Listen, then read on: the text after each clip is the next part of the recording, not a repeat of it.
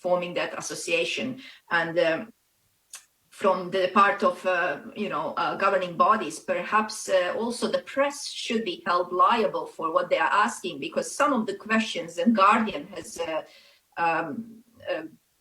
published an article a couple of days ago citing some absolutely appalling questions that were asked of some of the young female, that is, players, which are absolutely uncalled for, and there's a lot of in those questions there was a lot of sexism, for instance, and that is just not supposed to happen in a press room. So press is also supposed to be liable to what they are asking, not just to their codes of ethics that I'm not even sure exist anymore, but to governing bodies are supposed to lead this change and say this is what you can ask athletes, and no, you cannot ask a person that just got divorced, so did that really kill you on the court, and how did that affect your mental state, because that is digging into personal life, perhaps getting too much into it.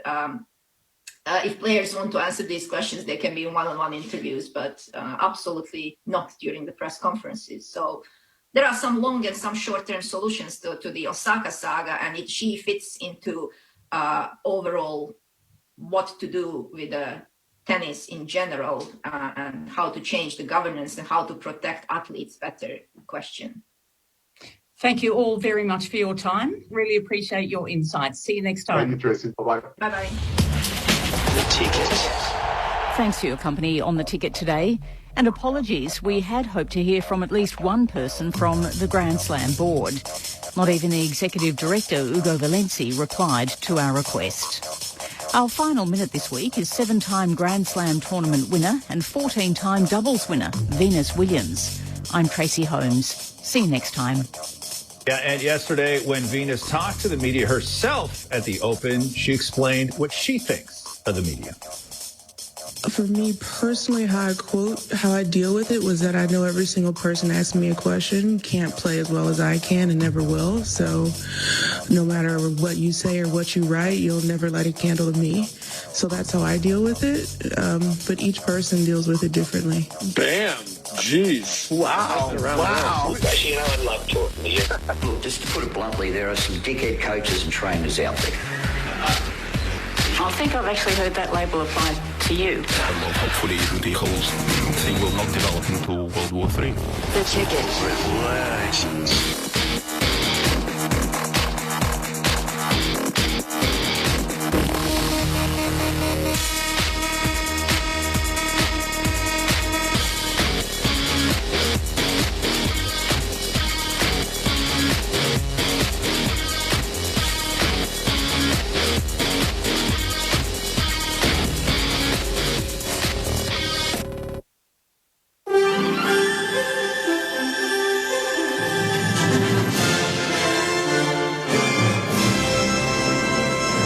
ABC News, good evening. I'm Susie Rains. The Prime Minister has expressed his condolences to the families of 2 people who've died in floods in Victoria. A woman's body was found in floodwaters in southwest Victoria today, following the death of a man in his 60s in the state's east yesterday.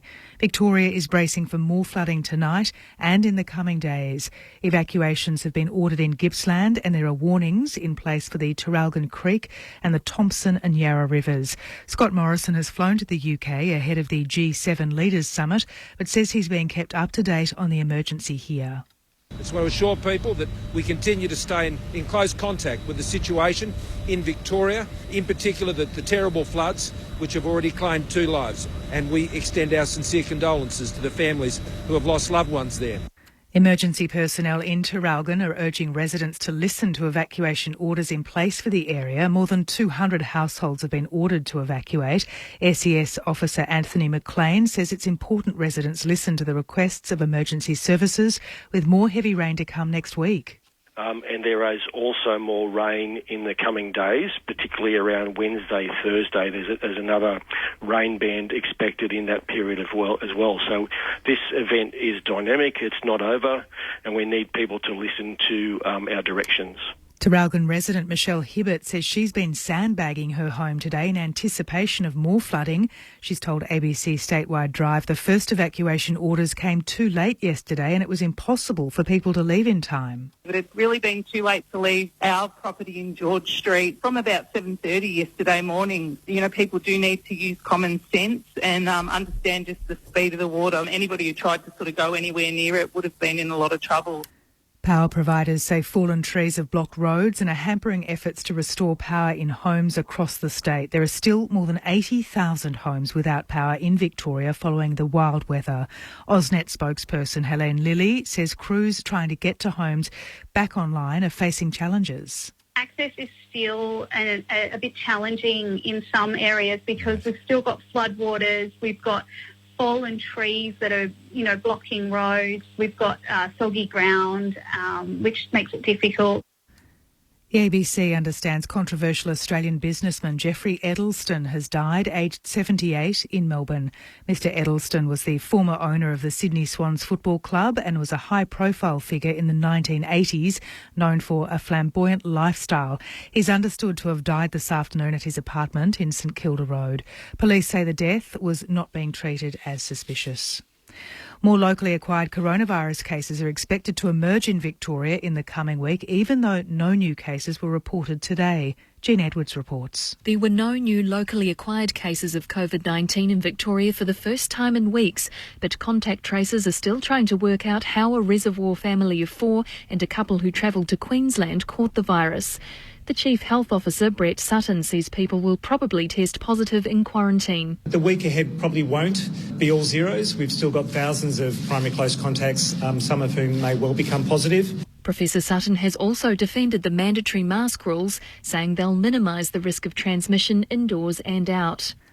Ben Roberts-Smith has told his defamation trial against 3 newspapers he's disgusted by some of the allegations made about his conduct in Afghanistan. Court reporter Jamel Wells. The war veteran told the federal court he was doing his job in Afghanistan and not there to make friends. He said today's the anniversary of a battle that saw 76 insurgents killed and significantly disrupted their network. Mr Roberts-Smith said being awarded the Victoria Cross for the battle made him a target, with colleagues trying to tear him down. He's suing the Sydney Morning Herald, The Age and Canberra Times for stories published in 2018. He'll continue his evidence next week.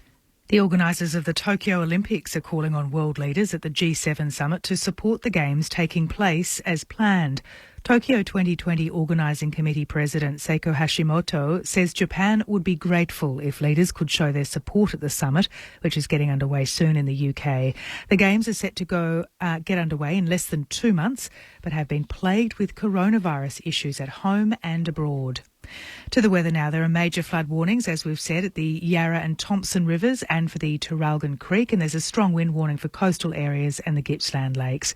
For the state, isolated showers in the south and east, increasing and becoming widespread in Gippsland later on tonight with heavy. What do you think makes someone an Australian of the Year? It's people who show courage, sacrifice and kindness. Now's the time to reflect on your community and who you admire. Now's the time to respect by nominating and acknowledging them. Now's the time to celebrate their story, their contribution and their generosity. I'm Hamish McDonald and I'd love you to nominate an inspirational Australian who you think is worthy at australianoftheyear.org.au. ABC Sport. AFL. Get set for the deafening roar. The pent-up emotion is about to flow. Listen to the crowd roar. AFL. Fans are on their feet. Can't believe what they're about to see. The 2021 AFL Premiership Season. Grandstand AFL. We've got a game on our hands here. This is really good, fierce stuff. This is a fantastic game of football. Someone told me there was something wrong with our game. I can't see it today, actually. It's a spectacular contest. Dreamers, keep on dreaming. Oh, the impossible angle. Sinners, keep on sinning. Don't go anywhere. The theatre of it all. Winners, keep on winning. And he dribbles one through and blows a kiss to the crowd. It's a new day beginning. Great takes the pain, has a shot, makes no mistake. Sends it for home. A sublime strike. Hard against the boundary. That's a classy finish. That is sensational. Can he slide it through for the finish? Yes, he can. Wide angle on the paint of 50. May have just snuffed through an incredible goal. Tries to bend off, got him, takes him to ground. Back to that Nui. Second, don't argue. Go to your best players. Go to your match winners. Plays on, mowed down from behind. Holding the ball. Perfect tackle. It might be a game saver. Dreamers, keep on dreaming. Ricochets to Martin. You know the rest. The razzle-dazzle has arrived. That is spectacular. It's a new day, new day, new day beginning. On the boot, kicks the goal. Welcome to the big time. Oh, the great mark. Outside of the boot, Eddie. Oh, he has kicked it. Makes no mistake. Goes back. Straightens up towards goal and brings it back superbly. Here's that familiar roar. Double fist salute to the crowd. They might have a new fan favourite. He'll snap. He'll go. A ripper from Gripper. Snaps off a single step and bends it through. Grandstand AFL. The 2021 AFL Premiership season. Dribbles it through and ends the game. On ABC Radio and on ABC Sport Digital. The AFL top four is wide open. Is it open far enough for a team like Sydney? The Swans are back on centre stage as the Friday night lights shine brightly on the Sydney cricket ground. Tonight's challenger is Hawthorn. Two clubs at marginally different stages of their rebuilding phase. The Hawks having only scraped home in 2 wins so far this year, but coming off the bye, perhaps a chance to reflect and rectify what's been keeping the most successful club of the modern era toward the tail end of the AFL ladder. It is a cool, still night at the SCG. Welcome to Grandstand AFL. My name is Brett Sprigg, and alongside me to call the action tonight is Clint Wilden. Great to see you, Clint. Brett, first time at the SCG in 3 seasons. Fantastic to be back, and this could be an intriguing prospect tonight. So much history between these two teams. We know, of course, of the grand finals just in the past decade or so, shared between the two sides. Sydney victorious in 2012, Hawthorn a thumping win in 2014. And then I know you'll touch on it, but the story of the players that have gone from Sydney to Hawthorn, and indeed vice versa. A lot to like about tonight. The team news, there is one late change, in fact. No late change for the Swans. Just the one change for the Swans from week to week, who beat St Kilda here by 9 points last week. Chad Warner is out with a leg injury, and James Bell, who was last week's unused medical sub, he is in the 22. In fact, it's the first such time for him this year. He's been subbed 4 times and used only once. Their medical sub tonight is Lewis Taylor, while for the Hawks, a late change I mentioned there makes it 5 changes all up. Ned Reeves rolled his ankle yesterday, the young ruckman, so John Segler replaces him in tonight's team. To add to that, Mitch Lewis goes out with concussion. Greaves, Cousins and Morris all omitted. So Jager O'Meara headlines the inclusions, along with Will Day, who is back from an ankle injury, Harry Morrison, and a debutant tonight in Jai Newcomb, only 9 days after being picked up in the mid-season draft. Hawthorn's medical sub is Josh Morris. They are coming off the bye. Their most recent outing was a 37-point loss to the Gold Coast Suns, also at this ground in front of mostly empty stands back in round 11. The opening bounce here is around 40 minutes away. As you touched on, Clint, can't forget what a great rivalry these two clubs have had through the early part of last decade, of course, having met in a couple of grand finals. The second of those in 2014 was the middle part of Hawthorn's hat-trick of premierships, but 2 years prior, in John Longmire's second year in charge, the Swans saluted to win the 2012 premiership, and the man who was Norm Smith medalist that day is Ryan O'Keefe, and he's part of our Grandstand AFL commentary team this evening. Ryan, welcome. Yeah, it's good to be here, and yeah, spot on. It's been some great rivalry games against the Hawks of late. There's always seemed to be two teams that matched up really well and played a really honest, hard brand of footy. So, look, I don't know if we're going to get that tonight. Looking at the Swans outfit, they'd be really wanting to make a statement, and these are the games they should win. They have to win if they want to, sort of put those doubters out to see that they're sort of just. They're flying into this season, sort of a little bit underrated. If they can make a statement in the game tonight and should make a statement, I think that shows a real maturity to this young Swan side. Premiership teammate from yours in 2005. Ty Kennelly has joined us as well. Welcome to you. Yeah, great to be here. Friday night football. On SCG. time as always. Yeah, never in doubt, am I? Heavy traffic on the eastern suburbs of Sydney. Rushing to get here. But, which highway links could you to the SCG? That's the tunnel. Yeah, look, great to be here Friday night, like I said, and Ryan just touched on it. Look, there is a genuine almost hatred between these two clubs because of what's going on, and the sub stories are immense. With obviously from the rivalries and losing grand finals against each other in the last 10 years, but also the Josh Kennedy and Mitchell and the subplots is enormous. And as far back as last year's game, Clark was calling Papley diving and going for free kicks, and having worked under John, and anytime we played Hawthorn, he doesn't like him, and Clark doesn't like the Swans. So there's a genuine. It's almost like Horse and Clarko in the coaching box get caught up against each other. You often see coaches do that. I think Brad Scott does the same thing, when he was coaching Nathan Buckley. The two clubs just play almost a different style, or they get caught up playing against each other. Yeah, teammates and good mates as well. They are good mates, but I think, when you've got that history of grand finals and, you're obviously loyal. Both men obviously in the job for a long time at football clubs. Clark obviously 17 years and John since 2001 in Sydney. Your text to welcome 0437 774 774. Shortly we'll chat to Hawthorn CEO Justin Reeves, as well as go inside the Sydney Swans camp with assistant coach Ben Matthews. As I said, with that result last night, Geelong beating Port, a win tonight for the Swans. We'll put them in the top four regardless, but percentage pending as well. They could certainly stay there and consolidate a place over the coming weeks. The Swans with the bye next week, and then of course Port the week after, but we'll discuss all that, and that narrative will weave its way through as we go here on Grandstand AFL this evening. So on the Hawks, Ryan, they've had the bye. Where is their greatest deficiency? We saw in their most recent outing against the Suns, they gave up the first 8 scoring shots of the game. Obviously, they're getting beaten in the middle. They get O'Meara back tonight. They certainly aren't kicking a big enough score. What's the priority for the Hawks to turn this all around? I think they've got to get back to the contest, and that's why the Hawks have been so good over a long period of time.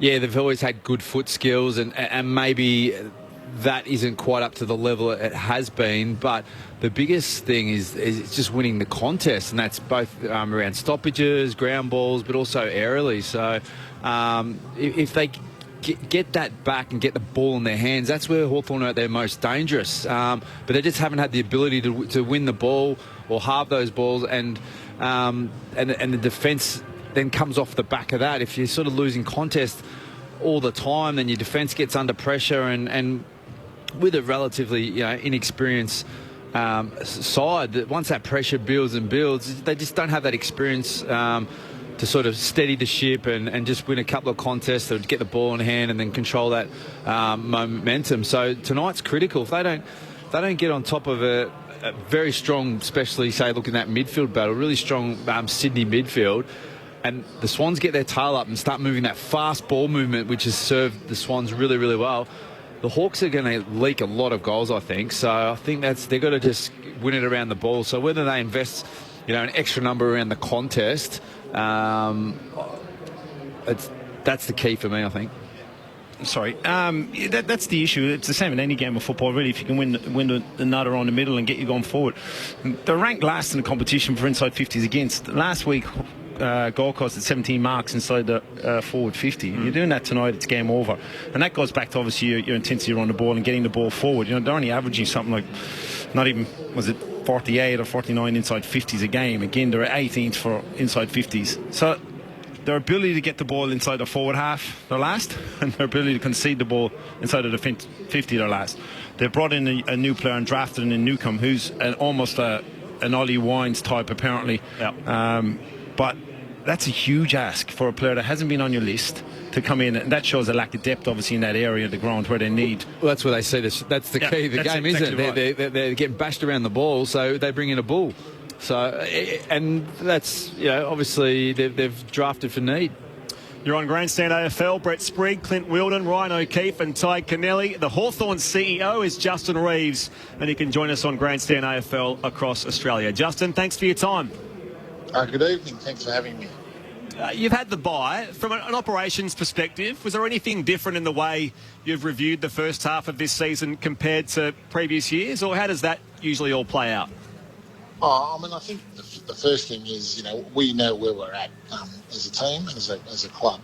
So, we're investing heavily, obviously, in youth, and we're having a look at a lot more players. I think it's the 6th debutant tonight. But, saying that, we've been really disappointed with our performances of late. But with, so many kids in the team at the moment and having a look at so many, we're probably going to experience the ups and downs. And unfortunately, at the moment, there's been a lot more downs than ups, and we have to turn that around pretty quickly tonight. It's rare that at a club you would have so few players locked in beyond 2023. I think Blake Hardwick might even be the only one, which was announced during the week, in fact. How important is that to your list management during this sort of phase, to keep that sort of flexibility? Yeah, I think it's really, really important. I mean, we've definitely probably started 18 months ago, but we're in the middle of it now, is regenerating our list. And for us to regenerate our list, it requires flexibility. So it's been quite an intentional thing from the club to make sure that we actually can be flexible and that we don't have too many players. We've been a really proud and really successful club for a long period of time.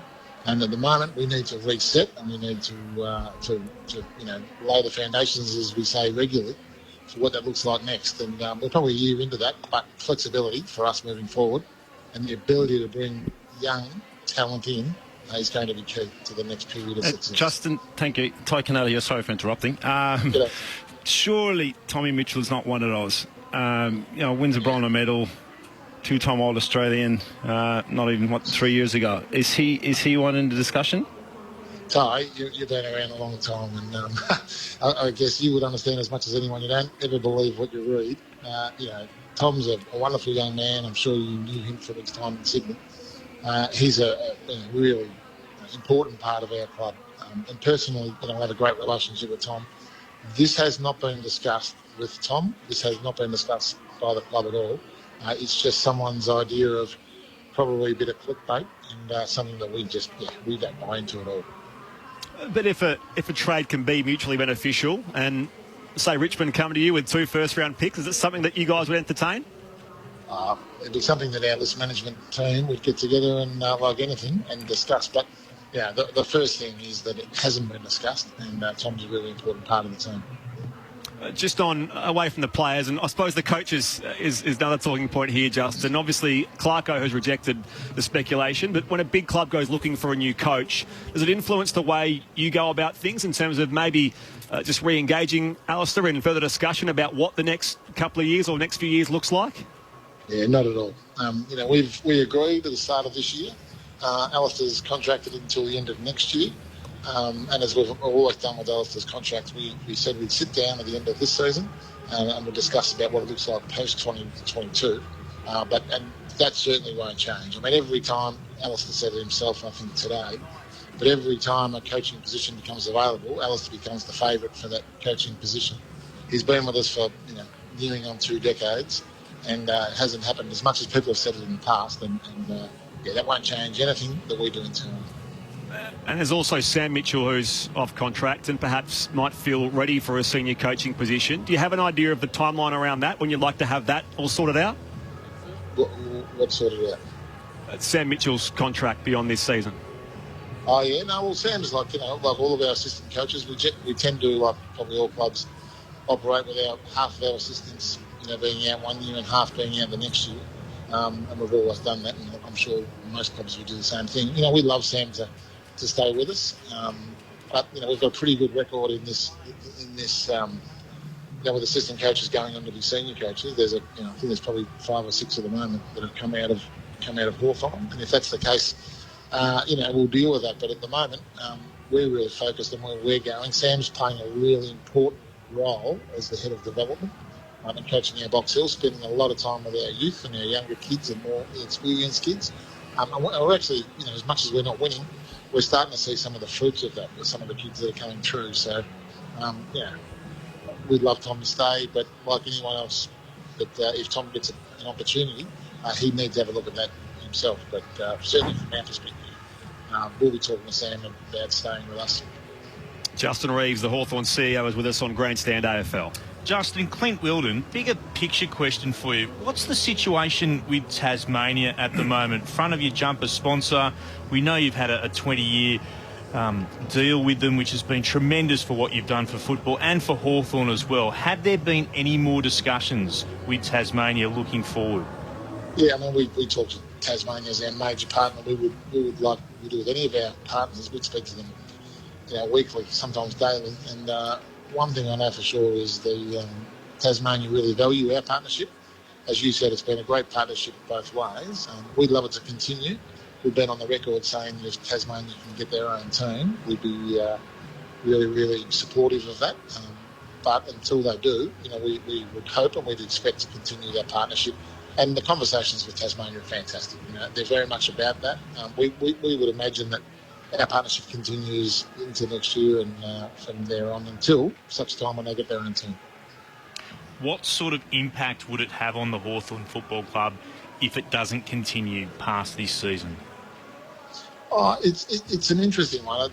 We've been there for 20 years, so probably culturally more than anything. Now, for the financial side of it, it's you replace a partner. It's hard work, but you said about doing that. We've got a pretty good record in that space. We've got a full roster of partners as we speak, and we think we perform and we partner really well with some of the biggest brands in the country. But I think it's the cultural piece. There's a generation of it's 20 years, 21 years this year that have been in Tasmania, and there's kids there that are, I see the footy that are 20 that have their whole life. We've been the team down there, 10,000 members and the like. I think that's the side of it that's not commercial, and that would be something that we need to make sure if and when it does end, that we exit that really well and that we continue to have a presence in Tasmania. Justin, we know you've had such experience with Collingwood and then Geelong and now with Hawthorn. Do you think that Tasmania can support a team commercially?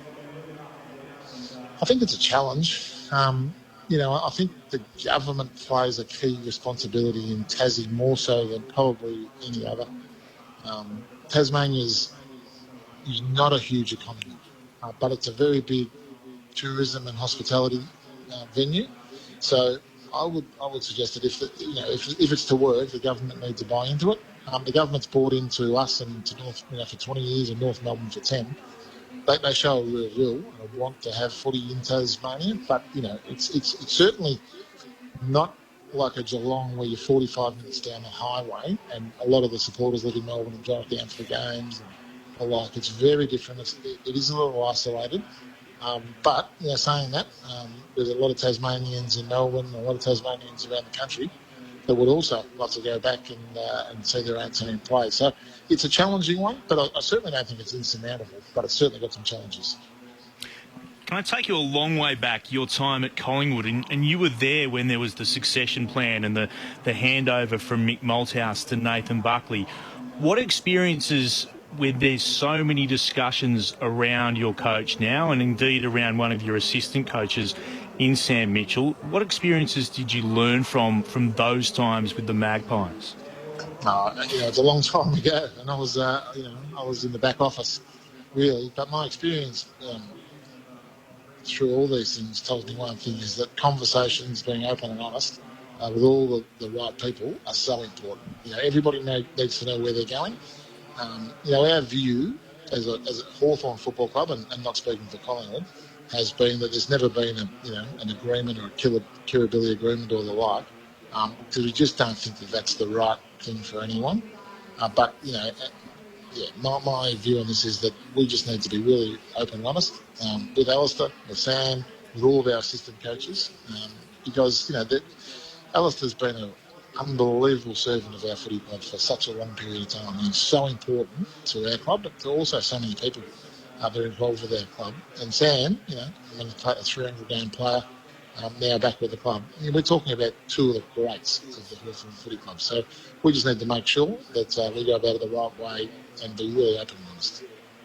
So the decision this week by Nathan Buckley, that doesn't in any way push forward any timeline with Sam Mitchell, for example, and I'm not talking about the senior coaching role, but just his role at your football club.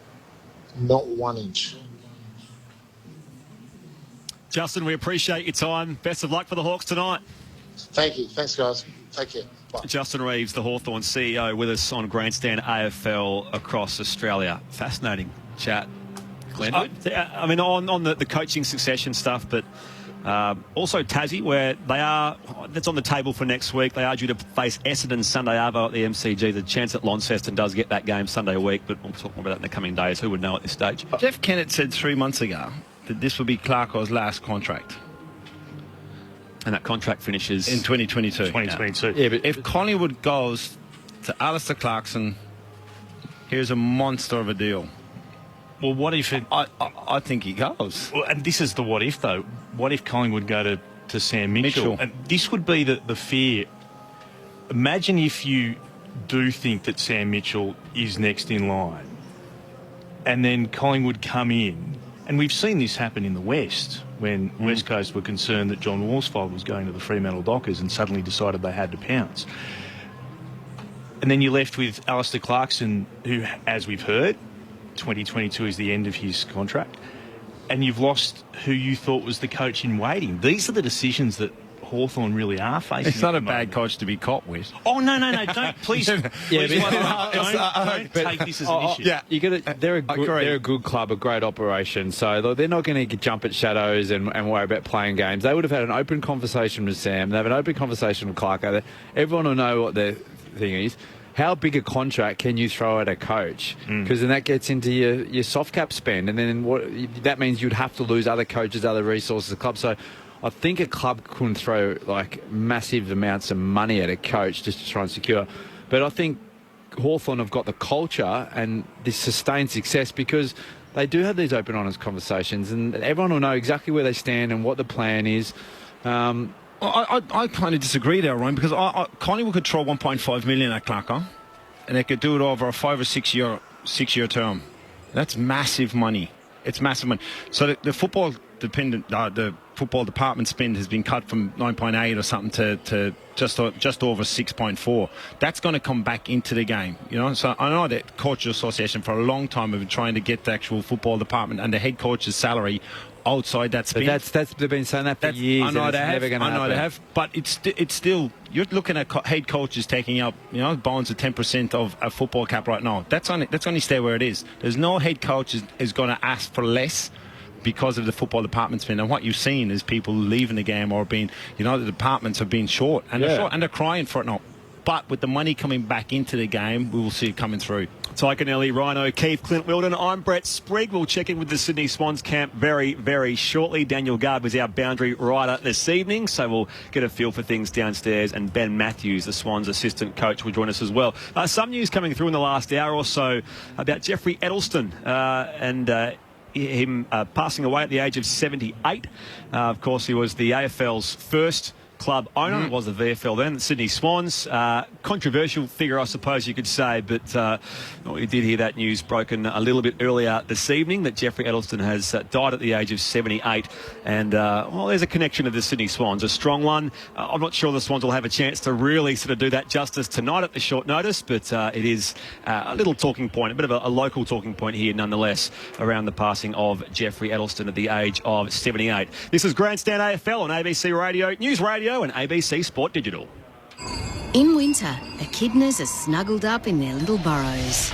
You can snuggle in too with Bluey on ABC iView. Okay, ready? I'm so excited. Or Doctor Who, or The Wonder Gang, or David Attenborough, or The Investigators. It's always very exciting. Don't be surprised by the selection of jaw-dropping, mind-blowing, snuggle-worthy family favourites. Unexpected. I know. Wow. Stream for free now on ABC iView. ABC Sport. AFL. Grandstand AFL. Right boot from the top angle. Oh, yes. What a high-quality game this is. Tremendous. It's so good to watch. Oh, it's unbelievable. It's a new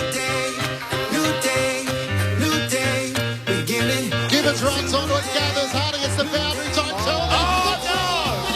That is a great goal. Paddles into his own advantage, bangs it up into the top deck. Kick it inside forward 50. Massive voice! What a mark! That's his trademark. Snap from the pocket, splits the middle. This game is going up a gear. The 2021 AFL Premiership season. He started it, he finishes it. On ABC Radio and on ABC Sport Digital. It's a rivalry which defined only a recent era in the AFL. The Sydney Swans and Hawthorn meeting tonight at the Sydney Cricket Ground as round 13 rolls on. It's great to have your company on Grandstand AFL. My name is Brett Sprigg and I'll call the action along with Clint Wilden. A reminder for those throughout Victoria, if you're listening to us in Victoria and you would like to hear more about what's happening with the wild weather or at least stay informed, tune in to ABC Radio Melbourne on the Listen app. That's how you can do that. There is no late change for the home side, just the one change as far as their week-to-week changes for the Swans, who beat St Kilda here by 9 points last week. Chad Warner is out with a leg injury, and James Bell, who was last week's unused medical sub, he's in the 22. In fact, it's the first such time for him this year. He's been sub 4 times and used once. Their medical sub tonight is Lewis Taylor, while for the Hawks there is one late change, which makes it 5 changes all up. Ned Reeves rolled his ankle yesterday. John Segler replaces him in tonight's team, so the young ruckman is out. Mitch Lewis goes out with concussion. Greaves, Cousins and Morris all omitted. Jager O'Meara headlines the inclusions, along with Will Day, who is back from an ankle injury, Harry Morrison, and a debutant tonight in Jai Newcomb, only 9 days after being picked up in the mid-season draft. So a nice occasion for him. And Hawthorn's medical sub is Josh Morris. So dropped but retained in today's squad as medical sub. Hawthorn coming off the bye, while Sydney has the opportunity to push up into the top 4. And we're just chopping it all up here before the opening bounce in about 17 minutes' time here at the SCG. Our experts this evening are Premiership teammates Ty Kennelly and Ryan O'Keefe. I mentioned earlier the rivalry in grand finals not so long ago, but even more recently, 7 of the past 8 games between these sides have been decided by single-figure margins, which includes the last time they met, and that was here in round 8 last year. Tom Papley kicked 4. Nice to see you both. Ryan, Ty? Yeah, look, it's good, and look, I'd hope we'd see a really good game like that, but I just can't see that happening, unfortunately. Look, where Hawthorn are, I sort of mentioned this off air, but even though Hawthorn is, down the bottom and struggling, you're not worried about them as a club. You're not worried because you can see they've got a clear plan of what they're doing with their list. They've made it really clear, all right, and they haven't been a club that's, that throws this line out every year, we're rebuilding. They're definitely in rebuilding, and they're very clear about it. They've kept a few old heads that are still there to be able to educate and mentor these young players, but they've got a clear plan of where they're developing a list and they're building to rebound back up. So, look, this is going to be a great learning season for these young Hawks. But then on the flip side, Sydney must and should win this game if they're going to be genuine. So what about Jai Newcomb? Only 9 days ago, wasn't on an AFL list. Mid-season draft, here he is. He's from Poowong in the South Gippsland. Obviously missed his draft year last year due to the interruptions with the NAB League.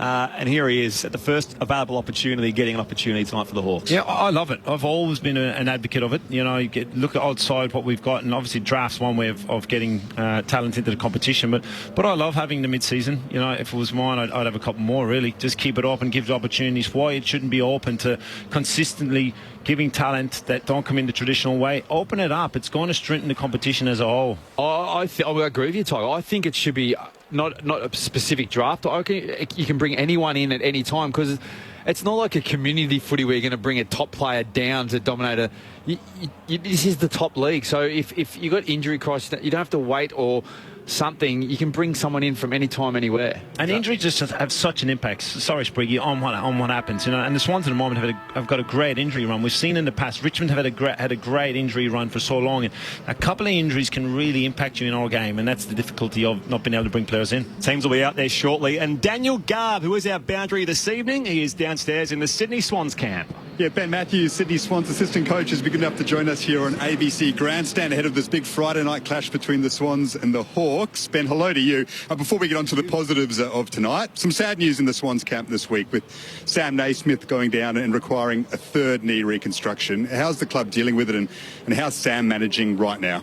Oh, look, he's obviously devastated. There's no doubt about that. I mean, to do basically 2 years of rehab and for this to happen and the graft not to take and have more complications, and obviously to miss another 12 months of football is just devastating for everyone, really. Everyone sees how much he's put into his rehab, how invested he's been around the group, and you just don't like seeing good guys in footy just, not being out there and not being able to participate in it. So it's devastating.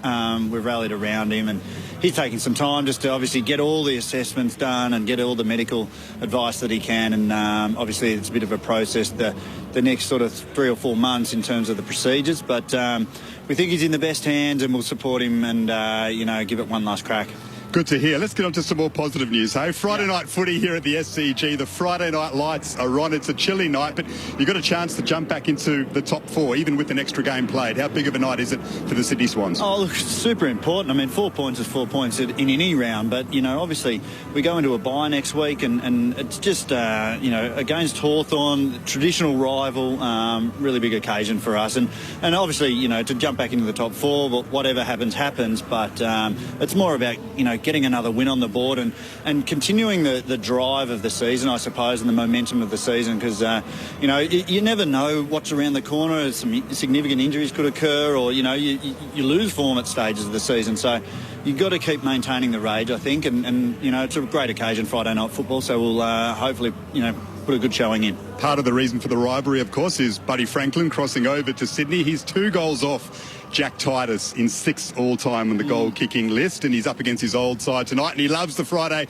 night stage. Is there an extra pep in the Buddy step this evening? Look, he's been awesome over the last probably 3 or 4 weeks. He's got some continuity in his training and obviously playing, and just hasn't missed a lot of, he's been around the group a lot, and that's really revitalised him, I reckon. You see a different Buddy when he's out there training, which he obviously hasn't been able to do over the last couple of years a whole heap. So it's been great having him out there, starting to build some synergy with those other forwards, Isaac, Paps, Will Haywood, those types, young Logan McDonald. So that's also really, really important. To build that synergy and chemistry amongst forwards is huge. So, look, it's great having him back. He does love the show and the Friday night footy, and we just want him to either play his part. A couple of goals off Jack Titus, obviously, but he's not thinking about that. He's just thinking about contributing to the team.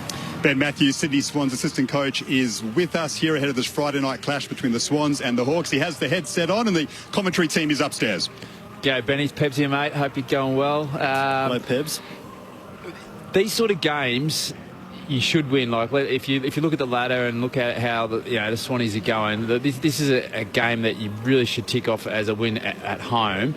I know Horse is very, he'd be very business-like. How have you approached this game? Because these sort of games are the ones that, maybe in the last couple of years that has been a hiccup. Has it been a focus on real process-driven sort of week? Yeah, absolutely, Pebs.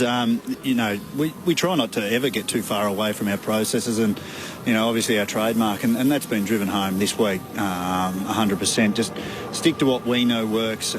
Clearly, there's some things and nuances around opposition that you try and take away each week, but it's as much about, how you go about your business as anything else. So, we've got to make sure we're really, really strong around the contest. Clearly, when we're playing well, our contest is strong and our pressure's strong. So that's no surprise to anyone, and that's what most teams are trying to do, but it's certainly really, really important to us, an area we've been good at for most of the year. We've had a couple of dips, but we want to make sure that's our starting point for sure.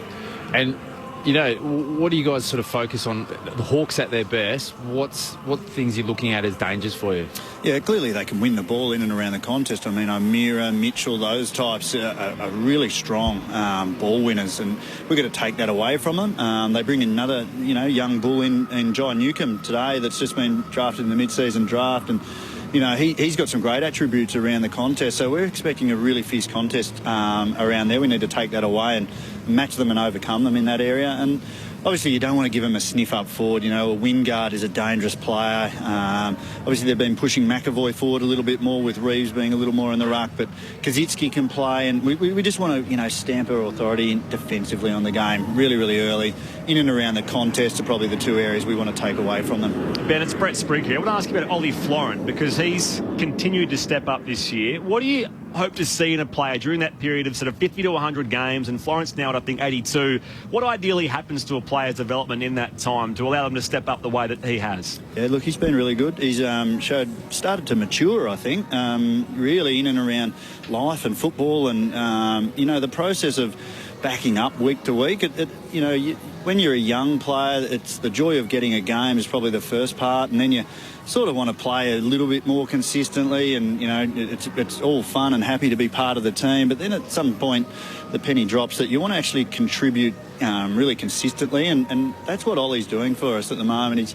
He's gone out to a wing probably a little more regularly. I think he was probably caught inside, as an inside mid a little bit more last year with injuries and the like, but he's gone out to the wing. He's been a really, really important role for us on the wing, and then structurally, and then he pops into the inside, and he's got a point of difference. He's got a really nice step, and he's a great ball user. So I think the balance of inside and wing has been super for Ollie. And in and around that, it's just the general maturity that, just comes with experience and belief in yourself, I think. And he's really embraced that, and, he's had some really, really good feedback from his teammates.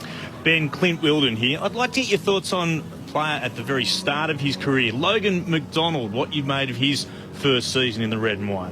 Oh, it's been a bonus, I reckon. I really think he's probably exceeded what we potentially thought from a young key forward coming into the system. It's a lot different to be a key forward or a key position player coming in as opposed to a midfield nuggety type player. They struggle to hold their feet in marking contests consistently. They struggle to get over the ground when they're. If I look at it from our point of view, a young key forward playing on Dane Rampey would be a nightmare. And that's, I know not everyone's a Dane Rampey, but he plays on key backs that are usually seasoned players, and that's damn hard to do.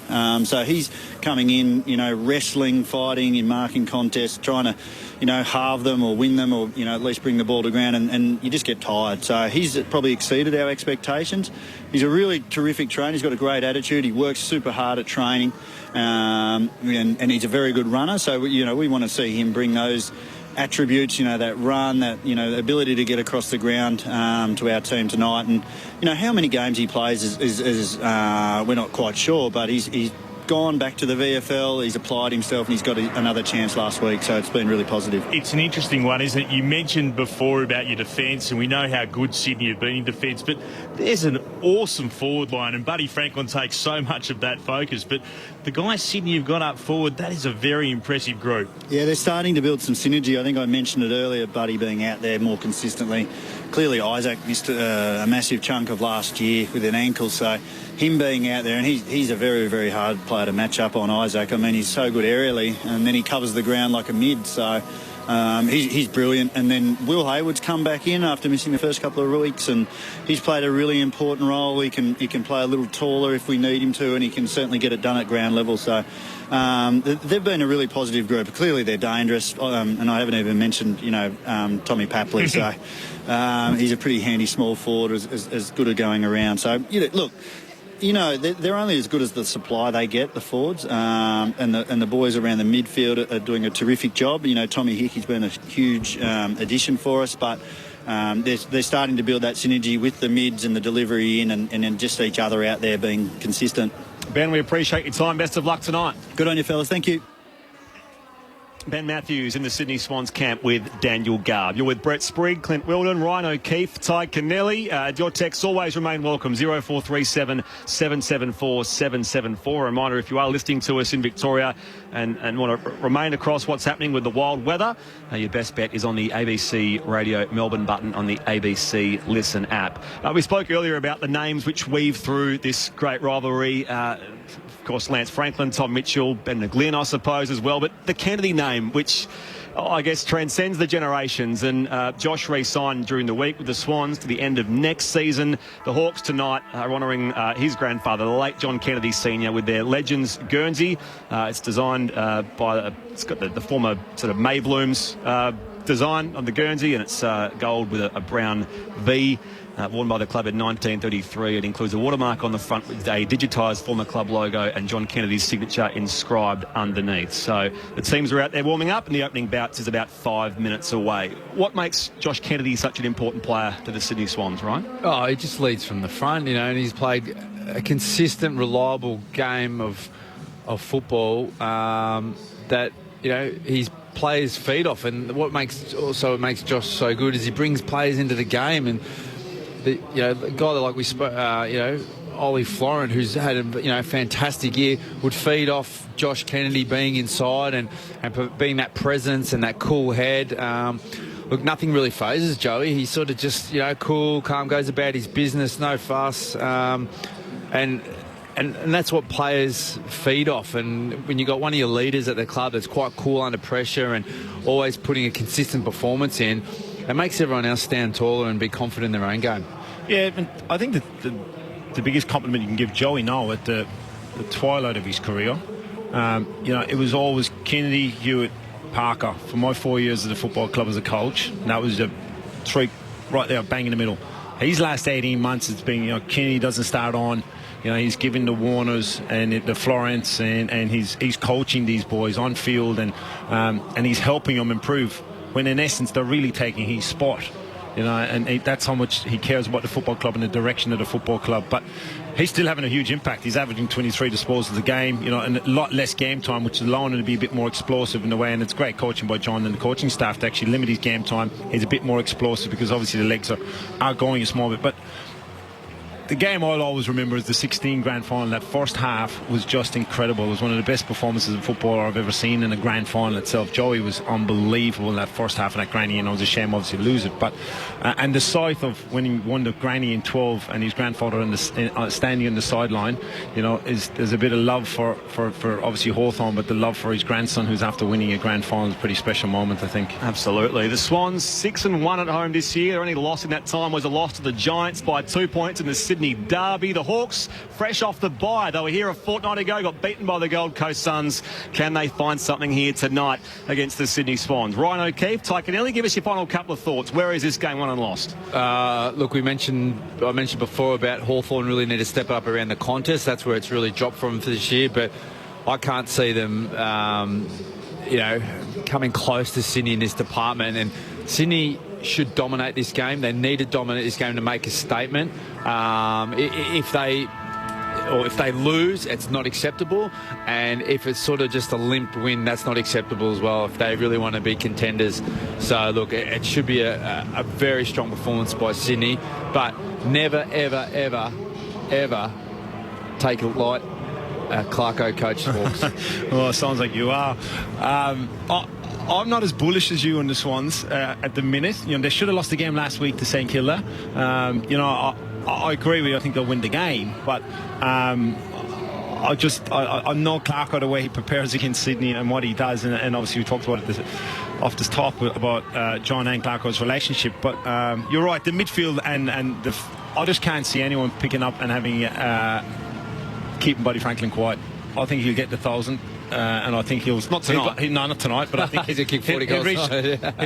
He'll go past sixth place. He'll become sixth tonight. He's got to kick 3 or more. I just Frost will go to him straight away. But I'm looking forward to seeing what happens in the middle, because you're right. They've just got to get some ball going forward. They're low on average inside 50 numbers, and they're poor defensively. So, but it's Clarko and Warble will step up. I'm sure O'Meara will step up, and Tommy Mitchell always does the job for Hawthorn.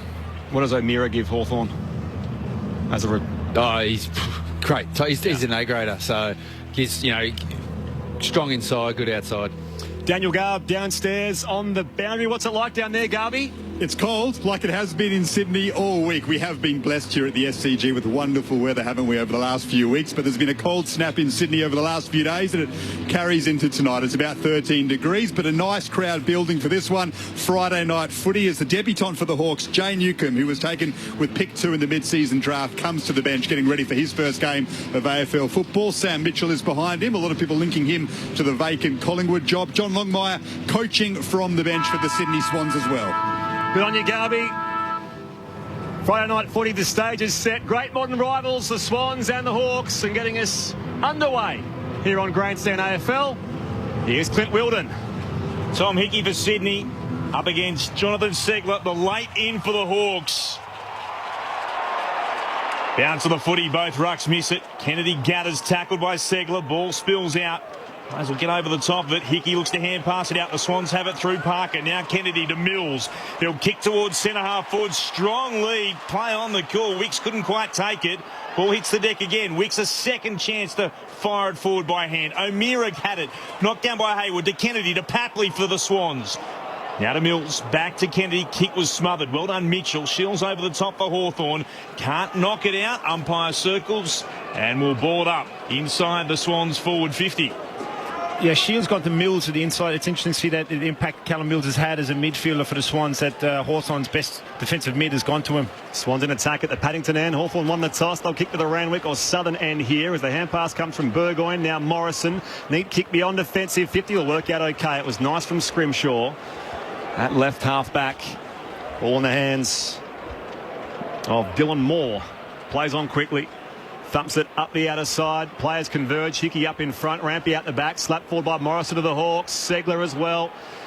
Taps it towards half forward. Hewitt goes in. He was taken high. Umpire says yes, that will be a free kick going the Swans' way from right half back. No score inside the opening 90 seconds. This is the area of the game where Sydney have been elite this year. Number one in the competition, scoring from the back half and the forward half, and as we see Lloyd taking it forward. Lloyd kicks down the outer wing, turns it over. Scrimshaw was there for the Hawks, to Frost, to Jaff. Can take a little run and then goes short with the kick. He's able to find Wingard, who plays on by hand. Jaff continued his run. He'll head towards right half forward. Spears it into the right forward pocket. Ball bounces in front of his teammate. Couldn't quite get out to it. There was Kajitsky. It's taken over the boundary line. It'll be a throw in about 25 out from the Hawks' goal. As Brett said, kicking to the Randwick end, or to the right of our broadcast position in this opening term. The intensity's been high from both teams. They've come out, they've come to play both. Back in it comes. Hickey can grab it and clear here beyond offensive 50. Spoil from Jap. Slap back the other way for the Hawks. Scrimshaw comes back inside forward 50. Intercept chest mark taken by Rampy. 45 out from defensive goal for the Swans. Still no score. Opening 2 and a bit minutes. Kick towards the commentary wing. Franklin wins it down up against Howe. Oh, takes on Jap. Got tackled. He's been pinged. Great stuff by the Hawthorn youngster.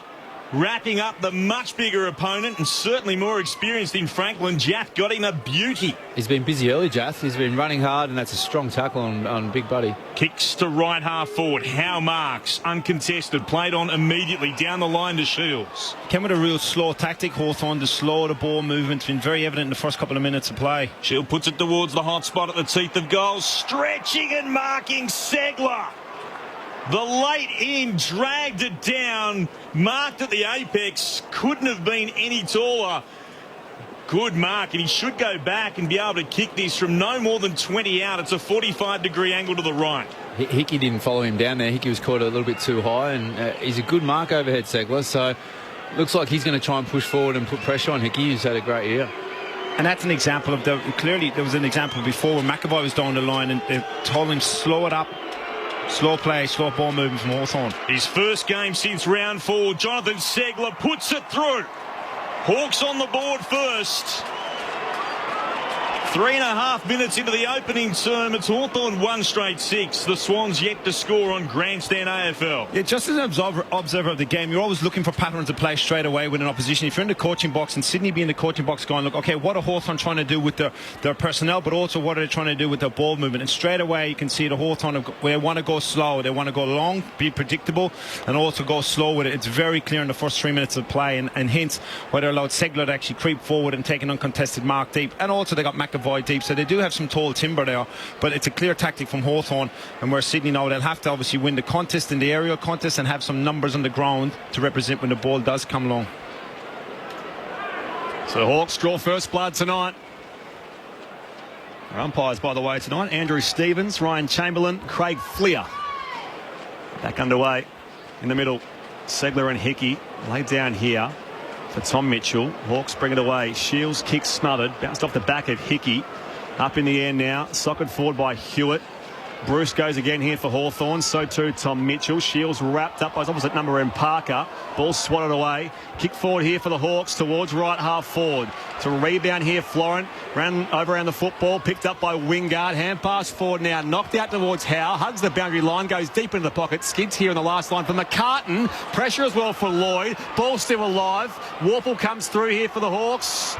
Took Robbie Fox. High umpire says play on. Morrison gathers in the pocket for the Hawks. He snaps on goal and it goes straight over the goal umpire's head. The Hawks with the first 2.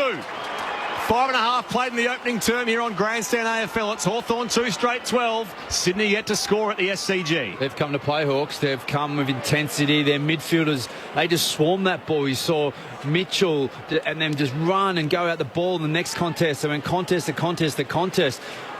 The Swans, they're in it for a game here. We said, like, the Clarko wind them up like a clock, and away they go. It just went into 1v1s. You saw one example there with Oliver Florent and Wingard. Obviously forward of the ball, they're winning the 1v1s also. But the centre-bounce clearances, as you know, and more than anyone else, Ryan, is so important at the SCG to get you go forward on a smaller ground. But you're right, the swarming and the numbers, and Sydney should have cleaned that up with Jake Lloyd and Tommy McCartan running into each other. But that's just a panic situation where they're under pressure and they're feeling that referred pressure from Hawthorn early in the game with 6 minutes or so gone in the game. We said this is the area they need to improve, Hawks, and they've obviously identified that and they've put a big focus on it. They got some good bulls in there to do it too, to be fair. Bounce the restart. Segler won it down. Newcomb couldn't gather it. Taken by Rowbottom. Tackled by Segler immediately. Hawks wanted holding the ball. It's been locked in the innermost of the 2 centre circles. Great confidence, isn't it? Newcomb straight in the middle. Come on ball and you're straight in for centre bounce. It's built like a tank too. Razor goes down. Wins it down and Chamberlain gets knocked over. The Swans will head forward to left half forward. Big pack there. Franklin! Been paid the mark, juggled it. Was able to drag it in. He's about 65 from goal. Oh, they wanted 50 against Mitchell, saying he'd encroached on the mark.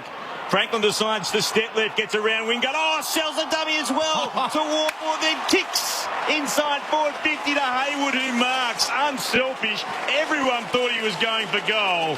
And instead, found a teammate. Unselfish, Buddy Franklin. And he can go back and have a shot, Haywood, from about 45 out, better than a 45-degree angle to the left. You can see how Hawks are going to defend too. As soon as Buddy took that mark, they put everyone back in the Swans forward 50 there, and all their fides have come up high. Haywood's shot is on its way. The Swans get the response they needed after the Hawks kicked their first 2. Haywood's 13th of the season. We've gone 7 and a bit minutes into the opening term. It's been a beauty so far on Grandstand AFL. Hawthorn are 2 straight 12. The Swans 1 straight 6. Come on, buddy. I'm on a multi. I need you to kick 6, mate, for me multi to get up. But it's just great excitement. I'm looking at him as a Hawthorn, thinking he's going to have a ping. And Will Herwood's been good last couple of weeks. 3 goals, 2 last week. Since he's come back into the side start of the year, he's had a great season. He's bobbed up kickies 1 or 2 each week. It's been great. It's often the way with a player. You break the circuit. We call it a circuit breaker. When you drop them, the form hasn't been great, and they come back out of play reserves for a week and straight back in. They get a bit more confidence and touch of the ball. And very much a confidence player, Will.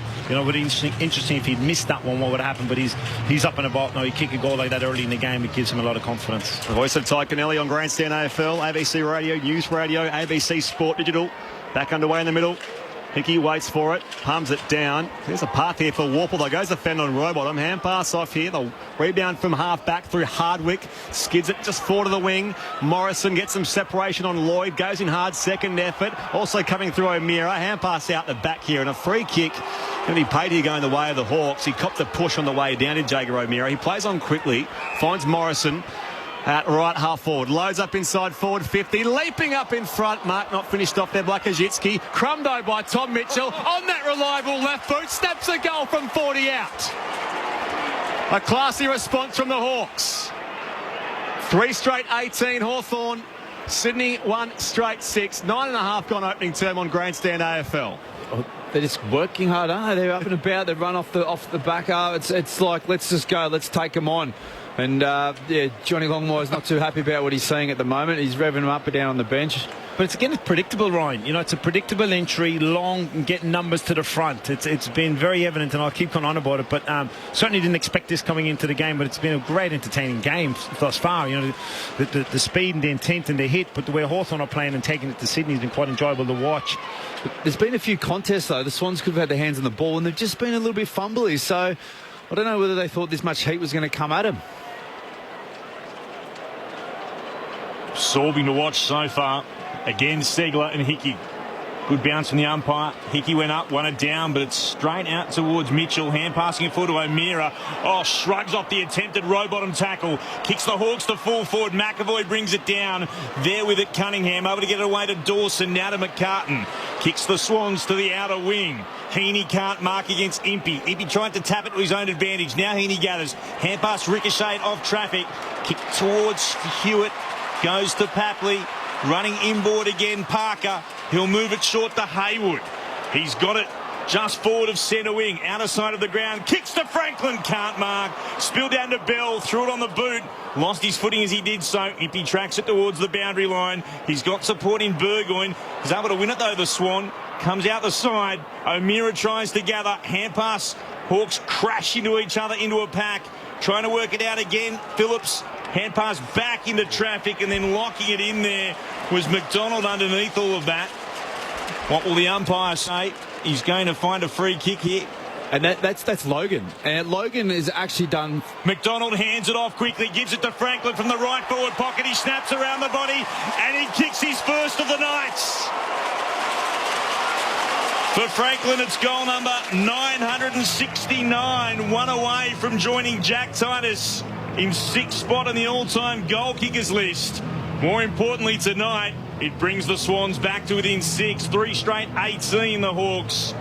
Sydney 2 straight 12. Talk us through the free kick again, Ryan O'Keefe. Logan McDonald, he did a fantastic effort there. He was outnumbered 2 to 1, and he fought to halve it and wait for the cavalry to come back in, and then he fought back again and went for the ball. So hats off to him. He just fought hard at being outnumbered and eventually got the hit over the ball. So great effort. It's been a strength of Sydney's this year. The number one in the competition for tackles inside the forward 50, 12.5 tackles. And when you see young players buying into what they're trying to do as a football team, it's impressive. And he just didn't concede. He goes, I'm outnumbered here and I'm not going to let it go. He just went at it and just kept putting pressure on. More importantly, give the handball the body. We've seen it a few weeks ago when he didn't give a handball the body and he let him know about it. Margin is 1 goal. Hawthorn leads Sydney from the restart. Newcomb wrapped up by Hickey. That was a strong tackle. And the umpire says, give it to me. That's Razor Ray Chamberlain. And John Newcomb on debut. It's up there for the ruck. Slapped forward by McAvoy. Hand pass from Mills to Hickey. The Swans go forward. Up inside 50. Franklin leaps over the pack. Brings it to ground. 45 out. An angle slightly better than 45 degrees to the right-hand side. That's Hickey at his best. He's that ruckman that, you know, he competes up there, but then his follow-up become an extra mid, and that really generated that clearance and the ability to go forward. And then, yeah, Buddy's just too big down there. So Franklin coming off his first goal of the night only a moment ago. Here he is for 2 in quick succession. Preferred side for a left footer. Connects from 50.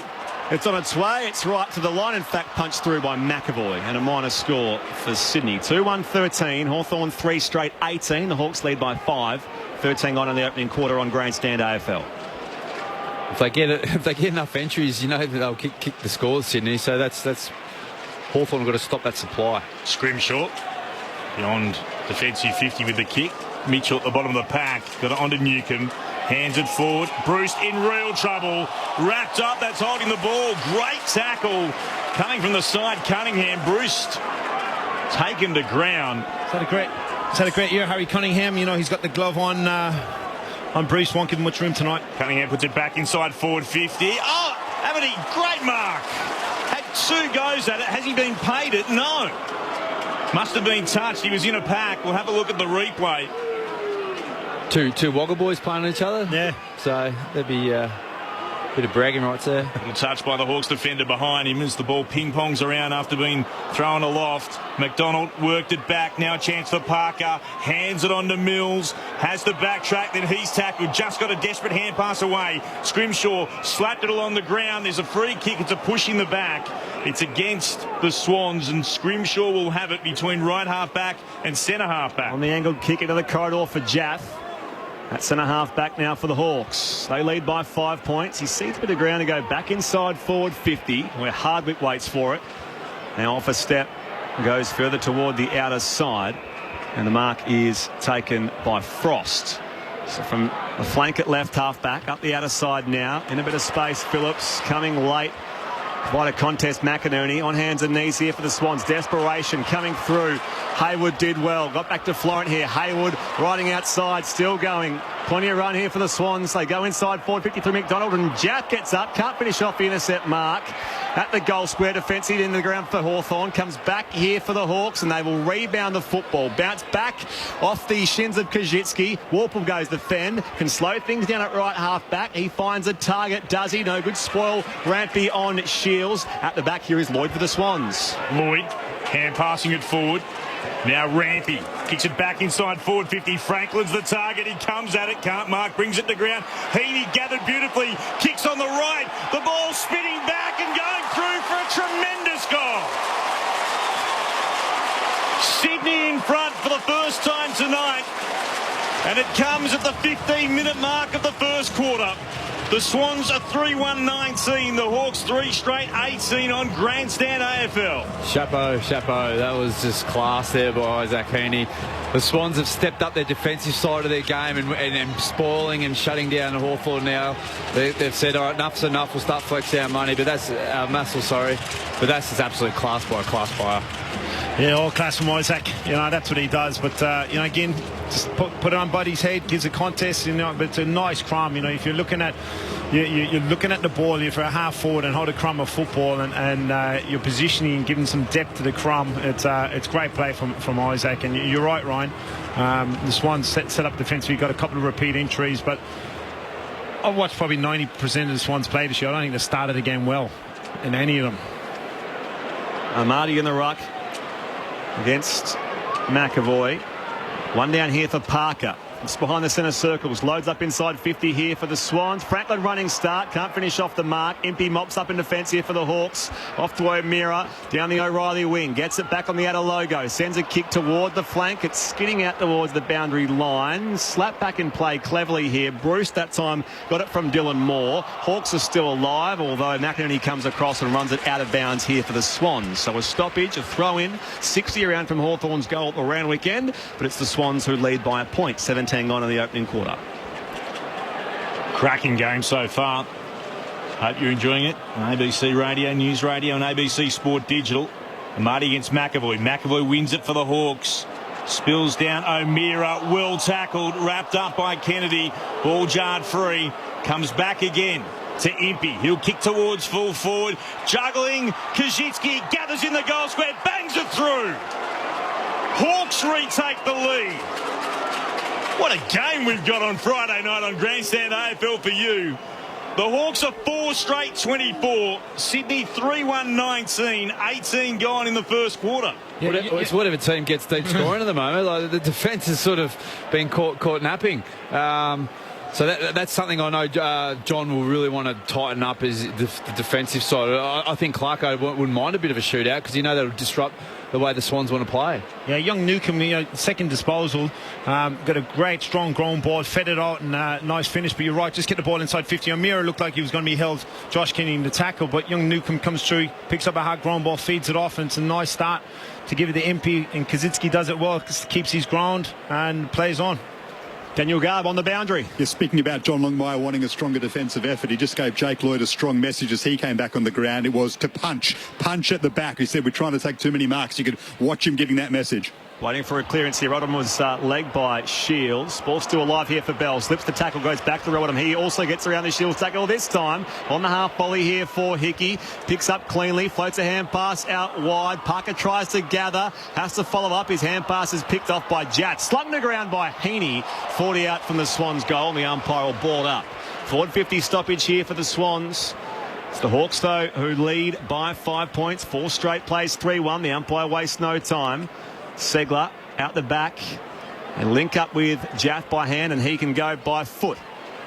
On the half volley, it was awkward for Shields. In fact, Bruce there for the Hawks. Lloyd gets it back here for the Swans. Parker.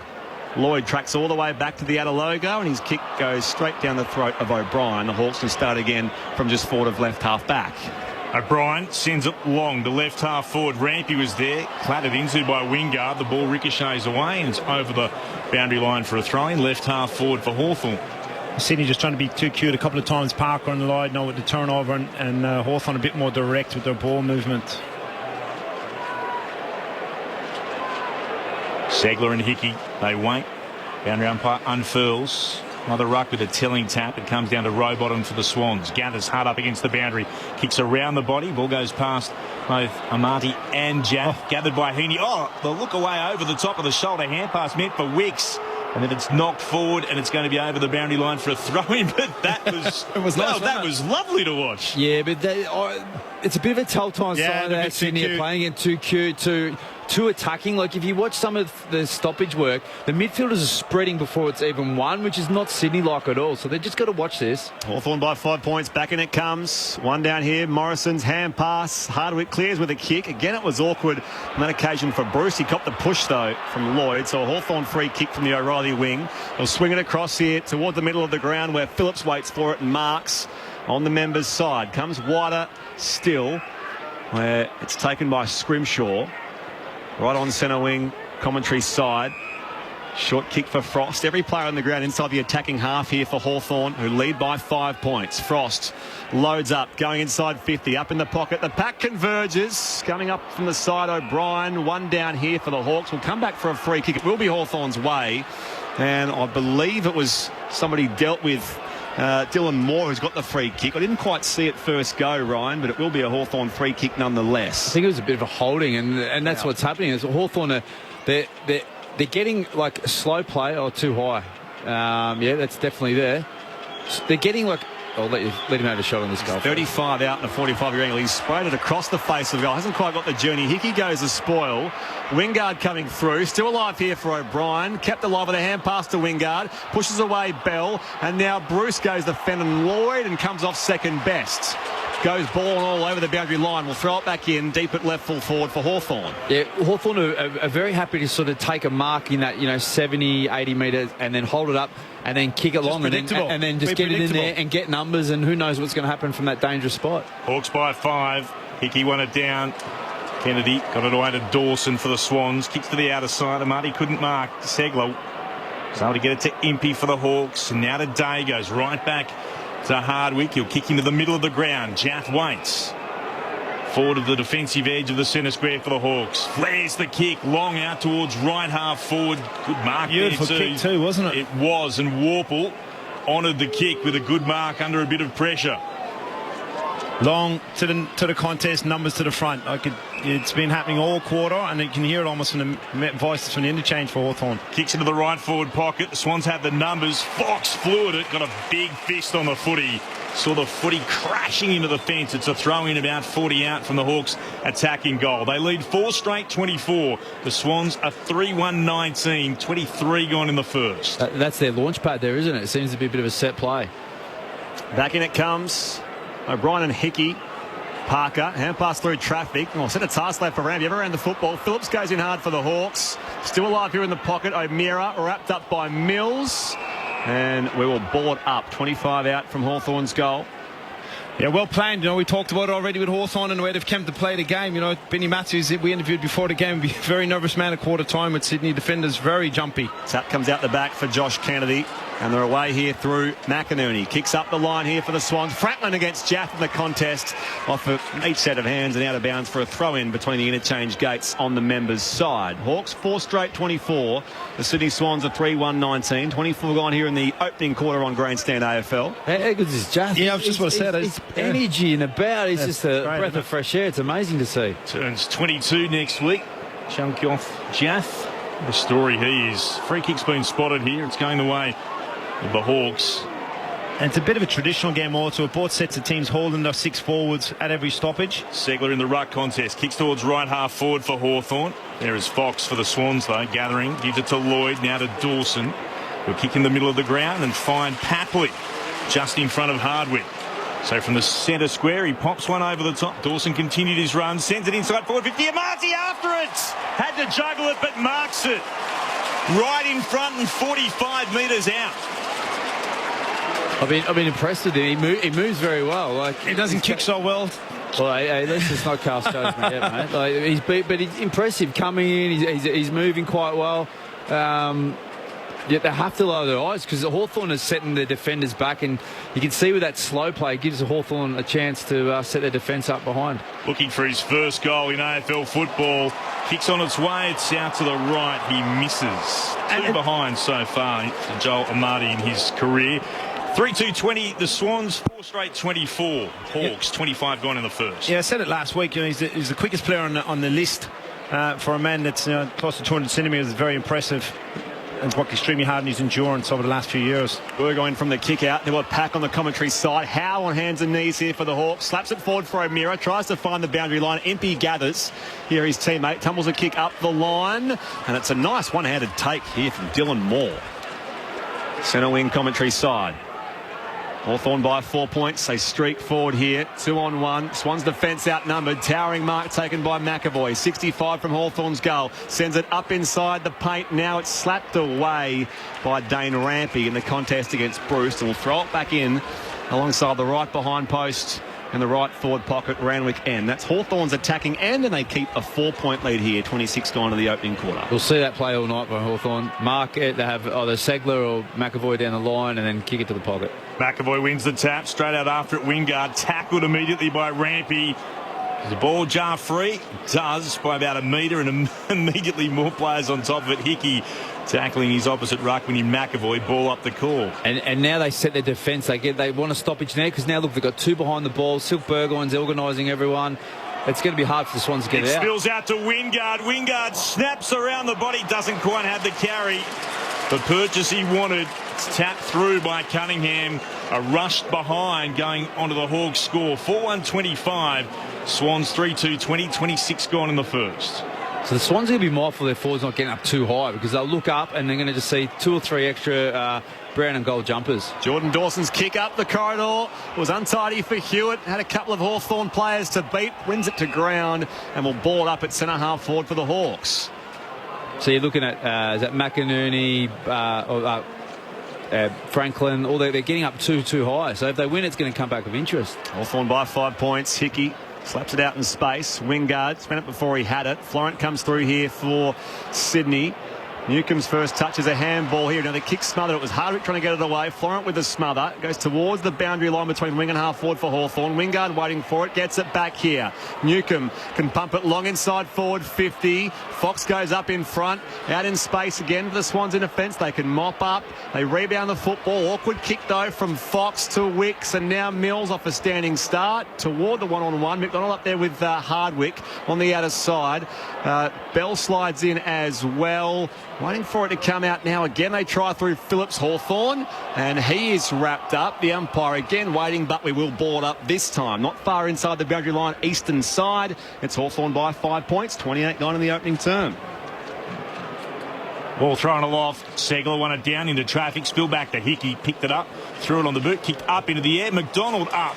Might be far enough to be a mark the moment he gathered the football. Tackled by 2 Hawks to ground. Just forward of the logo. On the outer side, the O'Reilly wing. Ball up again. Segler palming it down once more. Mills out after it. Tackled by Newcomb. He's wrapped up. No pry. This is the area they've been very impressive for mine, Hawthorn. They're leading the contested possession, they're leading the clearances, and obviously leading the scoreboard as a result of this. Segler off his fingertips, down in the direction of Mitchell, and then slapping it forward. He wanted Shields, Lex the soccer. Bounces forward only as far as Dawson. He's been tackled. And a ball up here as well. Still on the outer side of the ground. Still the Hawks lead by 5. 28 gone in the first. It's almost like either coach is waiting for someone to make a move as far as bringing a forward up to the stoppage or not. Both sets are holding a forward. Loose man here, Bell for the Swans. Just tumbles a kick up the line. Franklin, not good separation. He's going to give away the free kick.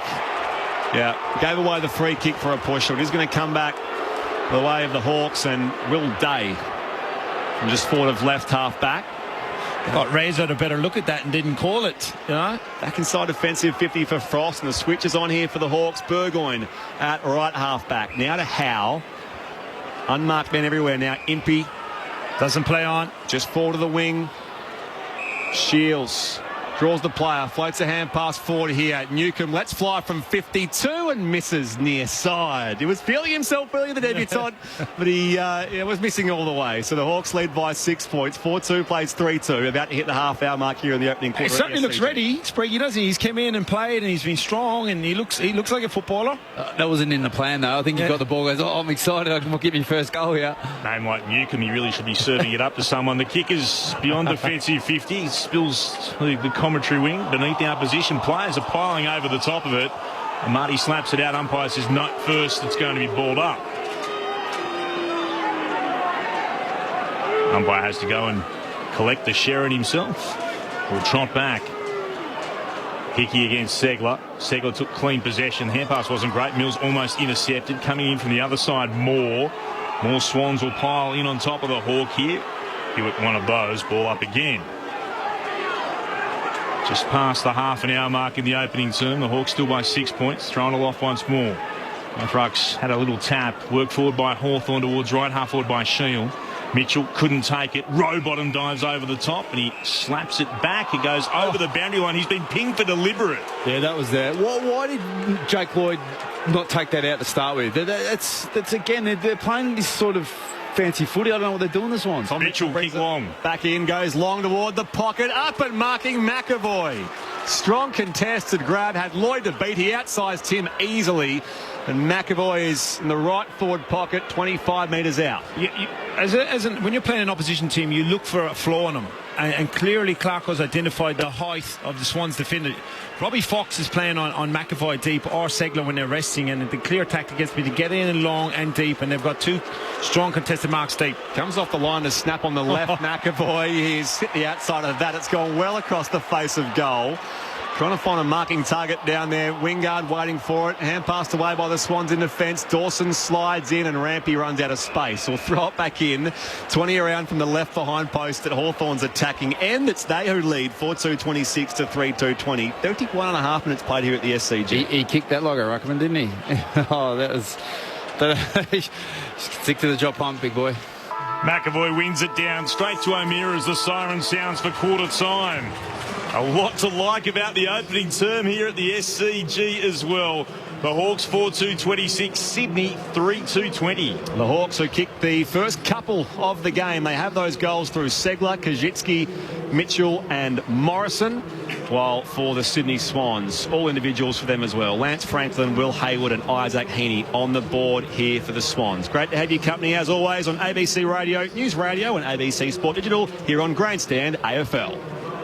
Now, where was I up to in Wakefield? Wait, I can set up a free ABC account. Charlie Pickering. Too easy. So from July, we'll need to log in to stream shows on ABC iView. You'll still get all the same great content that's already on ABC iView, and you'll get recommendations based on what you watch, so it's easier to find the content you love. For more information about your free ABC account, head to abc.net.au/ABC account. The 2021 AFL Premiership season on ABC Radio and on ABC Sport Digital. Shield puts it towards the hot spot at the teeth of goal, stretching and marking Segler. His first game since round 4. Jonathan Segler puts it through. Morrison gathers in the pocket for the Hawks. He snaps on goal and it goes straight over the goal umpire's head. Hayward's shot is on its way. The Swans get the response they needed after the Hawks kicked their first two. Hayward's 13th of the season.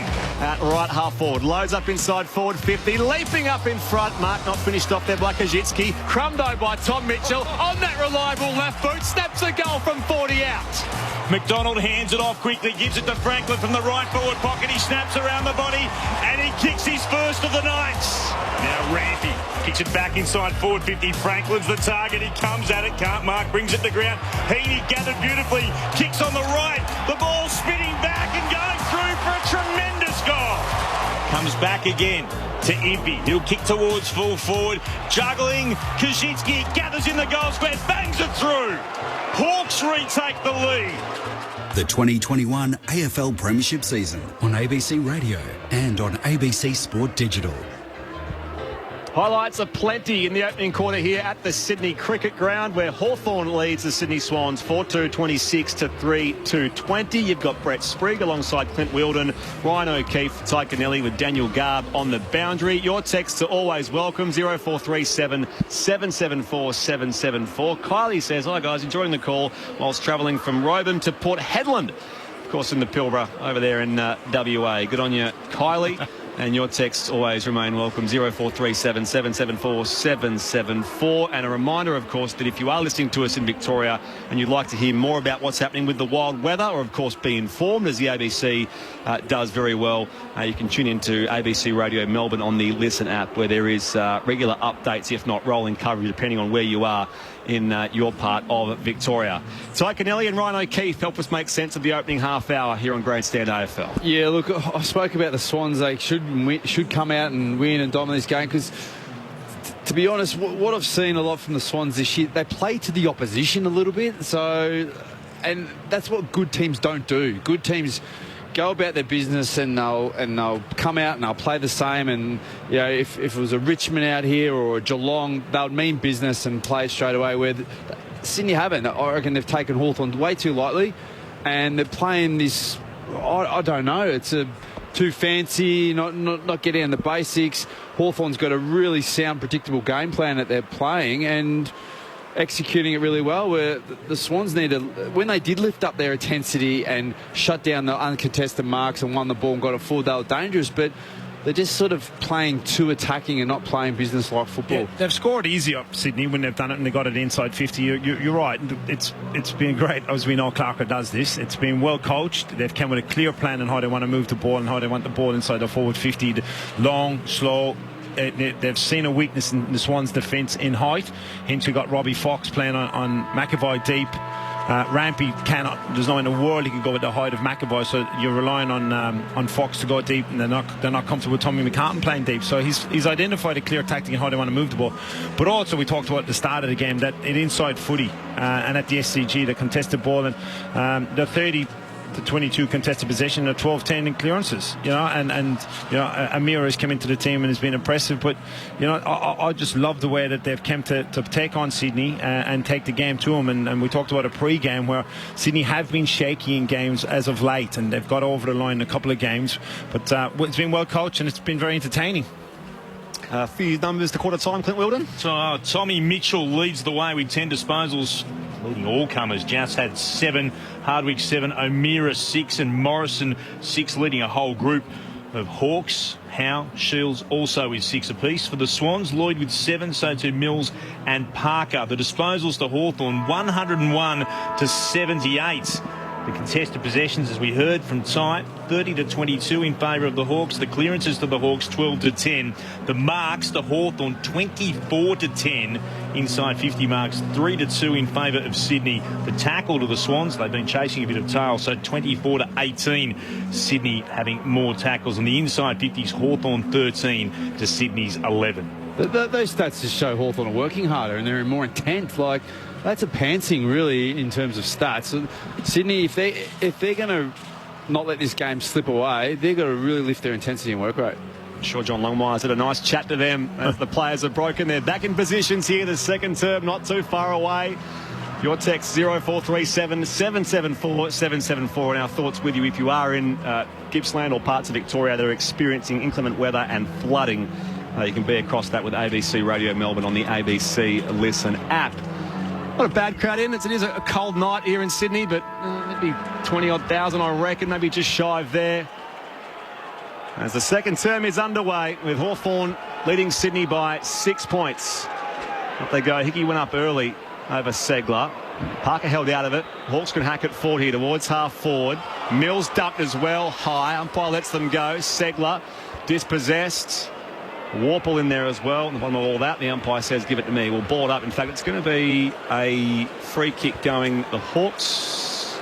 No, he's going to ball it up after all that. He did point for a second, but another stoppage. Hickey slapped it down. Pinballs away off the hand of Warple, and again it's wrapped up or brought up front edge of the square here. Hawthorn's attacking end of the ground. The Paddington end after 40 seconds, no change to our quarter time. Sydney first to move. Spriggy with putting the forward up at the stoppage because obviously concerned with what Hawthorn done in the first quarter from a coaching perspective, trying to get an extra number on the ball. Segal won it down. Sydney get the clearance. It came through Parker and thumped long McInerney towards right half forward. Over the top of it, Hardwick for the Hawks, tackled by Heaney. Swans wanted holding the ball. They won't get it. It's been held in. So when you do win it, you've got to use it, obviously, coming forward, which they just jammed it on the foot, straight on the throw today, who was the spare back. I don't like that move. I reckon they need to lift their intensity and work around the contest rather than just drop a number back. Parker looked to work it out. Was tackled aggressively by Newcomb, who's having a very busy debut, and then the ball's held to the Hawk. We'll ball it up again, just on the commentary edge of the centre square. Hawks by 6 points. 90 seconds gone in the second. Up it goes, Hickey. Parker dispossessed down to Warple. They can kick a high ball. Morrison up and under. Back towards the bullseye here at the SCG. At the back, McCartan slips the tackle. Hand pass a little untidy. Florent put down. It was a willing tackling effort on that occasion from Kajitsky. The umpire will ball up. You can see the umpires are letting it go tonight, so don't be trying to play for free kicks or anything. You got to win your own hard ball, put your head over it, and just get on with it. Hickey came late to the contest with Segler on the corner of the square, and again it's not coming out, so we'll ball it up again. Hawthorn by 6 points. 2.5 minutes played, second term. It's just interesting, from a coaching perspective, again, who was the first coach to move, and obviously it was the Swans because of the lack of clearance strength in the contest, and see if it pays off for them now, and it has in the last couple. Newcomb sharked it away and found Warple for the Hawks. Kicks deep inside forward 50. McCartan back there.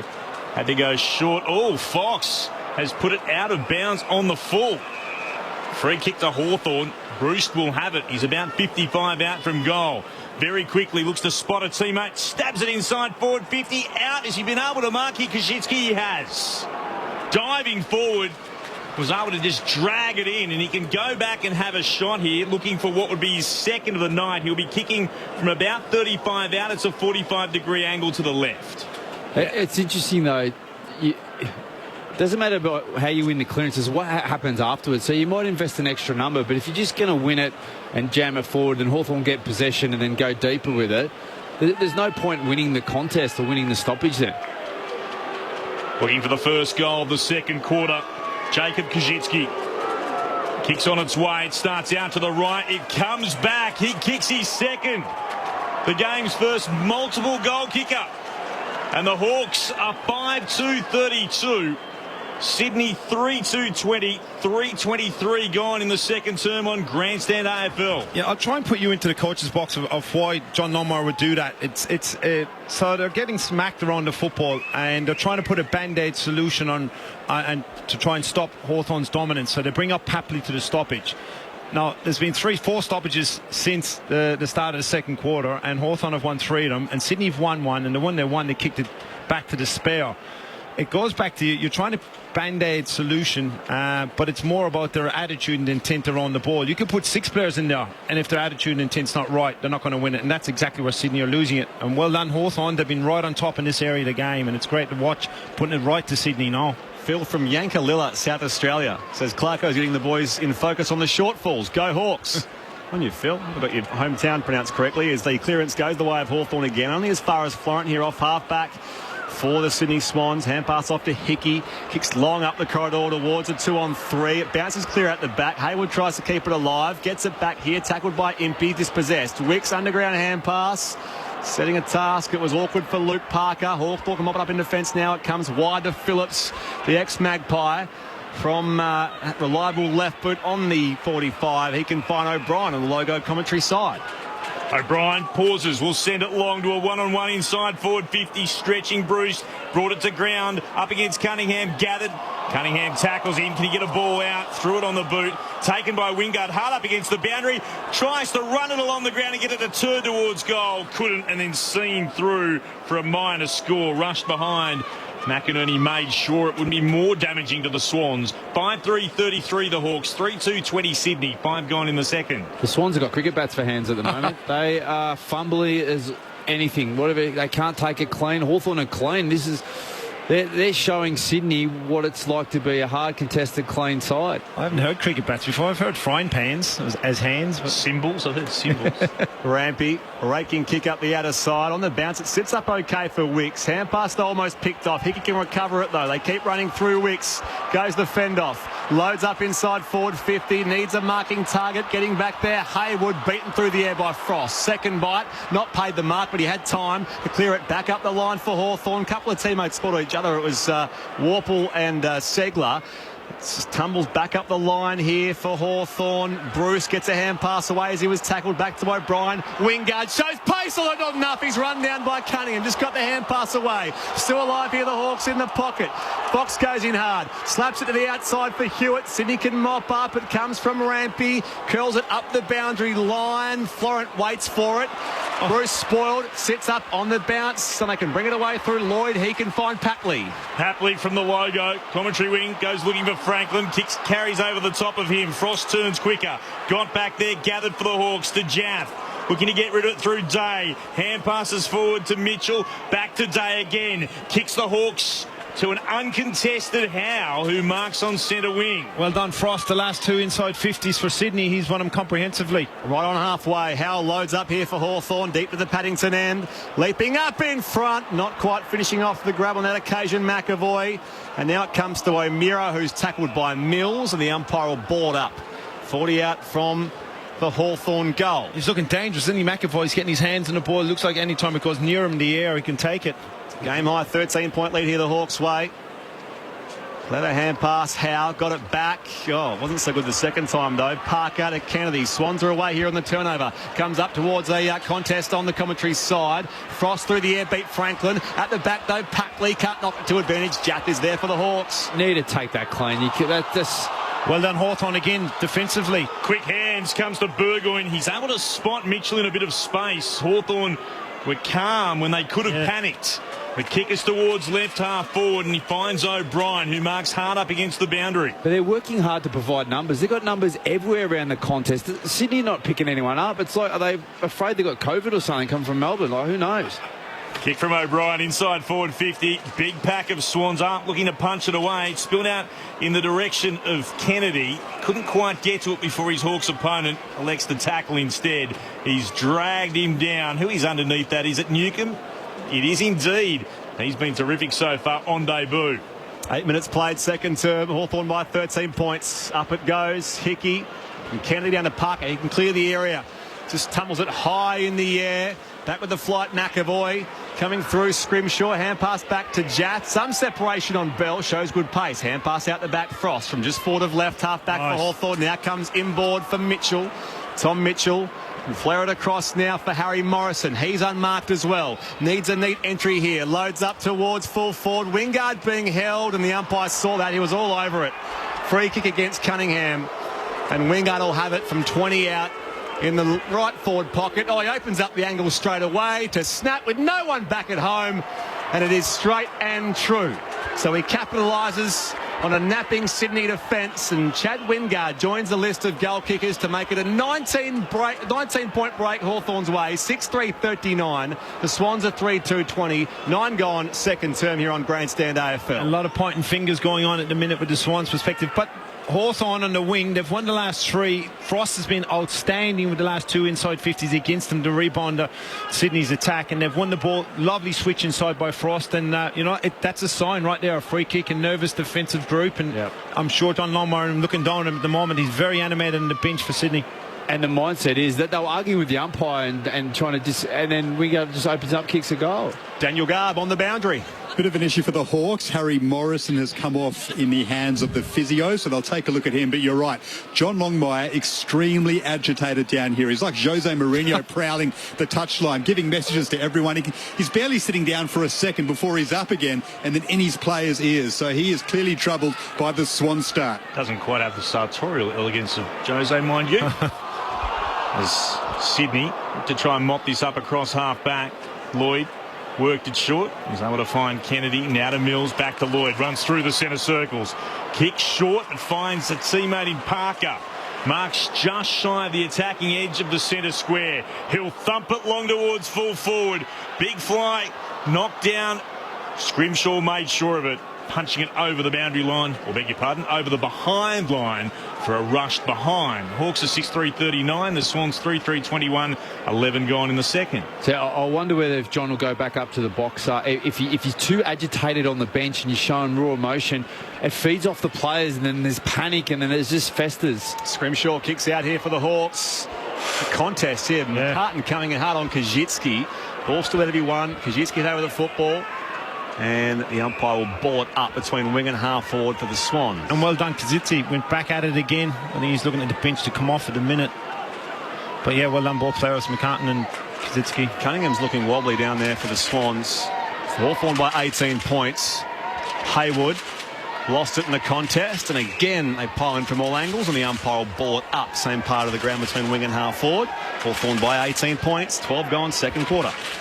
You put a carrot to this guy who's got the ball, and Mitchell and Warple and O'Meara, and saying, you know what, come to Sydney, play contested brand against a team that's supposed to smash you. Obviously, they're going to respond. Swans will get the clearance. It comes out to Parker. He'll pop it into the right forward pocket. Heaney came, couldn't mark. Under pressure from both Burgoyne and Shields. Clean or Hawthorn. Mopped up by Warple. Went back to Mitchell. Mitchell looking to work it forward. Hewitt's able to gather.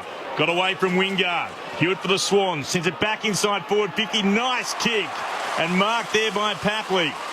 He has it 50 from goal. Could have gone short if he'd wanted to, Florent. There's a lot of space there, yes. Yeah, he's too slow to move it. He has to have a shot now. Florent ran into that space we spoke of, that big gap between centre half forward and full forward, but Papley now committed to the shot on goal. From right where it's painted on the ground, from 50, he heads towards goal, doesn't quite have the carry, comes off hand down to Franklin, pops a hand pass back over the top, Haywood up, able to get it for Sydney, tackled by Jaff, loses the footy, got to be holding the ball, and he is. He's having some game, Jaff. He's been brilliant.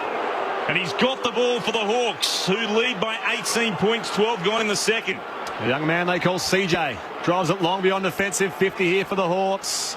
Going up, O'Brien through his fingertips. Lloyd the hand pass for the Swans, back to Kennedy. Loads up toward the teeth of goal here. Jaff is back with a spoil. At the drop though, Papley comes through, spun around the tackle, got it away here. McDonald back to Florence, standing start from 35, brings it back beautifully. So the Swans do get their goal in the end. Ollie Florent. Margin is back to 12 points. It's Hawthorn who leads 6-3-39, Sydney 4-3-27, 13 and a half played second term ABC Grandstand AFL. That's the first time the Swans have been able to get a repeat entry, and then it's got deep and look for the results. So they're getting absolutely pants in the contest. News on the Swans bench, Garby. Harry Morrison is out of the game. He's got a left hamstring problem. So Josh Morris, the sub, is now stripped and ready to come on. So the Hawks have made their medical sub. Morrison out, Josh Morris in, and Harry Cunningham has gone down the race in the hands of the trainers. So a problem for the Swans as well.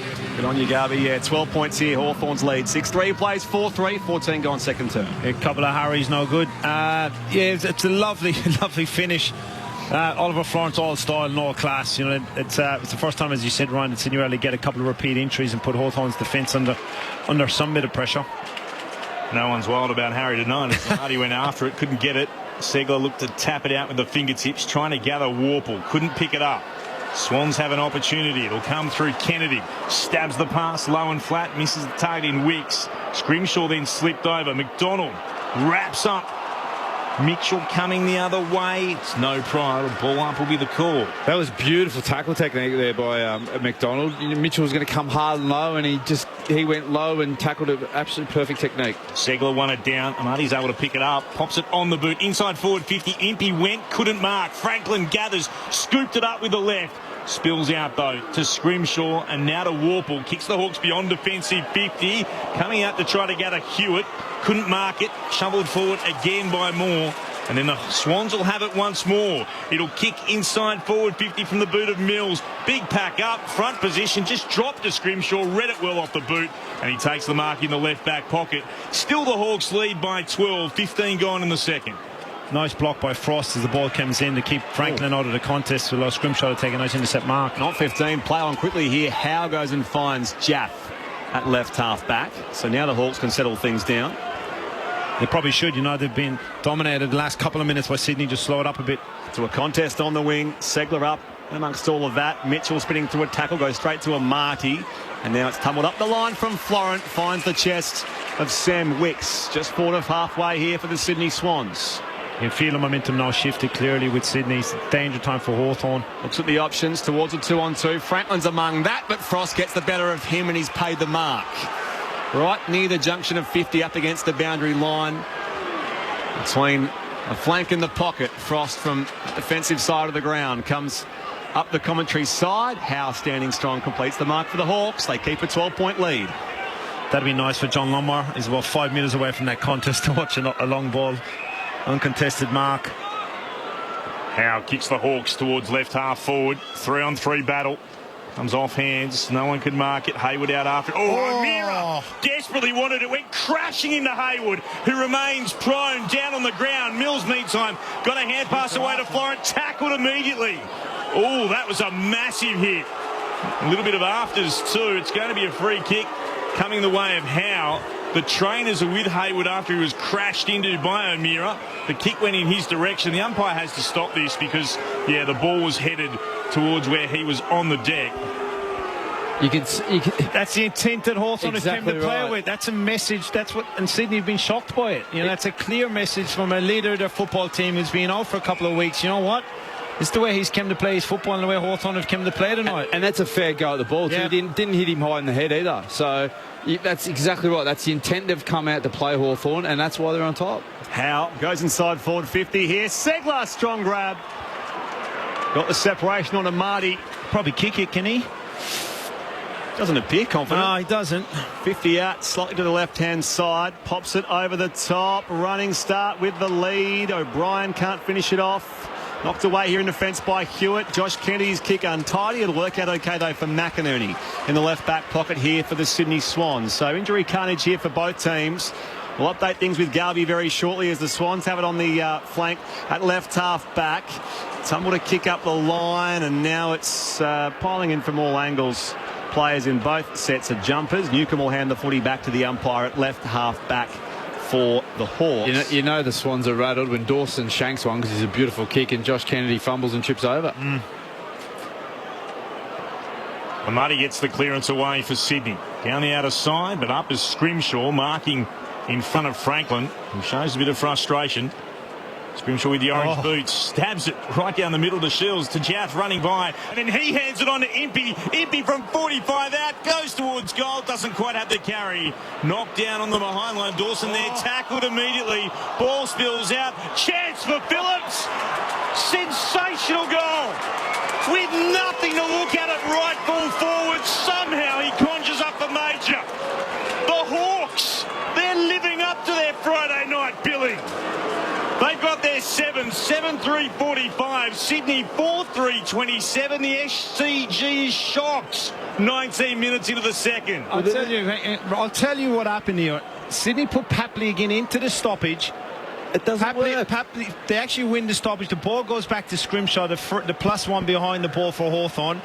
An electrifying kick straight down the middle, took the game on, and a lovely finish. It allows Hawthorn to rebound. You know, Rampy didn't have much of a choice. Great tackle and a super finish under pressure. But that's why it doesn't work, because you might win the stoppage and you kick it to them, and then you have this Constantina effect, because then Impey and Jath, these guys are getting off the chain and running, and they're dangerous with the ball handle speed. So you've got to equalise Sydney. Daniel Garb on the boundary. And the problems for the Swans mount, because Will Hayward, who looked okay on the bench, has now been taken down the race in the hands of doctors, no doubt, for a concussion test. Harry Cunningham, though, has just come back to the bench. He's running with a bit of a limp. He's been down there for a good 5 minutes or so. So that gives the Swans a bit more optimism, and they'll assess Harry Cunningham as this quarter goes on. Yeah, they're yet to make their sub. Lewis Taylor, whereas Hawthorn have activated theirs. Josh Morris on for Harry Morrison.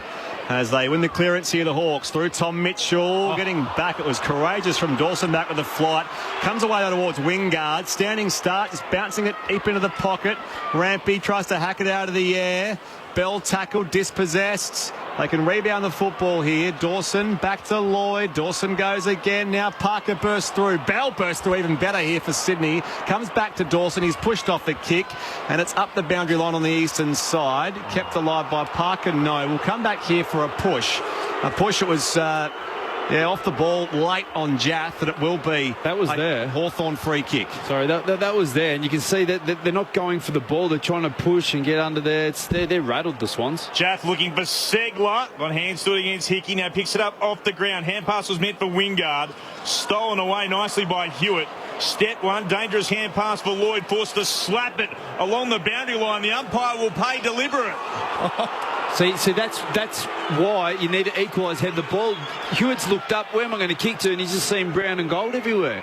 You've got to equalise because you're just going to keep getting repeat entries, and Hawks are dangerous for these deep entries. Segler. Jath will kick again, back towards right full forward. Crashing in McCartan, front position. It's off hands and over the boundary line for a throw-in. A pack of about 6 underneath it. Right up against the right hand behind post. The Hawks on the attack, 22 gone in the second. Umpire tosses it back in. Hickey against McAvoy. Hickey's kick goes straight up in the air. Warple goes to spoil. Reaching for it down there, Moore. Tries again here. Wrapped up though by Rowbottom. Up against the boundary line. Bell can see it out of bounds. It's going to be a Sydney ball here. It was out of bounds on the full, I think. So Bell brings it back in quickly. Dawson, McCartan, and now Lloyd. It's not walking hard enough, Sydney. The forwards a bounce in the right back pocket. He doesn't have many options. We're going to come downfield here. Logan McDonald. Free kick off the ball against Mitchell. So McDonald through the corridor. Comes wide now, Rowbottom. At left half forward. Needs the entry where Parker is waiting unmarked. He marks 48 out. He was quick to play on, was he? No. Razor Ray said you can go back and take your kick. Doesn't fancy the set shot though. What? Look to give it off here, Parker. He is called apart eventually. Kick goes straight to Bruce, and now Frost. Bruce was put down after the fact. Wingate was in the protected zone there. I don't know how he could come in from that angle. Shields comes wide for Tom Mitchell at right half back. So Hawthorn keep an 18-point lead here. 23 gone second quarter at the SCG. Yeah, they've been a bit more relaxed on that the last couple of weeks with the players close enough to protected area. I think they're trying to help the man in the mark rule. Mitchell kicks to a pack, out a wing, off hands, down towards Rowbottom, hand passed over the shoulder, found Bell, dropping it, Dawson, Bell has to go and mop up a second time, Newcomb tackles him. The Hawks shovel it forward, comes to Wingard, kicks around the body from right half forward, bounces inside forward 50. Everyone runs past the football. Eventually Cunningham's able to mop it up. Gave it short to Lloyd. Now the Swans through McInerney, kicks towards Amity. He couldn't mark up against Scrimshaw, spills to ground. With the orange boots, he'll send it back from whence it came. Inside forward 50. Crashing up. Kazitsky smashed into his opponent. Lloyd, I think it's down. Ball still there. McInerney goes back by hand, is able to find Rampy, who's got a little bit of time, and he runs through the goal square and kicks towards left half back. We'll keep an eye on Jake Lloyd, Clint, as they come to Kennedy at left half back in front of the big screen. Hawthorn by 18 points. Swans can try to surge forward. Heaney outnumbered. It bounces clear out the back. Hardwick has to go and retrieve it. Does so now at right half back. Little kick up the line is a nice one for O'Meara. And he just calls to slow it down. The reason why they're getting outnumbered, Sydney, is because the Burgoyne spilled a simple mark. A little pressure coming late from Franklin. Burgoyne follows up though. Kicks up the O'Reilly wing and through the air. It's taken by Shields. 60 out at right half forward. Pops it up inside forward 50. Bruce slides in and completes the mark low to his right. Lloyd is sore, but he's still out there. Very sore. With good reason. Great contest again. It's another hard contest at the body with Hawthorn have come to hurt Sydney in the tackle, in the air and contest work. They've done it all night and they've really surprised and jumped Sydney. Well coached and well executed by the players, you must say. And they are working harder. Like the Swans forwards aren't getting across. The Hawks are getting there and shutting the outlets off. Bruce crosses the boundary line to kick. The drop punt from deep in the pocket is glorious. The Hawks can do no wrong tonight. They're out by 24 points. As we move closer to half-time, it's Hawthorn 8-3-51. The Sydney Swans 4-3-27. 25 gone second term on Grandstand AFL. Ty Kennelly and Ryan O'Keefe. The Hawthorn are showing Sydney what it's like to be a good side. They're working harder. They're harder at the contest. You're right, Tig. They would have said Sydney want to make it a contest, and we've got Mitchell, Warple, and then go, let's just have a massive head-on collision and fight for it. They don't have the speed to be able to worry the Mitchells and that, so they go, all right, we'll go our muscle via your muscle, and the Hawks are winning that arm wrestle at the moment. But they're also working harder. Their backs are getting across. The Swans forwards aren't working hard enough. Papley, these guys, they're being lazy. They're getting outworked by the Hawks defenders. So when their teammates ahead of the ball are winning it, they're looking up. There's got no one to kick to. It's a Hawthorn side that made 5 changes, including the late in of Segler, who won the tap down, but it spilled to Parker. Kicks the Swans inside forward 50. Bounce favours Wicks, so he couldn't quite get to it. Day mops it up. Everything going Hawthorn's way at the moment. To Impey, to Mitchell. Kicks beyond defensive 50. Ball bounces the way of Howe. Has time to gather. Sweeps the hand pass to Impey. Couldn't take it cleanly. Was able to go back. Gathered. Gave it to Howe again. And he spots Warple, who marks on true centre wing. Beneath our broadcast position. He'll kick the Hawks inside forward 50. Up Heaney. He's been able to take the mark. Has he? No play on the call. Dropped it last second. Under pressure, got a hand pass away to Rampy. Now to Mills for the Swans from right half back. Works it up the ground here, a little too deep for Wicks into the target. Mopped up though here by the Hawks. It comes from Scrimshaw to Howe. Just nursing it up the boundary line. McAvoy got rid of Heaney. Looks for an option by hand. Warple is waiting. He tumbles a kick inside forward 50. It goes out of bounds for a throw-in. They will throw it back in despite the protestations of the Sydney faithful, which were looking for deliberate. It was a forward 50 entry, so I don't think you can really ping him for that. And it will be, all things considered, a good result for the Hawks anyway. A forward 50 stoppage. They lead by 24 points. You know it's panic stations when Isaac Heaney's playing behind the ball. 27 going second term. Back in it comes Hickey. Overrun by Parker. Going in hard. Tom Mitchell wins it outside here for Wingard. He can snap 35 out toward the teeth of goal. It's dropped on the last line by Heaney. Ball still alive here for the Hawks in attack. Mopped up by the Swans and Rowbottom. He can clear the area toward the flank. It's going to bounce inside the chalk, and the umpire says that's deliberate. What do you reckon? Yeah, that was. He had one intention only there. I think it was just to get it outside the 50, but they seem to be a bit more relaxed on the exit kicks when they're calling deliberate than the inside 50 kicks. Hence why Sydney didn't get the rub of the green in the last one, and Hawthorn gets the rub of the green on this exit kick from Sydney. Day found Warple. Oh, McAvoy. Towards McAvoy, who takes an uncontested mark in the right forward pocket. Just let out, was able to leap up as easy as you like for the Hawks. He'll go back and he'll kick on goal from about 35, 40 metres out in the right forward pocket. It was a beautiful block. I'm not too sure. Was it Segler who was actually trying to get to Hickey and actually stopped him from running? A clear tactic, as we've talked about and identified early in the game from Alistair Clarkson, that they were going to attack Sydney's height. The skipper for Hawthorn, Ben McAvoy, kicks on its way. He kicks the goal for Hawthorn. The Hawks, they are up and about at the SCG. They've got their 9th. 9-3-57 to the Swans. 4-3-27. 29 gone in the second on Grandstand AFL. As we said, never, ever, ever, ever doubt that a Clarko team can't come up to Sydney and have a red-hot go at this, and they have. This is absolutely a clinic. They're playing brilliant footy.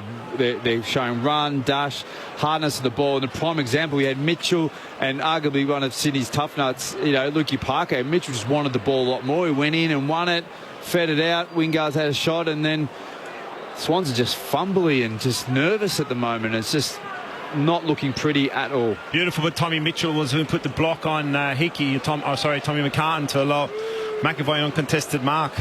30 points is Hawthorn's lead here late in the opening half. O'Meara grabs the footy, clears with a hand pass out wide to Impey. He can kick up the Eastern or O'Reilly wing here at the SCG. Slapped forward away here by Shields. Parker on hands and knees for the Swans. They'll bring it away here, the home side. Mills stumps it high up inside forward 50. Amati, a strong contested mark. 52 out, angles slightly to the left. Wants to wiggle around quickly here, Joel Amati. Too slow. Now all the Hawthorns got back, way too slow. 55 out. Oh, he's giving his kick some distance. I tell you what, that's not a bad way to kick your first goal in AFL footy. It's a beautiful kick, Ty. Nah, he can launch it. I know Joel quite well. I was there when he came to the football club initially. Can launch it. Very unpredictable. Swans get one back here. The margin is 24. Hawthorn 9-3-57. Sydney 5-3-33. We've just hit the half-hour mark in the second quarter on Grandstand AFL. I'm not too sure he meant it. He did, mate. He's pinned the ears back and God. But he can kick the ball a mile. He's just inconsistent in his kicking style, his field kicking, and has spent a lot of work on his goal kicking with Nick Davis over the last couple of years. But strong contested mark. We saw it last week in his game.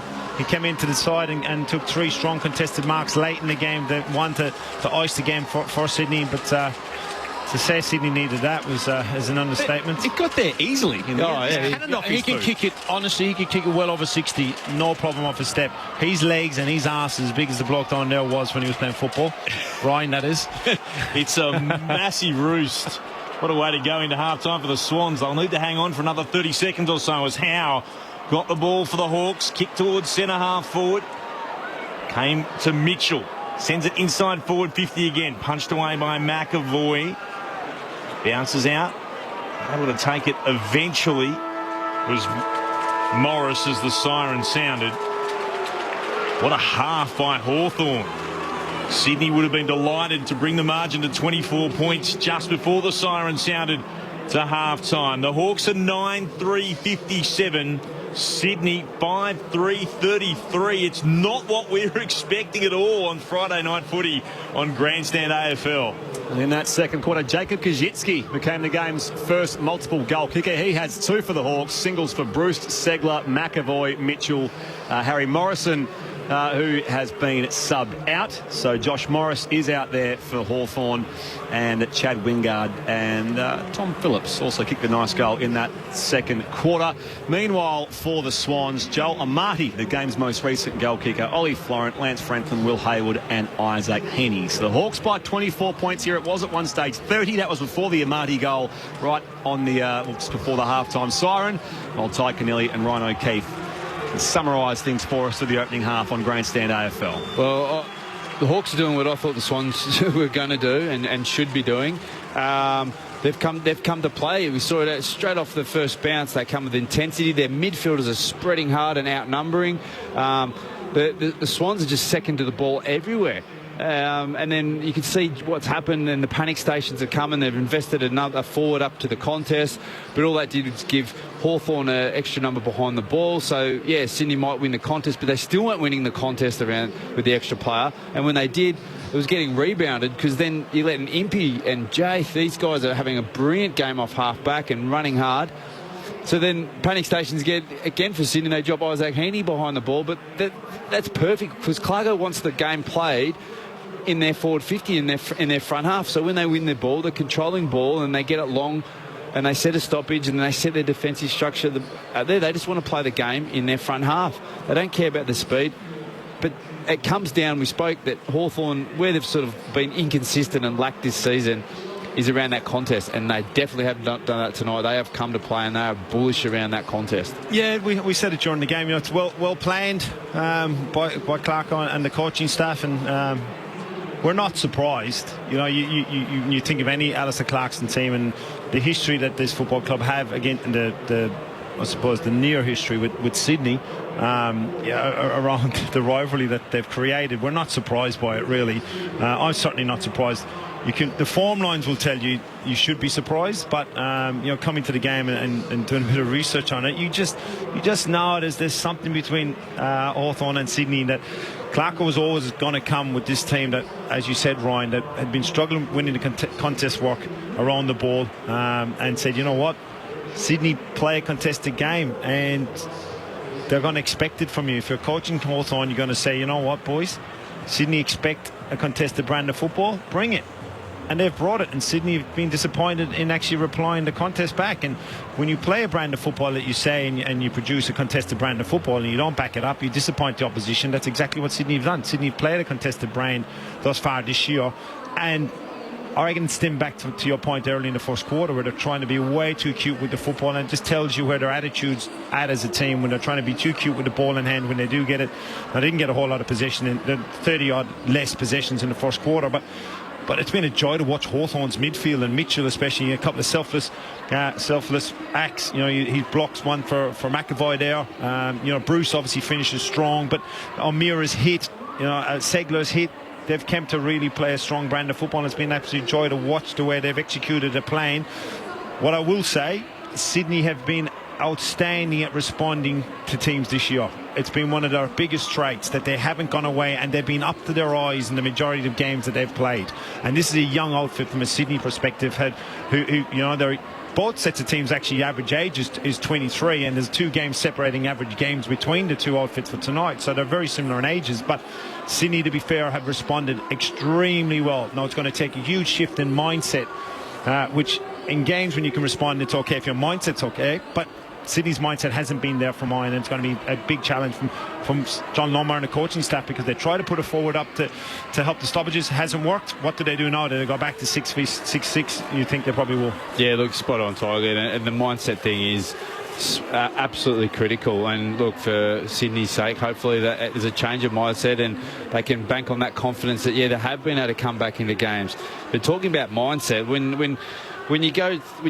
this contested game, it sort of does suit the Hawthorn midfielders of, Mitchell, Warple, O'Meara, Newcombe. You can go, let's go head-to-head with Sydney, knowing that they're not going to hurt us on the outside. So when you play a midfield that's got a few different weapons or speed and power, you sort of go, I'm trying to win the outside, but I've got to worry about my outside game too. We'll just go head-to-head, and it suits Mitchell, it suits Warple. I reckon what Sydney should do, and I reckon that's where Warner's been a loss for Sydney tonight. They should put Papley in there, certainly for centre bounces a lot more, and just give him a bit of a different look instead of the Kennedys and the Parkers who are in there a lot, and Mills. They're very similar types, and I think what's happened this year with Warner and even putting Florent in there more, just give Hawthorn a different look. You have to. You've got to change it up. They've got a clear dominance with their physicality at the minute, and that's the way they've played. So they've tried one thing, Sydney, from a perspective, trying to help the stoppages. It hasn't worked by putting a forward up. Now put some speed inside the ball, actually help them, and that's back on John Lommar. From a Hawthorn's perspective, you wouldn't change a thing. No. Where they're playing, and they've been slow with the ball movement. Segler and the Rock has been outstanding, and McAvoy forward taking contested marks. They have had to change one thing. Harry Morrison subbed out. Well, sounds like a hamstring injury for him, so that's why Josh Morris has come on. As it stands at the moment, Lewis Taylor hasn't been activated for the Sydney Swans, despite concerns for Harry Cunningham, and that was Will Hayward, wasn't it? Who was also looking proppy in that second term after a head knock. A couple of your texts, 0437 774 774. Mike in Kyneton, enjoying it, thanks all. Just got power back after 48 hours in the dark. Ryan's right about the Swans, as the boys will both remember with some sadness. Clarko often has the Swans number. Damn it, says Mike. 0437 774 774. A reminder, of course, if you are listening to us through certainly parts of Victoria that are experiencing inclement or extreme weather, you can follow that beyond just the usual updates. You can follow that ABC Radio Melbourne on the ABC Listen app, so you can keep doing that. There was also one more. Too many Swans thinking they can take the opposition on, not showing Hawks respect. A man's got to know his limitations, says Bill. Well said. Philosophical from you, Bill. I think he's spot on. Yep. I think he's absolutely nailed it in his analysis of the game there, because you're right, Sydney. You said at the start of the game, Ryan, they should be dominating on the form of, if this is a horse race, you give Hawthorn no chance whatsoever in the game. It's you come to a 2-horse race in this, and Sydney's form line totally different. But again, there's got a bloke in Clarkson in the way they've been able to execute it. But it's an attitude mindset thing. Totally, like the Swans' abilities haven't gone anywhere, or their form's been relatively good. It's a mindset. You saw straight away that they took Hawthorn lightly, and now they're getting paid for it. I think that's what gives John Lommar confidence, though, that they can flip it, that they can flip the mindset, because they've been able to do it this year. It hasn't been a team where they haven't been able to respond to games where they've been beaten, and that's going to be something to give them confidence in the coaching staff. Hawthorn have had the challenge down here for the Sydney Swans. 24 points is the Hawks lead, 9-3-57 to 5-3-33. More from Ty Canelli, Ryan O'Keefe, Clint Wilden. I'm Brett Sprigg, Daniel Garb on the boundary here as well. We'll look around the grounds and read more of your texts as well on 0437 774 774. But right now, at half-time at the SCG, it's time for us to head to the ABC newsroom.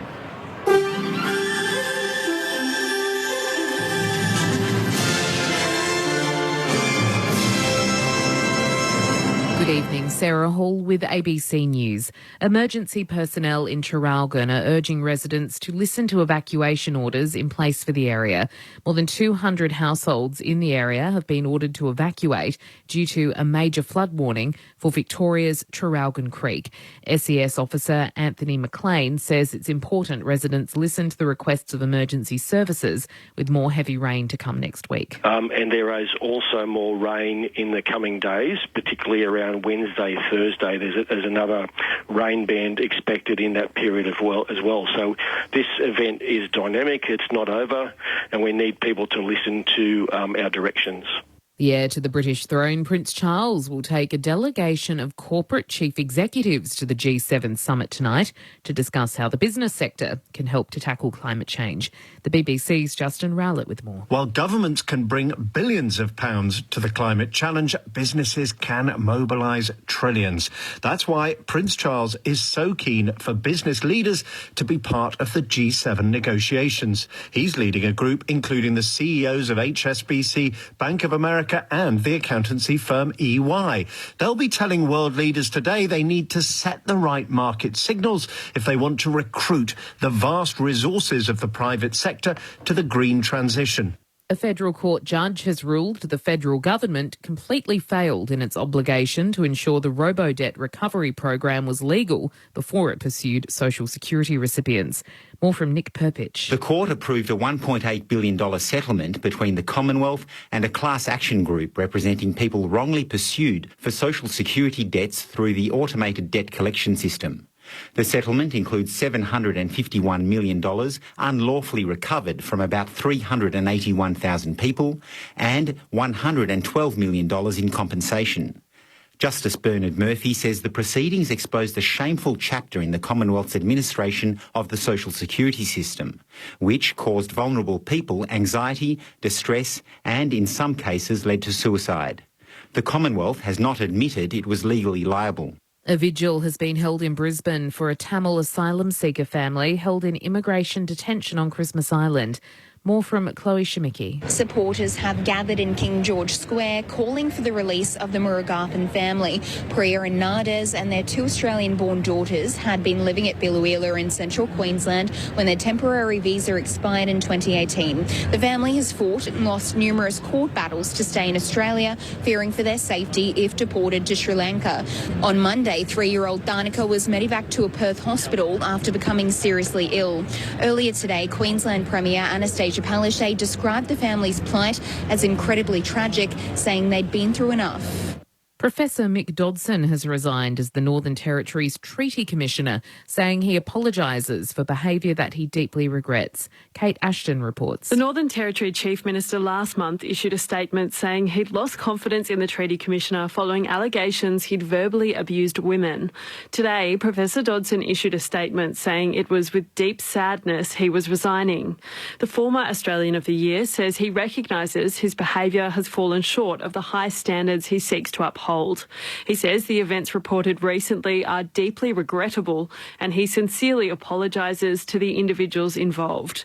He says he's seeking treatment for previously unresolved issues linked with childhood trauma. The ABC understands the flamboyant entrepreneur and businessman Jeffrey Edelston has died at the age of 78. Rich Martin reports. Famous for both his flamboyant private life and controversial career, he gained national attention in the 1980s as the owner of the Sydney Swans and a string of 24-hour GP super clinics. He was struck off the New South Wales Medical Register in 1988 for overbilling and was later jailed for paying a hitman to assault a former patient. Victoria Police says a report is being prepared for the coroner after the discovery of a man's body in a St Kilda Road apartment earlier this afternoon. The death is not being treated as suspicious. And scientists in Britain say intense exercise increases the risk of motor neurone disease in people who are genetically vulnerable. The condition can dramatically shorten lives, affecting the ability to move, talk and even breathe. The researchers argue strenuous activity can put certain brain cells into distress by depriving them of oxygen. You're up to date with the latest ABC News. Open your ears to the world with the ABC Listen app. Step into someone else's shoes in conversations with Richard Feidler and Sarah Konoski. She hadn't seen me since I was 10. I was about 16 now. And she looked at me. She said, "That's my baby brother, Archie." Or learn how to make your money work for you as comedian Nazim Hussain looks at spending less and spending better in the Pineapple Project. I learned the hard way to budget, but I'm still paying for my 20s in a way. Open your ears to the world with the ABC Listen app. The 2021 AFL Premiership season on ABC Radio and on ABC Sport Digital. Jacob Kaczynski kicks on its way. It starts out to the right. It comes back. He kicks his second. Needs a neat entry here. Loads up towards full forward. Wingard's being held, and the umpire saw that. He was all over it. Free kick against Cunningham, and Wingard will have it from 20 out. Oh, he opens up the angle straight away to snap with no one back at home. And it is straight and true. At the drop, though, Papley comes through, spun around the tackle, got it away here. McDonald back to Florence, standing start from 35, brings it back beautifully. Comes off hands, no one can mark it. Hayward out after. O'Meara desperately wanted it, went crashing into Hayward, who remains prone down on the ground. Oh, that was a massive hit. Dawson there tackled immediately. Ball spills out. Chance for Phillips. Sensational goal. With nothing to look at it right full forward, somehow he conjures up the major. Bruce crosses the boundary line to kick. The drop punt from deep in the pocket is glorious. The skipper for Hawthorn, Ben McAvoy, kicks on its way. He kicks the goal for Hawthorn. Joel Amati, 55 out. Oh, he's giving his kick some distance. I tell you what, that's not a bad way to kick your first goal in AFL footy. The 2021 AFL Premiership season on ABC Radio and on ABC Sport Digital. Hawthorn have taken the fight to the Sydney Swans here. Half-time at the Sydney Cricket Ground, where the Hawks 9-3-57 lead the Swans 5-3-33. The second half not too far away. You've got Brett Sprigg alongside Clint Wilden calling the action, and Ty Kennelly and Ryan O'Keefe, our experts on Grandstand AFL this evening. Down to Daniel Garb on the boundary very shortly as well. Your texts remain welcome, 0437 774 774. Around the grounds as far as the other codes are concerned. In the National Rugby League, Cronulla Sutherland leads Penrith 18-0. So the Panthers, having lost their first... having had their first loss of the season last week, are in line for a second straight defeat, of course, during the Origin period. But Sharks 18, Panthers 0 there, early stages second half. Earlier, Manly beat the North Queensland Cowboys 50-18. Super Rugby, full-time, Hurricanes 43 beat the Queensland Reds 14. Late between the Highlanders and Brumbies. The Highlanders lead the Brumbies 33-12. And in the NBL, it is late in the final period there. Melbourne United against the Southeast Melbourne Phoenix. It's the game one of their semi-final series, and it's United 95, Southeast Melbourne Phoenix 72. So convincing there as far as what is happening around the other codes. Obscure question. Yeah. What's the link between Sydney Swans and Cronulla Sutherland? It's in the news. Oh, yes, Jeffrey Edelston. Well done. Yeah, good reminder. Of course, we heard the news and during our news bulletin just recently and earlier in the night that Jeffrey Edelston has died at the age of 78. Colourful figure, I suppose, who had a dabble in sport, was the Sydney Swans owner. The Swans haven't acknowledged it as yet, as far as I can tell. Of course, they've got a game of footy to worry about. But, memorable period, I'm sure, during the mid-80s there for Swans fans. Bought the Swans for $6.4 million back in 1985, and then very next year had a go at trying to buy the Sharks. Got denied, didn't he? And was denied. The board said no. Not flamboyant enough back then. Too flamboyant, perhaps. Before we get to the stats at half-time, speaking of in the news, and Adam Goods, a premiership teammate of yours, Tig and Ryan, as far as the offer to be in the Australian Football Hall of Fame and the fact that Adam has, I guess it was reported he's rejected that. How is he, I suppose, overall? And how did you feel when you saw that news at the start of the week? Yeah, look, it's not surprising. Did Adam tell me? No, but it's not surprising. But I just don't like the commentary that he's lost to the game. He's not. He's very much still involved with the Sydney Swans, and he loves the Sydney Swans Football Club. And he only spoke at a function two games ago. So he's not lost to the game, so I don't like that commentary. And look, Adam will do it when he's ready, and you respect his decision, and he's got every right to that decision, and we'll back him 100%. Yeah, totally. I think everyone just needs to leave him alone and let him do his thing. He's a legend of the game, not just the Swans. So, maybe that's just a bit of real-time feedback for some of the the things that happened during the last part of his career, which wasn't acceptable, and probably more should have been done about it. There's a lunch place just around the corner from here. Does the goodsy wrap. Have you seen that? Yeah, I've had it. It's very nice. I just took a photo of it today. I thought you can say that he's still just very loved here in Sydney. I thought it was terrific. Yeah, that's right. Second half about to get underway.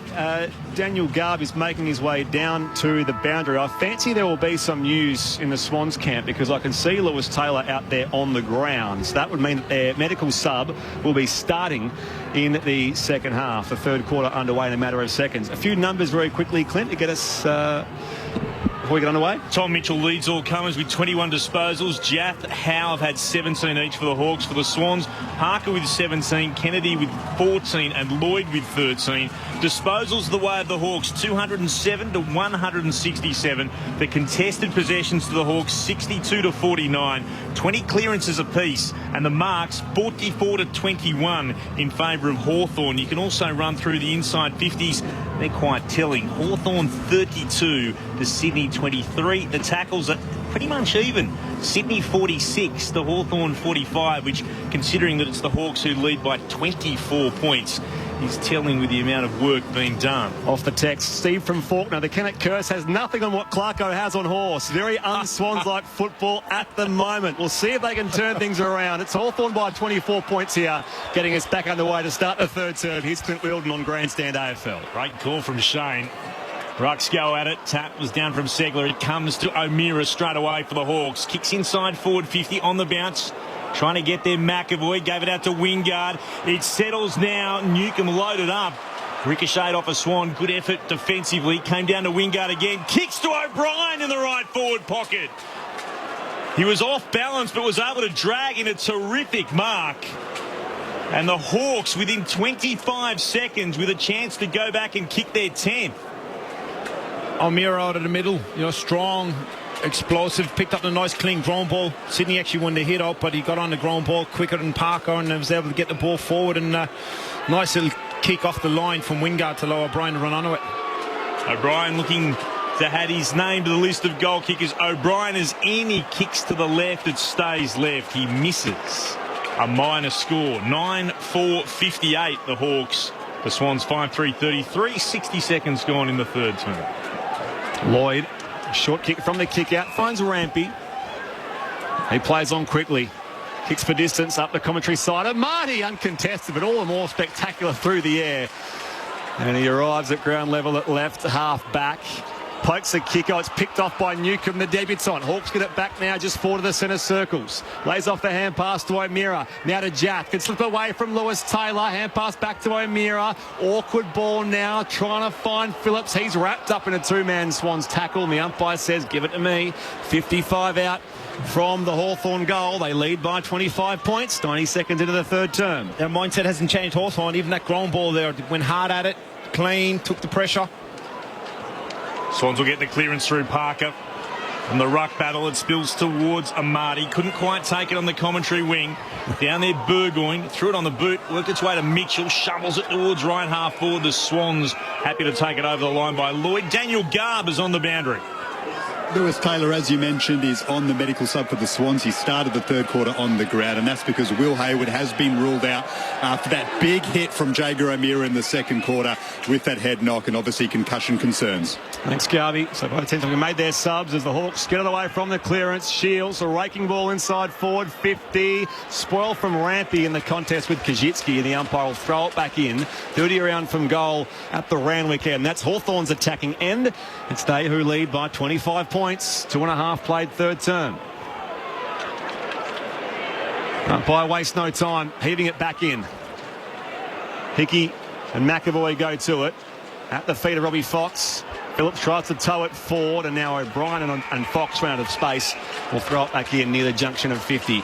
in the right forward pocket for Hawthorn. So Hawthorn have pulled out 2 midfields from the forward 50 stoppage. They've done it all game. You know, and Sydney are trying to put their winger Louis Taylor forward of the stoppage instead of defensive 50 of the stoppage, defensive side even. Hickey takes clean possession against McAvoy, gets a kick away, up into the air, leaping Impey, spoiled at the back. Marty did well to get a touch on it, down towards Parker. He's at left half back. Wicks looked to tap it out. It came then towards Mitchell though. Has it now for the Hawks to Jaff. Kicks it back into the right forward pocket. McAvoy flew. Kajitsky behind him, tries to get to the footy, put his head over the top of it. He's met there by Rampy straight away. Still Kajitsky looking to work it out. Hickey stole it away. He's tackled the ground. Lloyd forced a hand pass backwards. Real pressure been applied here on the Swans. Taylor got it, did really well. Put it into the right back pocket, could find his teammate, and a chance here for the Swans to set up from right half back. It's with McInerney. Plays on behind the boundary line, finds Kennedy up the line. So still inside defensive 50 for the Swans. They're really nervous in how they want to move the ball, Sydney. Yeah, they've defensively set up really well, Hawthorn. They want to switch it here, but they just can't. Yeah, but they're not taking the game on. If they take the game on and handball receive, they'll break through this. But they're just really worried. They're more worried about trying to not lose the game than trying to win it. Kennedy pokes up the line now for Bell. At right half back here for Sydney. Kicks up the ground here on the eastern wing. Spoil from Segler. First to it, Newcomb beats Papley with the ball in hand, out of bounds for a throw-in between wing and half forward. It's the Swans attacking half, the Paddington end. Still a long way from home, though, so a stoppage there on the outer side. Hawthorn by 25 points, 5 gone third quarter. Throwing in front of the O'Reilly stand.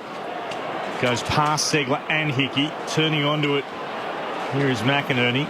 Goes for Sydney to Mills and then short to Parker. Hand pass to McInerney. He continued his run from right half forward, puts it into the right forward pocket. Franklin watched it go by him and Frost turned, but then the ball's over the boundary line before he could get to it. Throw in. 35 out from Sydney's attacking goal. And Sydney gone back to the 6 forwards, getting the forward back out of the stoppage, trying to even up the forward line. They're trying to rely on their midfielders now to even up this contest in the middle. Back in it comes. Shallow throw in. Segler, hand pass off to Shields. Lightning quick. Back to Segler. And now Tom Mitchell goes by foot beyond defensive 50. Hickey waits for it out the back. Just forward of halfway in front of the O'Reilly stand. He plays on. Inside forward 50 here for the Swans. Spoilt the back from Jaff. Bounced off Tom Mitchell's shins. Segler mops up to Burgoyne. Slung to ground. Strong tackle from Joel Amati. And the umpire will ball up. 40 out from Sydney's goal. Paddington end. Hawthorn keeps a 25-point lead for now. Bit of push and shove as well in the aftermath. 6 minutes played here, third quarter. You can see Sydney is starting to mirror a bit what Hawthorn doing. They're setting Hickey back behind the ball, trying to get repeat entries, go slow to a contest. Amati won it down. O'Meara was out after it, though. Newcomb dives on top of the football. It's been locked in by Mills. Umpire circles. Razor Ray says we'll ball it up. Left half back for Hawthorn. Leading by 25 points. 6 gone in the third. Grandstand AFL and ABC Sport as it's thrown up. Segler won it down, but straight to Parker. But in turn, it comes from McInerney into the right forward pocket. Jath was there, front position against the Marty, and saw it over the line, off hands for a throw-in. 45 out from Sydney's goal, as Brett told you, kicking to the left of our broadcast position. Put my teeth back in, Clint. That's the Paddington end here at the SCG. Not that old, are you, mate? Back rapidly approaching. Marty. Through Newcomb's legs. Parker moves with the football. Hand pass picked off. The Hawks can bring it away off half back. Jath goes further wide here for Frost. Still inside defensive 50. Off a step. Up here towards Moore. Good spoil from Lloyd. Effective at the drop here. Bell for the Swans. Gets it back out wide to Lloyd. He can put them back inside forward 50 and finds the chest of Wicks, who copped a late shove as well. And that will mean... Is it going to be 50? Yeah, I think 50. It will. Yeah. Wicks had claimed the chest mark, and he did get late contact from one of those Hawthorn defenders. There's a bit of push and shove again. Isaac Heaney is involved, but in the meantime, Sam Wicks has marched all the way to the top of the goal square. The young lad from Manly makes no mistake. A much-needed goal for the Sydney Swans. 6-3, 39 Sydney. Hawthorn still 9-4, 58. 8 minutes played, third term. here on Grandstand AFL, and Sam Frost just having a chat to the umpire about that late contact. Yeah, you can see Hawthorn over here to put their asserting and muscle in it and say, we're meaning business. I don't think they're too concerned about giving away that free kick at this stage. They're just letting Sydney know that, hey, we're here to play and we're here to bully you. And that's what they've done over the years. They've bullied the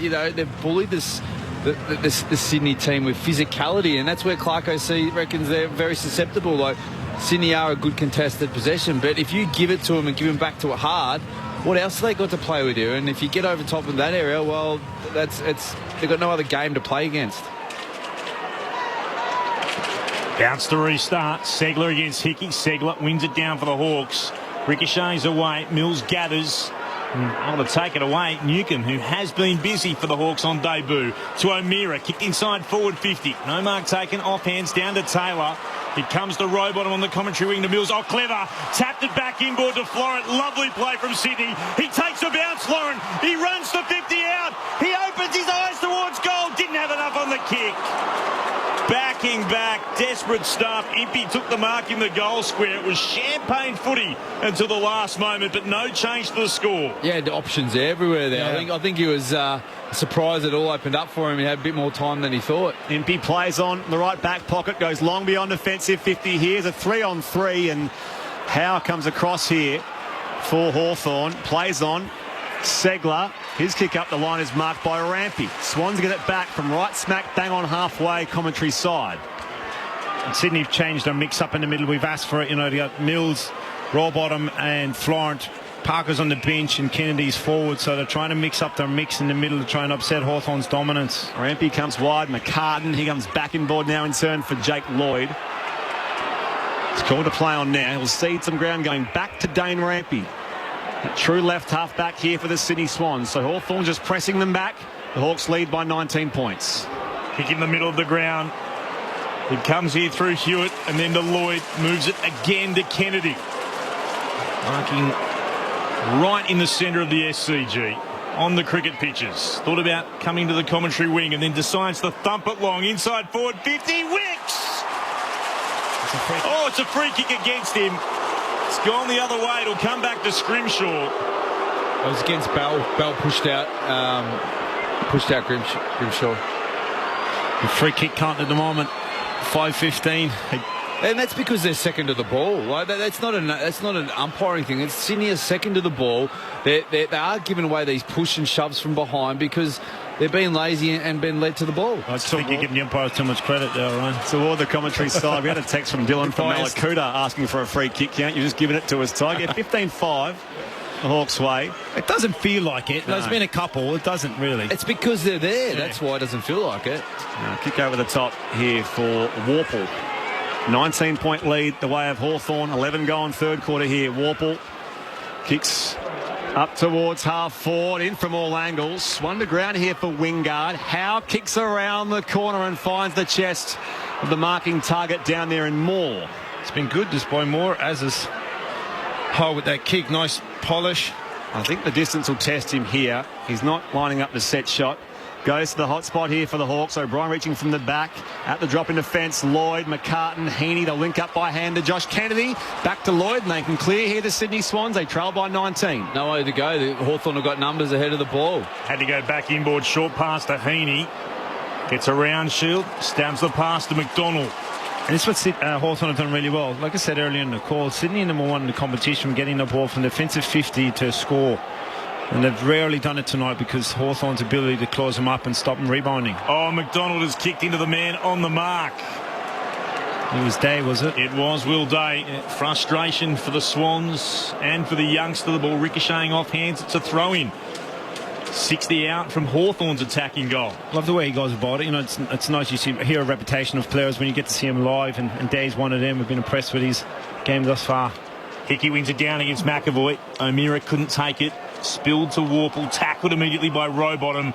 Umpire says we'll ball it up. Still at left half forward. He hasn't been given, Clinton, he hasn't given Isaac a sniff. Isaac kicked a great goal, but that's Day I'm talking about. One down from McAvoy to O'Meara, dispossessed in the tackle. Shields puts Hawthorn inside forward 50. Kajitsky, one-hander out the back, can't finish it off.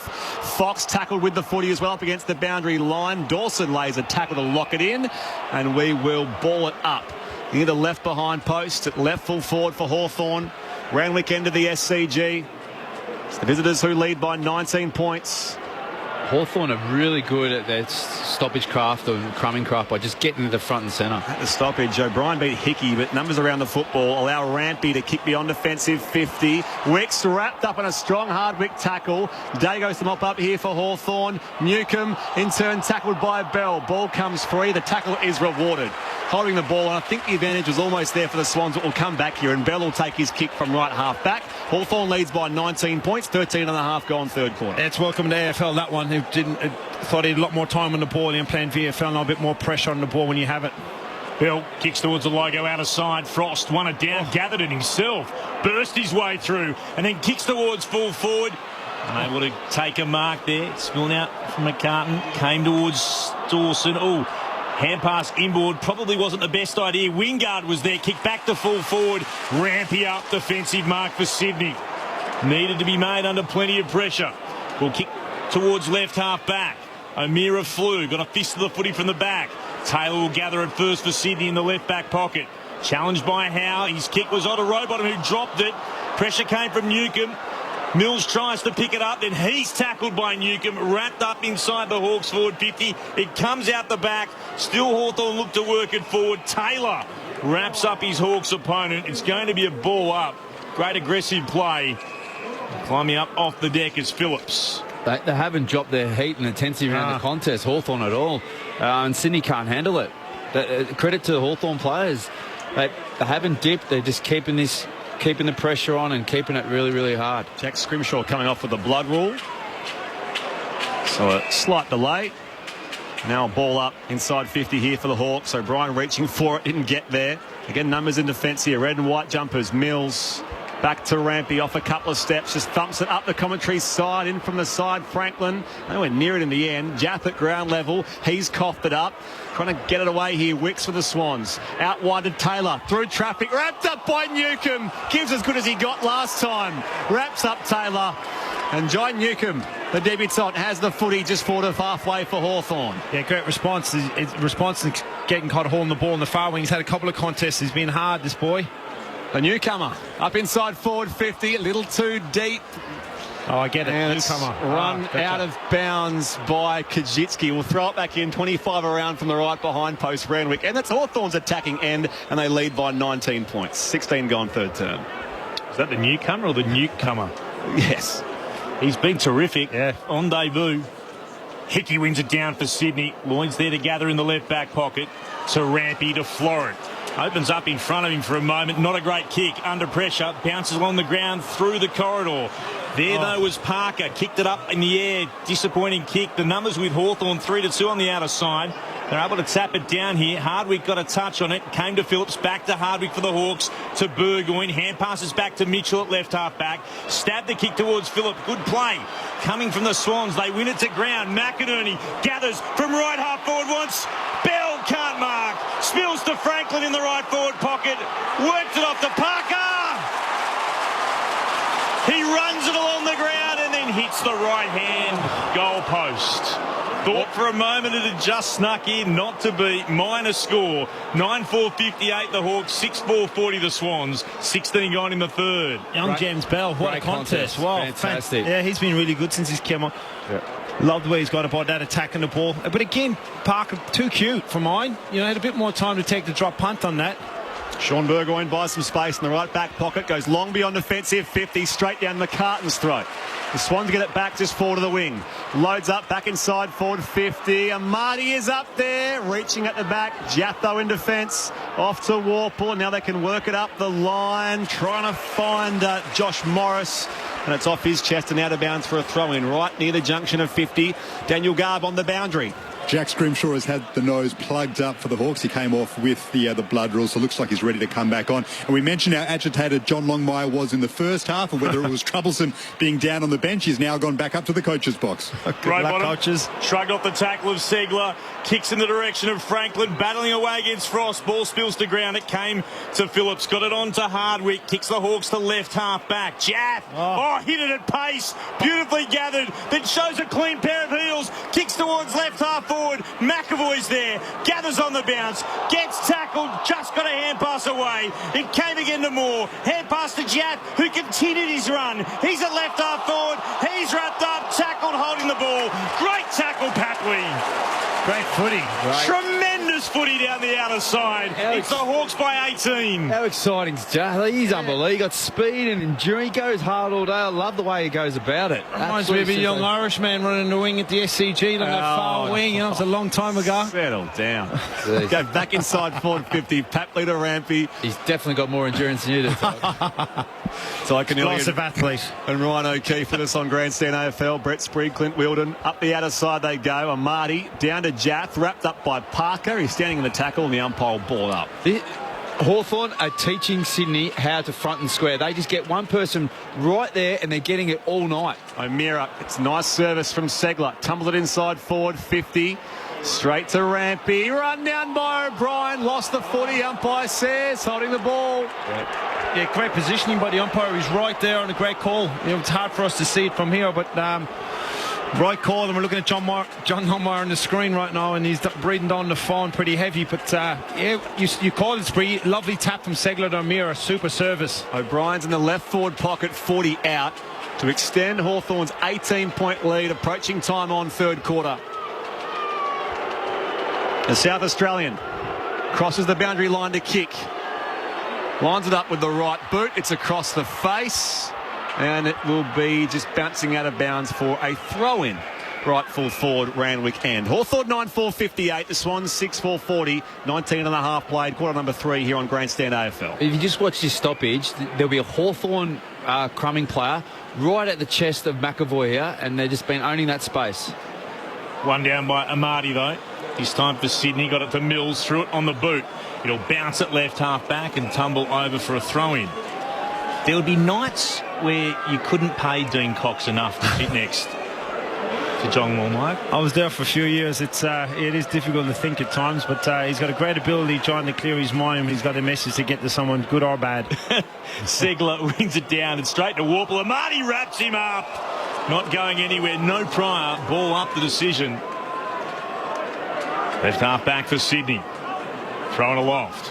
Segler palmed it down, but Hickey was doing the roving. Couldn't gather, though, cleanly. And then I reckon taken high, yes. It'll be a free kick here. Goes against Moore. It'll come to Hewitt, who's got it at left half back for Sydney. They trail by 18 points, the Swans. 20 gone in the third. Hewitt inboard for Taylor. It's his first game of the season. The medical sub activated for the Sydney Swans and also for Hawthorn tonight. As Rampy from centre half back swings it across to McInerney on the outer side, just forward of right half back. Called to play on now. Can the Swans get some sort of surge going here? Up the outer side, Jaff and Impey sandwich Parker and just knocking it out of bounds for a throw-in. 65 out from the Sydney Swans goal. Great defensive shift there by Hawthorn. Sydney switch, but the Hawks defenders and midfielders got over to the outside, owned the outside shoulder. It's working harder than them.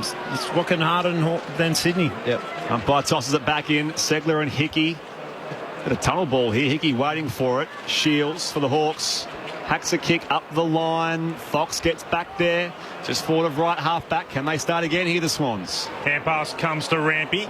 We'll pop it forward again to McInerney. Hard up against the boundary. In front of the O'Reilly stand. The kick is towards right half forward. Oh, going up. Scrimshaw couldn't mark. Jaff gather the crumbs down to O'Meara. Today now by hand to Mitchell. Mitchell kicks to Phillips, who marks uncontested, can play on. Measures the kick to Bruce. He marks it left half forward.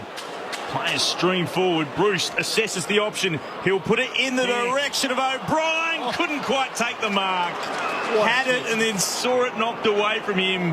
Had it And then frustratingly, it's over the boundary line instead as far as Hawthorn's concerned at left full forward. He could not have. That is the most beautifully weighted kick. He's kicked that through a car door window. That was absolutely sensational.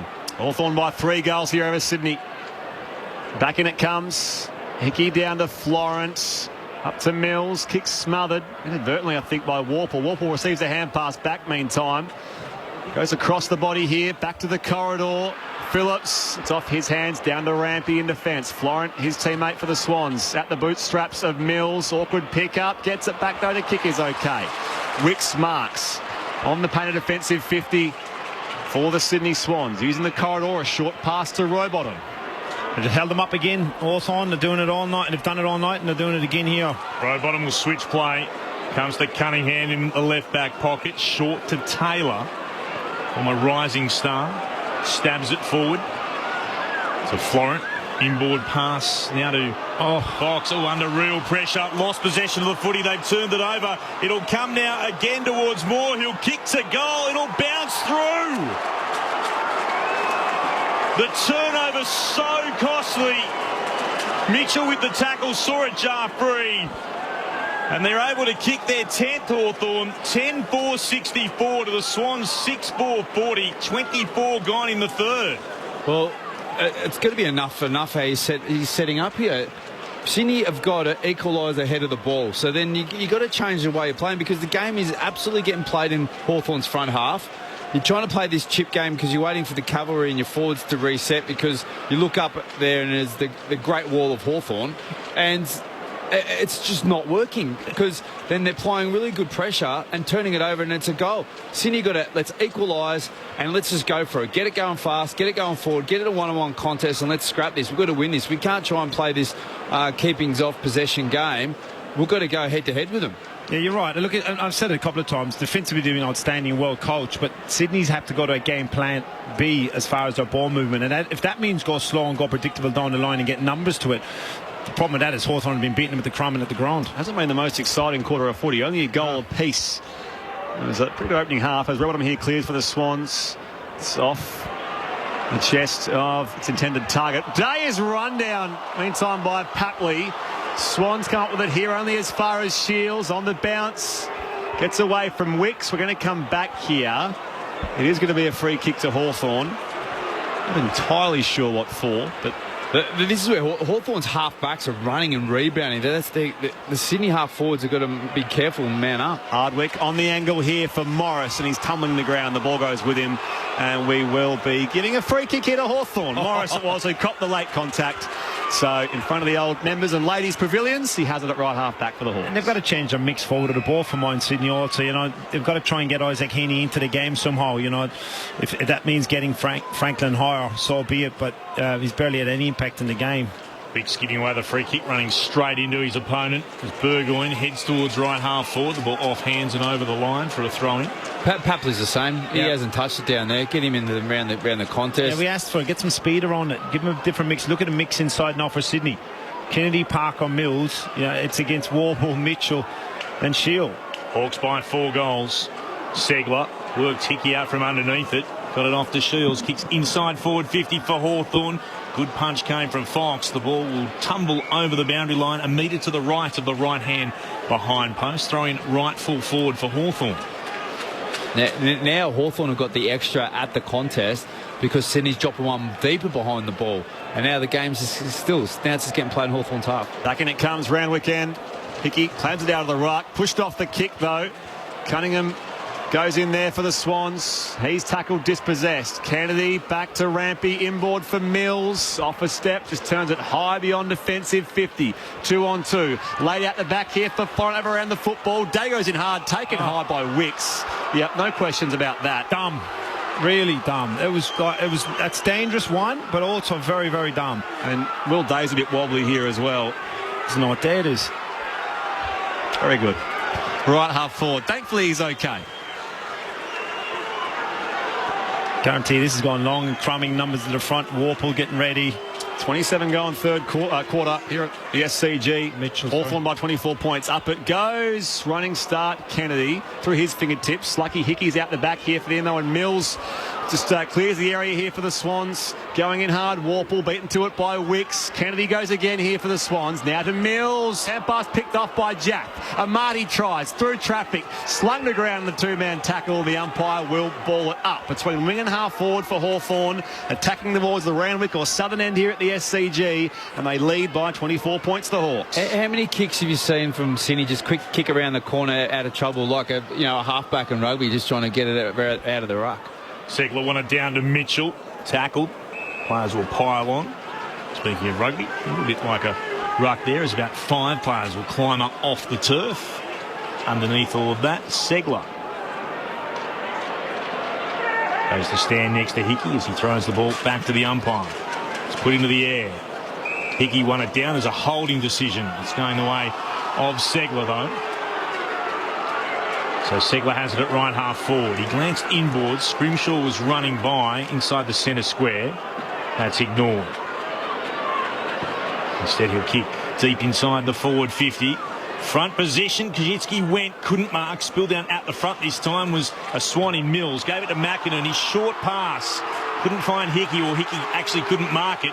Down to Mitchell. Mitchell puts it back inside forward 50. McDonald up defensively. Takes the mark just forward of full back for Sydney. He plays on. Goes on the angle beyond defensive 50. Parker in the hole, Impey coming the other way. Parker gets there first at ground level. Lost it in the tackle, however. Now they come away with it through Bell to Dawson. Parker again up the outer side. Papley marks. It can slow things down just behind the wing at right half back. He wants to come inboard though for Mills quickly. And now McDonald again nursing a kick up the line. Heaney just forward of halfway. Swans need an opportunity late in this third quarter. It's very late in this third term. Heaney plays on. High ball inside forward 50. Where's the marking target? Not there. Frost completes the intercept mark for the Hawks. 35 from defensive goal, and that will be it through 3 quarters of footy here at the Sydney Cricket Ground. Hawthorn 10-4-64. The Sydney Swans 6-4-40. Goal kickers in this game so far. Firstly, for the Hawks, and I mentioned there weren't many goals, only one apiece for either side in that third quarter of footy. Kajitsky has 2.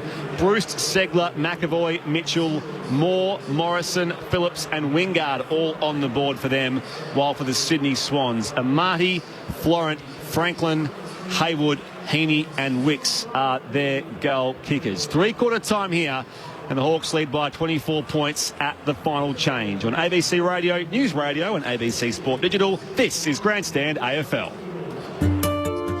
Conversations. As a journalist in China, were you under surveillance by the state? Spend an hour in the life of someone else. We always worked on the assumption that the ABC Bureau office would be bugged. Someone who has seen and done remarkable things. So I didn't want to leave at all. I felt safe. And then at midnight, knock on the door, 7 state security police. Hear the latest conversations. Weekday mornings from 11 on ABC Radio. And follow on the ABC Listen app or wherever you get your podcasts.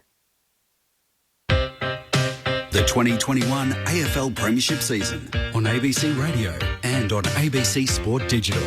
Back out wide to Lloyd. He can put them back inside forward 50 and finds the chest of Wicks, who copped a late shove as well. Is it going to be 50? Yeah, I think 50. It will. Yeah. Sam Wicks is marched all the way to the top of the goal square. The young lad from Manly makes no mistake. Jab. Oh, hit it at pace. Beautifully gathered. Then shows a clean pair of heels. Kicks towards left half forward. McAvoy's there. Gathers on the bounce. Gets tackled. Just got a hand pass away. It came again to Moore. Hand pass to Jab, who continued his run. He's at left half forward. He's wrapped up. Tackled holding the ball. Great tackle, Patley. To Florent. Inboard pass now to Fox, under real pressure, lost possession of the footy, they've turned it over. It'll come now again towards Moore, he'll kick to goal, it'll bounce through. The 2021 AFL Premiership season on ABC Radio and on ABC Sport Digital. The result of that low-scoring third quarter means that Hawthorn are neither better nor worse as far as where they're at in this game. Led by 24 points at half-time. 24 points is the 3-quarter time margin, although because there's only 1 quarter to play, they do control the game here, as they've done through most of the evening here at the Sydney Cricket Ground against the Sydney Swans. Brett Sprigg alongside Clint Wheeldon, Ryan O'Keefe and Ty Keneally, our experts. More from them shortly. A reminder, of course, that your texts are always welcome. 0437 774 774. I'll get to a few of those in a sec, but a reminder, of course, if you are listening to us in Victoria and you'd like to hear more about what's happening with the wild weather, you can tune in to ABC Radio Melbourne on the Listen app for regular network programming and important updates as well. But here, there is a quarter to play at the SCG, and it's Hawks by 4 goals. In fact, just as you were speaking about rugby earlier, Ryan, rugby league here, the Sharks 19 beat the Panthers 18. A Sean Johnson field goal in the 78th minute was the difference in the end, and the Sharks hang on to beat the Panthers, who now suffer back-to-back losses after having been previously unbeaten through the first 11 or 12 That's rounds. because half their team play in Origin. Yeah, move on. I've had enough of that sport. It's been played all week. What do you make of Friday night football, the real games in town? It certainly is. Is there enough time left in this game for the Swans? How do they go about finding their way back in this game? They can't for me. I don't think they play like this. No, John's got to throw up the Magnaport and basically see what lands, because he's tried a couple of mixes with the personnel. He's tried putting a forward in. He's tried to get the forwards back out. He's tried a different mix. For mine, it's just trying to get the mindset right, which he hasn't been able to do from half-time perspective. I talked about their ball movement. Sydney used the ball really well coming out of their back line. They haven't been able to do that tonight. Hawthorn's defence has been outstanding the way they've pressed the ground and closed the ground up and closed the space up in the forward half of the ground, and that's off the back of their stoppage work, getting the ball forward, which gives them some territory in the front half of the ground, which allows them to set the ground up in front of them, and that's what they've done well. And for me, Sydney looks like they can't move the ball at all. It's because they're looking up and they're spared Hawthorn numbers ahead of the ball. What the Swans need to do is, let's make this a one-on-one. If your opponent's there, you go there. Let's even up ahead of the ball, and then you can have confidence just to take the game on, go, and if in danger, just kick it long, because it's going to be a one-on-one contest, and play the game in our half and go with some speed. This chipping around. Yeah, it's hard to change that tactic when I agree. You can say, hey, we're even ahead of the ball. You get the ball, you just go towards goal, pin the ears back, and let's run, let's go health. Well, if you... That's from you've got nothing to lose. Yeah, you've got absolutely nothing to lose. From a stoppage perspective, they can. I think they've tried it, but it's more the ball use. And they haven't been able to move it at all from half back, which they have been good at all because there's a wall of Hawks there. Because the Swans are getting high, they're investing numbers up. When they win the ball, they've got nowhere to go. They're doing these quick kicks out to outnumbered Hawthorn. It's not working. You've got to change the way you're going about it. I think Hawthorn just keep doing what they're doing. Yeah, exactly right. Their inside mids have been outstanding. Mitchell and CJ at half-backs been, and you said it during the game, during the last quarter, their half-backs have been very dominant. They've got to try and get Isaac Heaney into the game from the Swans' perspective, and Papley. Tom Mitchell's had 29 disposals to three-quarter time. Jathwy 23, Howe 21 and Warple 17 for the Hawks. The leading possession getters for Sydney. Parker with it 25 times, Rampy 24, Mills 23, Lloyd 21 and Kennedy with 19. Overall disposals, Hawthorn 286, Sydney 268. The contested possessions, the Hawks 89 to 72. The clearances to Sydney 32 to 31. The marks to the Hawks 55 to 51. And the free kicks, most interest to people listening around the nation, 21-8 to Hawthorn, but there's no reason they have to be even. Parity's not what it's about here. No, and they're there. I don't think there's been a dubious one out there. They're there because Sydney are second to the ball. Hawthorn are harder, they're putting their head over the ball, and they deserved everything they got. Yeah, that's not the story of the game at all, and it shouldn't be. We shouldn't have almost talked about it, because the story of the game is Hawthorn's ability to hit the game hard and hit the opposition hard, and they've jumped Sydney, and Sydney been unable to respond. The Swans have an opportunity to go top 4. Time is running out for them. Last quarter underway. Now the Hawks on the cusp of win number 3 for season 2021. Segler gets the hand pass out to O'Meara on the follow-up, and now Warple thumps it towards 50, getting back with the flight of the footy. Hewitt at half-back for the Sydney Swans. Draws the player quickly, and Dawson takes them on with a kick through the corridor. Out towards a 2-on-3. Swans are outnumbered. Amati through the air, lays a tackle at ground level, and the umpire will ball it up. Yeah, I think Razor Ray's doing the slide, isn't he, on Queen's birthday Monday? Dean says, will he be a minion or a one-eyed minion? He's been dreadful tonight. Gee whiz, Dean. 0437 774 774. Always appreciate your thoughts, wherever they are, wherever they come through. It is almost worth talking about, just to explain to people that you look at the clear number. That's not a genuine reflection of what we're seeing at all. Sydney had the ball in the middle of the ground. They looked to hack it forward. Wicks over the top, couldn't get it. Frost looked to work it out for the Hawks. Gave it to O'Meara, tackled immediately. Ball up will be the call just inside the centre square defensive side for Hawthorn. And a story on Razor Ray quickly that his parents are Salt Melbourne supporters. I had a chat to him before a game about 2 years ago. Okay, there you go. Segler flew over the top of the football. It's been held into him. Rowbottom was in there for Sydney. Will ball it up once more. Stacey and Ballarat, appreciate your kind words. Throwing up, one down by Hickey. Comes towards Mills, got taken high. Will get the free kick. The Swans will want to take the advantage. Rowbottom kicks long towards full forward. Jaff's there again. How good is he? Time and time again tonight, when required for Hawthorn, he's been in the right spot and made the right decision. No change to the score. Well, just the minor score, I should say. 2 minutes gone in the fourth. 10-4-60 for the Hawks. 6-5-41 the Swans. He's absolutely been brilliant tonight. Burgoyne drives it long beyond defensive 50 for the Hawks on the kick out. Segler can't finish off the mark. Bruce out to Jaff.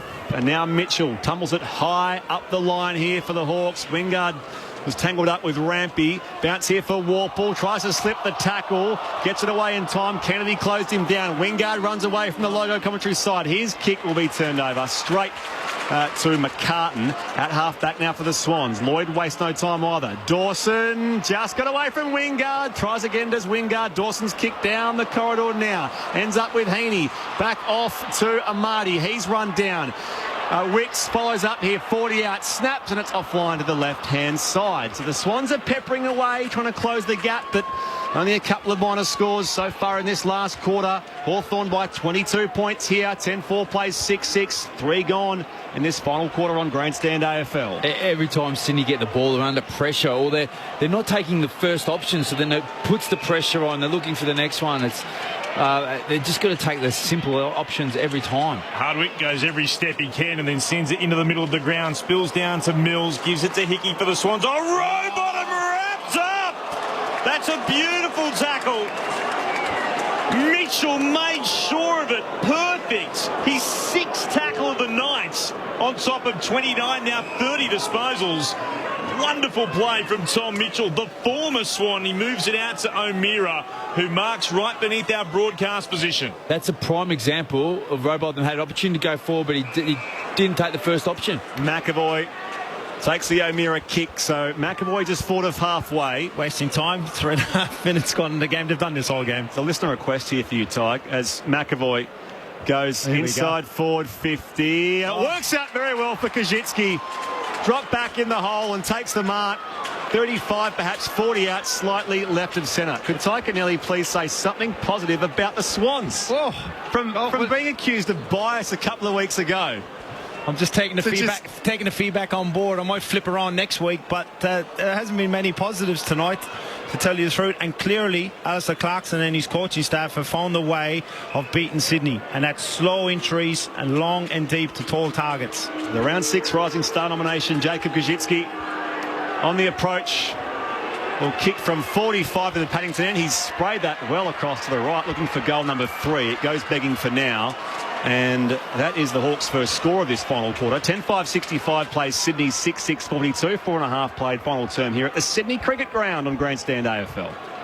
Well, Tig, it's a bit hard to pick something positive out of this game from the Swans. Well, like I said, 3/4 time, they haven't gone away all year, Sydney. So that's the one positive with them, that they have responded in games. Lloyd kicks long, defensive point of the centre square. Kennedy took an uncontested mark, moved it out to the wing to Parker. Kicks Sydney to right half forward to Heaney. Couldn't mark under pressure. Keeps going. Frost was able to get a tackle on, but not before he hand passed to Wicks. Kicks towards Hickey. Couldn't mark. Spoil came in from the Hawks from the side. Shields is able to clear. Long beyond defensive, 50 towards left half back. Frost elects to soccer off the ground. Scooping it up, Wicks. Has it for Sydney again. Got away from Phillips. Kicks towards Franklin. I beg your pardon. Out is Bell, and Bell marks it right half forward. Got to get it in, too slow. Bell will need to pump it long. Here he does go looking for Franklin in the right forward pocket. Got a hand on it, won it down. It's there again for Parker. He's wrapped up. Ball up will be the call. Right full forward for Sydney. Good tackle came from Shields.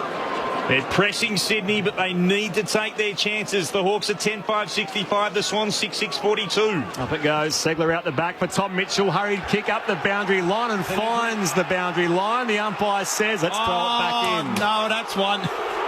That's a shocker. That's there one. You go. That was Ray Chamberlain too. I know we don't like talking about him too much, but that's not consistent what's happened to the game tonight. John Longmire's face says it all. Mouth agape. We throw it back in at right half forward here for the Sydney Swans. Warple trying to beat Kennedy to the football. Rampy coming the other way here. Bobbles up here for Kennedy. Loses it in the Newcomb tackle. Ball still alive here. Kennedy bursting through for the Swans. Nice no-look hand pass away for Parker. Thumping kick up inside forward 50. Jaff is back there. Jaff plays on for the intercept. Has a bounce, thinks about the second. Kick up towards the O'Reilly wing, but it goes straight onto the chest of Justin McInerney of the Swans. Franklin felt sure he was being infringed by Frost. Well off the ball a moment ago. Meantime, Hawthorn go forward. This is Newcomb kicking inside forward 50. Not a great kick. Getting back there first is Rampy. Hands it off. McCartan will kick the on-defensive 50. Stretching Phillips. He can't mark. Swans through McDonald. Dive on the football. Then it's held to him. Umpire will ball it up. Now's the time, Sydney. They've got to get a move on. Now they've got a bit of the momentum in hand, so they've got to capitalise and get that ball in there and get some scores on the board. But CJ's been fantastic. Daniel Garb on the boundary very shortly as Segler goes up in the ruck unopposed. High ball inside forward 50 here for the Hawks.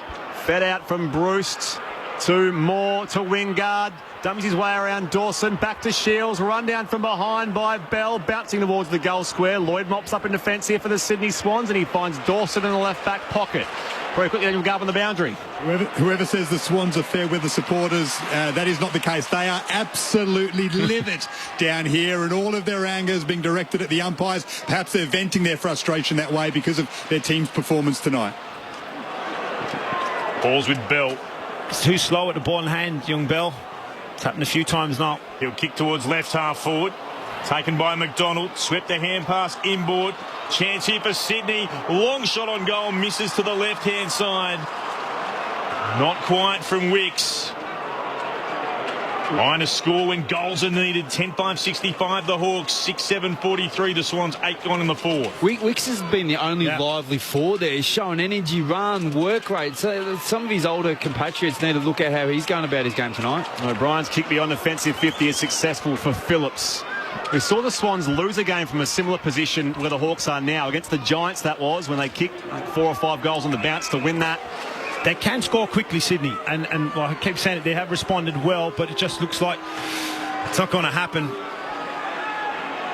Bruce up the commentary side. Whoa! Took his eye off the ball. Through the air, O'Meara. And McCartan coming the other way is actually worse for wear. O'Meara plays on here for the Hawks. Towards a 2-on-1. Numbers in defence here with the Swans. Out the back, though. Dawson fumbled. And Shields comes through to finish it off.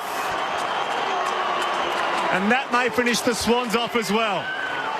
Hawthorn are out by 28 points. 11-5-71. Sydney 6-7-43. 9.5 played. Final quarter here on Grandstand AFL at the SCG. Ricky, you asked for what O'Meara brings to that team. I was going to say same thing. The 2 contests we saw just in front of us, what he brings, and the rest of the team jump on board. Like that's impressive. Mate, he's a number 1 draft pick for a reason. Like, he's hard, he's a hard kid, but he's also got that skill on outside. Like, he's a gun, he's an A-grader. He's made a massive difference to the mix of the insides for the Hawthorn. Look at that. Oh, that is tough and hard. That is brilliant. He hasn't taken his eye off the ball. Any young aspiring footballers come out, that's how you keep your eye on the ball, and that's what tough and bravery is about. Lockie in Warrnambool, loving the call. Lifetime Hawks supporter and hoping for a good start to my birthday long weekend. I think you'll get it, Lockie. I mentioned Stacey. For Shane, I wonder if it's from or for Shane and Colac. Never give up. The Hawks will live again. They certainly are. Umpire spotted a free kick. It'll come to McAvoy, the captain for Hawthorn. On the ruck contest, stands defensive side of the centre circles, glance to the right. He'll go to Newcomb if he wants to on the logo, commentary wing. That's ignored. He'll put it into the right forward pocket. Long kick there. O'Brien came at it, couldn't mark. Spills to ground. Chance to get it away here. McCartan gave it to Rowbottom. Hand pass too much for Fox. Now a chance for Dawson. Working it forward to Wicks. Back to Dawson again. They'll run to centre wing. Oh, he dropped the footy. Bounce back to him. Fortunately, he was able to knock it on to Hickey. Luck is a fortune. Sydney move it to Heaney at left half forward. Wicks continued his run. Couldn't gather the bouncing footy. Mitchell's there to mop up. Sweeps it forward to Impey. Back down the O'Reilly wing they go, and a lovely pass is able to find Kajitsky, who marks on true centre wing. The Hawks are 11-5-71, Sydney 6-7-43, 11 gone in the fourth. This is Sydney not taking easy options, going forward, playing a game in their half. Kajitsky comes up the line here. Rampy, though, deflects here for the Sydney Swans. Kicks to the contest. Daya McDonald at the drop. Kennedy lays the tackle. And we will ball it up at centre-half forward here, Paddington end. That's Howe gets up underneath all of that. Dawson had a prime opportunity to get it to a one-on-one forward. They're being gun-shy. Buddy Franklin's just he's getting no supply. Hawthorn nearer to attack here. O'Meara wrapped up by Kennedy, and again the umpire can't split them. So they keep a 28-point lead here, the visitors. Hawthorn in control of things over Sydney. 12 gone, final term. Yeah, Papley, Heaney, Franklin, 6. Franklin 7 possessions for Papley and Heaney 8. House Soccer's inside forward 50. It'll come eventually to Moore. Bruce did really well to give it to him, and Moore kicks his second. Showtime for Hawthorn under the bright lights at the SCG. They're making this their home. Playing here twice in the past 3 weeks. 12-5-77 the Hawks. Sydney 6-7-43. 12 gone in the fourth. They're about to end what has been a 5-game losing streak, Hawthorn. Well, they're just playing brilliant footy, Hawthorn. They're playing a side that you wouldn't think sitting at the bottom of the ladder, not bottom, the bottom half of the ladder. They're playing second last before tonight. Yeah, well, second last, close there. They're working hard. They're winning the contest. Their foot skills and finishing skills. Look, 12-5. That's making the most of the hard work and capitalising. If you just only saw them play tonight, you think this side's in the top 4. And not a stoppage goal, disappointing. You look at the 2 defenders there, and George Hewitt and Oliver Front as a winger, just watching Moore run past them. From the restart, Amati in the ruck, opposed to McAvoy. Still waiting for a clearance. A free kick here for a hold going Newcomb's way. The debutant tonight, what do you thought of him? He's been very serviceable. He's done his role. He's come in and done the job that he's drafted for. Sort of half shank that kick. Although it works out okay for Shields on the bounce. Gets it back to O'Meara. Goes deep inside forward 50. Hewitt reaching for it in defence for the Swans. Little hand pass with McCartan, and Hewitt decides the best course of action is to step out of bounds deep in the right forward pocket. He's done more than a good job. He's had 11 disposals and 13 tackles. He's a bull. Someone said it was Ollie Wines, Connor Nash at Hawthorn. He's an Irish boy, I don't know. I rang him up asking him about information. He said he's Ollie Wines, he's a bull. 13 tackles, 11 disposals, debut. He's a beast. 13 tackles. Umpire spotted a free kick. It's going Hawthorn's way in the right forward pocket. Taken high is Phillips. At least a remarkable goal from here earlier on in this game, but he's got a better angle this time. Yeah, it's there. Yeah. It's totally there. This is what happens when you're second to the ball all night. He'll head it towards goal. Phillips snaps. I reckon it's through. No real celebration. Umpires confer. It is a goal. That was very casual from Phillips then. He didn't get excited about it at all. He's kicked his second. The Hawks have got their 13th. 13-5-83. The Sydney 6-7-43. 14 gone in the fourth. Daniel Garber's downstairs. The exodus has started. The Sydney Swans fans leaving the SCG en masse. There's a pocket of Hawthorn supporters sitting right next to the goals where that one was kicked for the Hawks, and they are up and standing and celebrating their team because they have a win here at the SCG. I'll tell you what, I've been sitting next to the Hawthorn bench. You could tell from the first 5 minutes they set themselves for this game. The way they were cheering each other on, the way they were celebrating goals, they had a steely look in their eye. It's as if Clarko got them together and said, let's shock the world against us this weekend, and it's been that siege mentality about them that's got them through this game. Yeah, Chris summed it up on the SMS. Who said the Hawks are unwatchable? Hawks playing the best footy of their season tonight. Oh, by some margin, Chris. Yeah, 0437 774 774. Lloyd tries to trap it here for the Swans. Bore away, though, by O'Meara. Goes inside forward 50 again. Phillips spins through a tackle from Fox. Hand pass picked off by O'Brien. Back to O'Meara. 35 out. It drops for Bruce in the pocket. This is getting embarrassing. Yeah, that was O'Meara again. Center clearance. Walk it, go forward. It's work rate. They're just jumping on the back of his bandwagon, on the back of him. And It's been impressive to watch. Bruce with a tumbling chest mark right full forward. He'll open up the angle here and maybe fancy himself on the left. Oh, you put this in. He doesn't miss from here.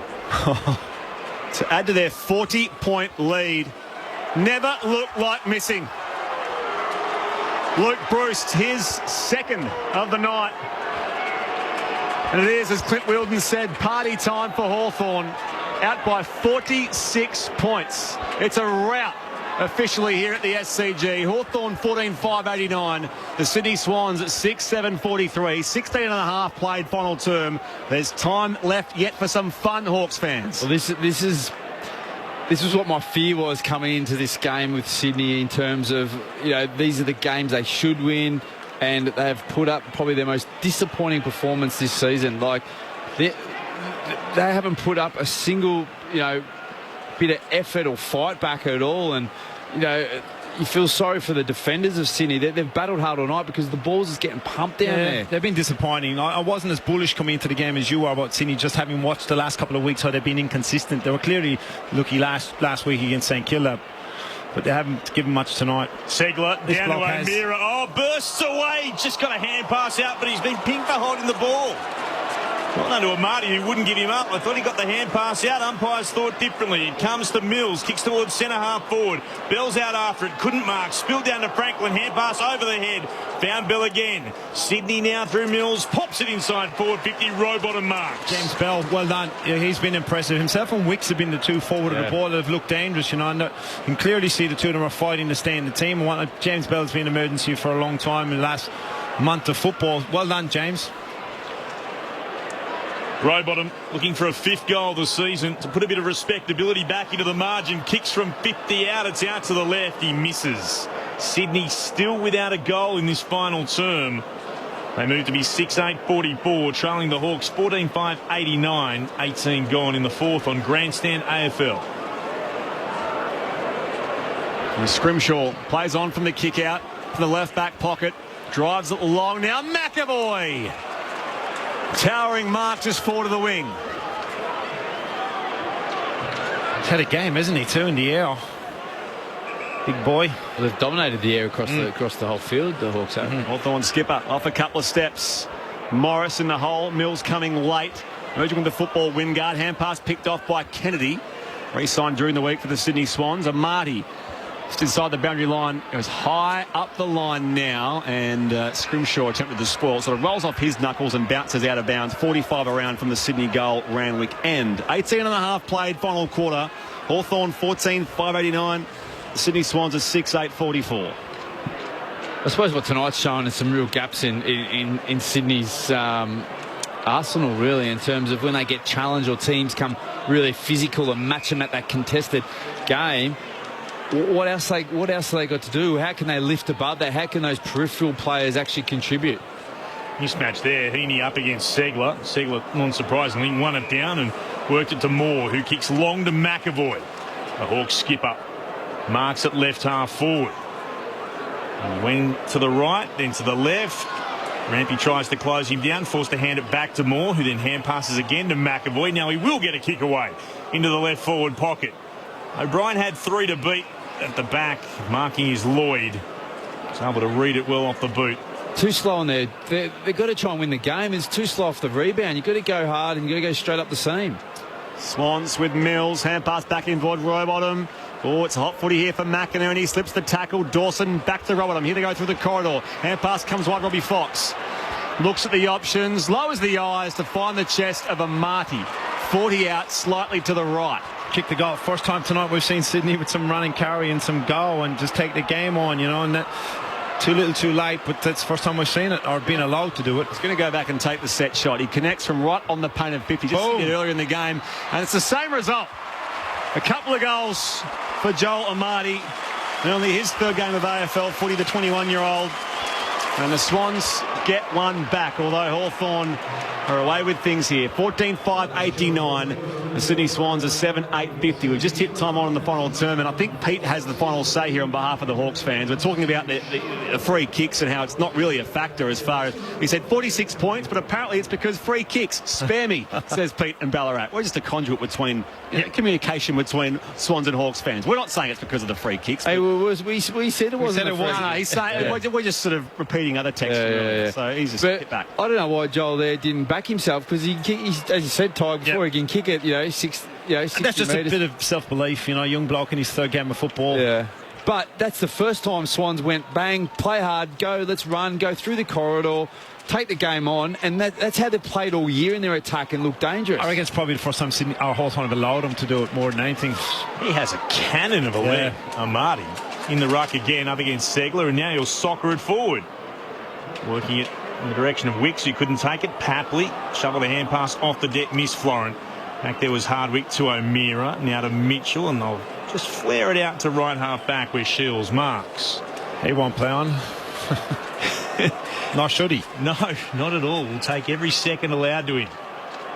Hawks, after losing their past 5 and just 2 wins for the season, they'll enjoy tonight. They should soak this up at the moment as it kicks to the outer side, off hands. Bruce gathered and then was tackled. It's been locked in.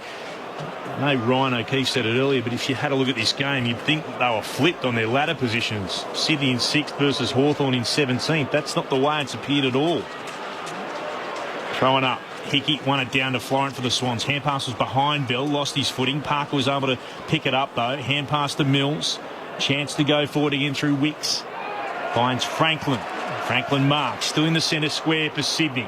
Kicks long into the left forward pocket. Juggling it. Amati couldn't mark. Spilled down to Day. Got a hand pass clear for the Hawks to Phillips. Hand pass again to Newcomb. No one's had more tackles on debut ever. He's had 13 plus tonight. To Segler. Now to Jath, who could go away down the outer wing. Shows a clean pair of heels. Now kicks up inside forward 50. Lloyd gets back and takes the intercept here for the Swans. In the left back pocket. On the 45 here for Florent. And up through the centre circles now. McDonald back to Rampy. Dummies a hand pass. Now comes out wide for Mills. Standing start. Hickey marks despite Segler coming in late. Just thought of halfway here for the Sydney Swans. They trail by 39 points. Heather in Barara Heights asks, did Hawthorn have a bye last week? Yes, they did, Heather. Had beaten by Gold Coast the week before that at this very ground, and here they are revitalised and certainly had the better of things tonight. Luke Parker has it 65 from the Swans goal. Pokes it further on for Josh Kennedy. He's 60 out. Now comes inside forward 50. And he finds Taylor 45 out on a 45-degree angle to the left-hand side. He's going to back himself in from here. Well, he might make the distance. He's going to be right on his limit here, Lewis. He's going to have to, because there's about 17 Hawks players in the defensive field. The rising star of 2014 plays on around Newcomb on the mark. Shies on goal from 35 and misses near side to the left. Sydney 7-9-51, Hawthorn 15-5-89. It's the Hawks by 38 points, 24 gone in the 4th term. I want to give credit to great Sir Swamp Thing for that previous stat, by the way. Didn't get a chance during play. Yes, no one has had more than 12 tackles on debut in a VFL AFL game of footy. Newcomb has had 13 tonight. Oh, Hardwick's kicks a shocker. Jath was set a real challenge, had to dive on the football. It's been locked into him. No prize, so fortunate the Hawks to get away with that. It'll be a ball up instead. Tackle coming from Wicks for Sydney. So in the right forward pocket here for the Swans. It's thrown aloft by the umpire. One down by Segler. Ball pinballing around and Marty tries to gather. Segler knocked him off it. Ball's now over the boundary line. It'll be a throw-in. 45 out from the Swans attacking goal. They're kicking to the right of our broadcast position. The Randwick end in this final term. And they trail. They're 7-9-51. The Hawks 14-5-89. 25 gone in the last. Back in it comes. Amati up in front of Segler. Snatched out of the ruck by Segler.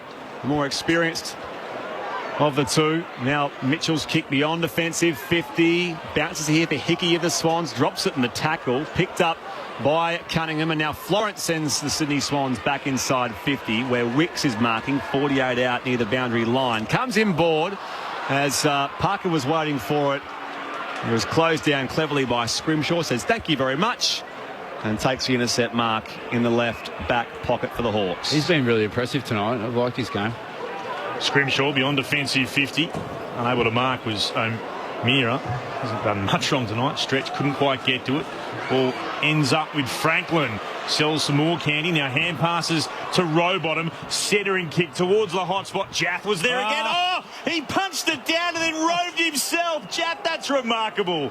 And the kick now from Frost towards right half back. Shields collects the bouncing footy. Back to Moore.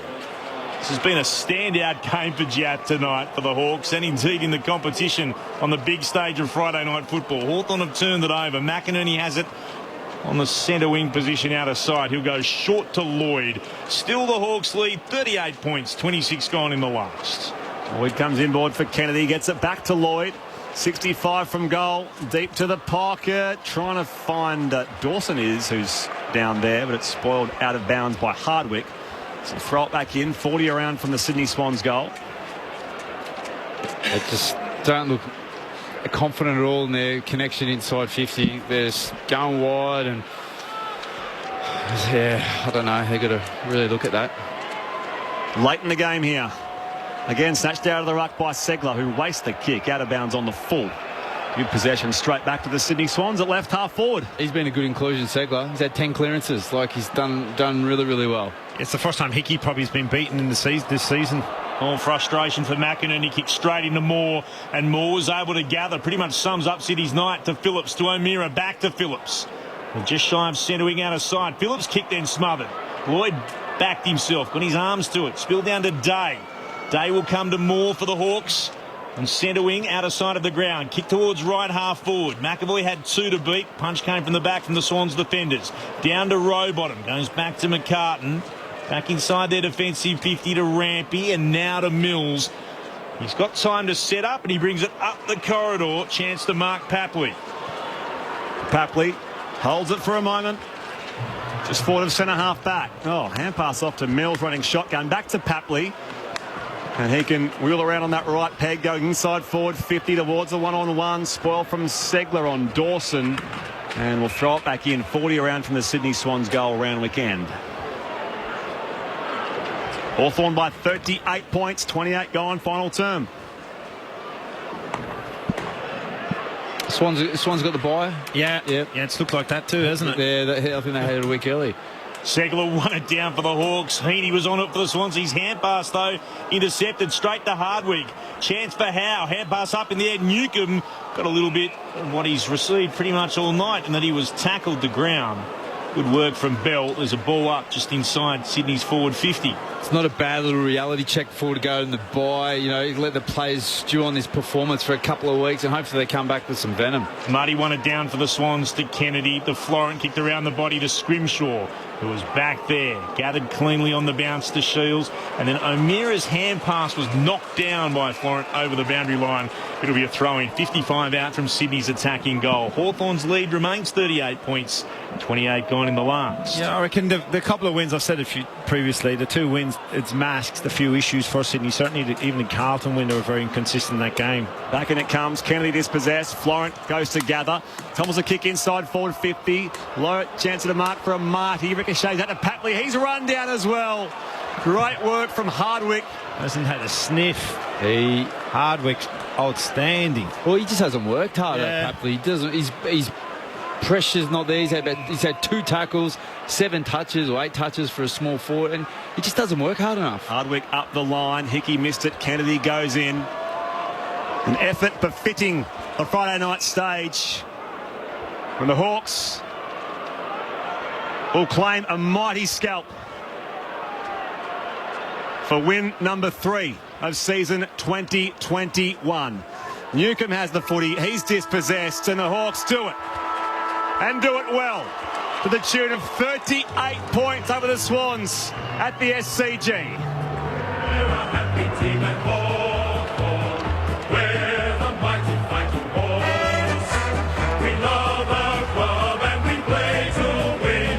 Riding the bumps with a grin at Hawthorn. Come up, may you find us striving. Teamwork is the thing that talks. One for all and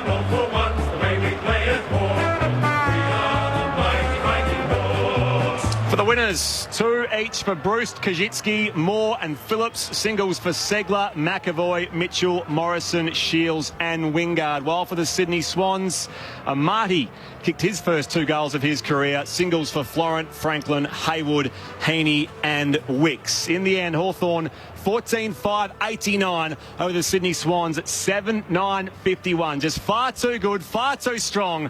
And the Hawks win it over the Sydney Swans by 38 points. We're a happy team at Hawthorn. We're the mighty fighting Hawks. We love our club and we play to win. Riding the bumps with a grin at Hawthorn. Come what may, you'll find us striving.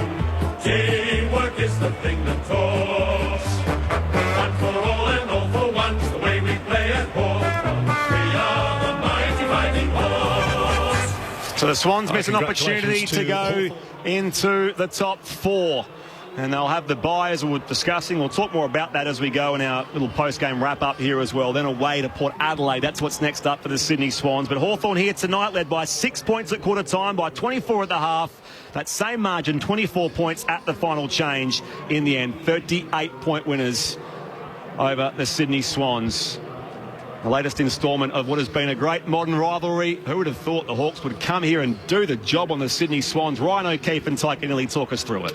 Well, yeah, this is totally flipped how it should have played out on paper, but we all know what paper's good for.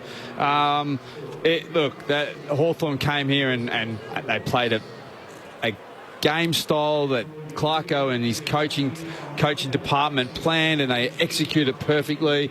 They said, we'll go head-to-head in that contested possession, Sydney, but we'll be able to just control your ball movement, stop your ball movement and your run off the back. And they were just harder, and they worked, not just harder at the contest, they ran harder, they worked harder. Their half-backs just kept just running off and linking up with Impey and Jath and Scrimshaw, and these guys were fantastic. And then, you know, the big guys that came in, like Segler was fantastic. McAvoy took like 5 contested marks.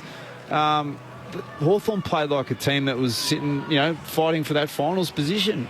Sydney were, if they keep that up, they looking like they're just making up the numbers in the top 8 at the moment. Yeah, it's a disappointing loss, but I said it during the call that there's been a few things just watching the games closely. Certainly the Carlton and the St Kilda game, the wins have masked a few things that have been going on with Sydney. They've been playing inconsistent, and certainly their key defensive, they're down a key defender. And I know in the reserves they've been playing Nick Blakey at centre half back because of the height difference, the height needed. So they're certainly down a key defender. But it's got to be all Hawthorn. Like, we talked about it at half time. It's a 2-horse race, and the form guide coming into this game is that Sydney would, don't bother turning up Hawthorn. And that's probably a bit of the mindset I think the Swans probably had coming into the game, that the fact that they just had to turn up and they were going to win the game. But we saw very, very early in the piece with O'Meara and Mitchell and Warple's hitter on the ball, and certainly Hawthorn's tactic of slow entries, slow ball movement, long high, numbers to the front. The crumbing has been outstanding all game, and they came with a clear plan to win the contested footy and to make it a tight, and to move the ball slowly into a contest, getting some numbers around it, and the players executed. It clearly shows that we all know Clarko can coach, but it clearly shows that he's still got the players that execute a plan that he can with to actually play this way against Sydney at home. And look, the Swans will be disappointed. They'll bounce back. You know, they've shown the way they can play football, Sydney. I'm not too worried about them. It's the last game of a young team after having a strong start to the season, 8-5 at the bye. They'd be happy with taking that. So, definitely. If you said that at the start of the year, that's right. You'd take that. It's probably just, you're right, Tiger. It's probably they've just been grinding their way to the bye, and it's probably come at a perfect time. They need to just recalibrate, rest up, have a good look at the way, why they win and why they lose, and it's pretty clear. So, look, I think it's a good. Yeah, they'll come back, and look, John's a great coach as well. Like, as we're talking about Clarko, he'll get him back, he'll get him primed, get him in that mindset, knowing that, hey, our mindset was off tonight. This is for our next game.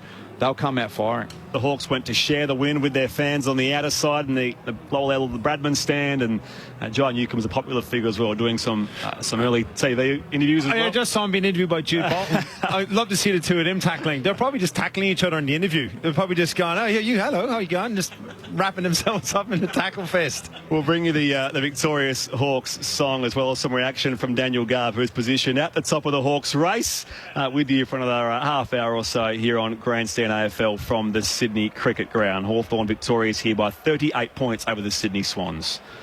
I won't get the votes for much longer, but who is doing the votes tonight? Let's decide right now. I'll do three. I think you're going to 2 and 1, Ryan. Yeah, okay. Are we doing that actually? Are we doing that? No. Toss a coin. So what? You're doing 3. Yep. And he does 2 and 1. Yeah. Okay. That makes it very hard when you're filling in the spreadsheet about. I know it's supposed to be one name attributed to the votes, and also when we look at the coaches' votes on Monday, we want to know who to blame if they're not right. They're going to rock off for the votes. Oh, I've already written mine down. Yeah, I don't need to write them down. I've got everything in between these two big ears. I'll take Pebs. Oh, favouritism. Oh. He's given some good votes. He sits closer to it. He's in good form. So with that, Hawthorn essentially equals 16th with Collingwood, each on 12 premiership points. They haven't climbed an awful lot much higher despite the win here. And Sydney, as I say, missed an opportunity. They're now in that sort of pack of teams, despite having now played the extra game. So Brisbane with the bye and Port having played last night. Their biggest win of the season. It's not the ladder. It's not the ladder position for Hawthorn. No. It's the way they've gone about it. And that's what we said at the start. You weren't worried about where they are because they've got a clear plan on where they're taking their team in their list. And if you look at from tonight, you go, geez, yep, we're happy on our rebuilding phase. We've got some really good young players coming through, some really exciting guys. And I know what I'd be doing. I'd be going Eddie Maguire and the gang down. I know Eddie's gone. I'd be going get 2 million and go straight to Clarko with it. And that is we know he can coach. We know, and we clearly know that. And it's. I just think there's a lot to this yet.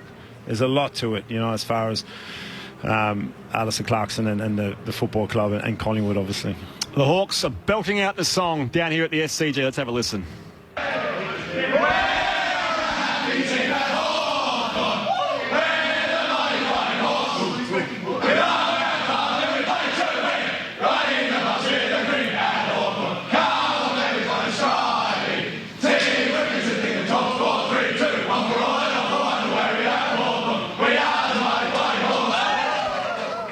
They are a very happy team at Hawthorn indeed. We'll hear from Jonathan Segler, I think we'll have very shortly with Daniel Garb. A couple of your texts. Hawthorn making a late run for finals, asks one rather facetious texter, I think.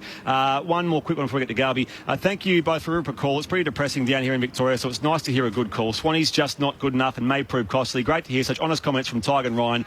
So much pleasure for me watching them both in their playing days, says Mike in Connerton. Thanks for your kind words, Mike, and appreciate you keeping your head up, particularly for those now affected by inclement or extreme weather in parts of Victoria as well. And a reminder, you can catch it on ABC Radio Melbourne on the ABC Listen app, where they're doing regular programming, I suppose, around those weather updates. Daniel Garb is down in the victorious Hawthorn camp.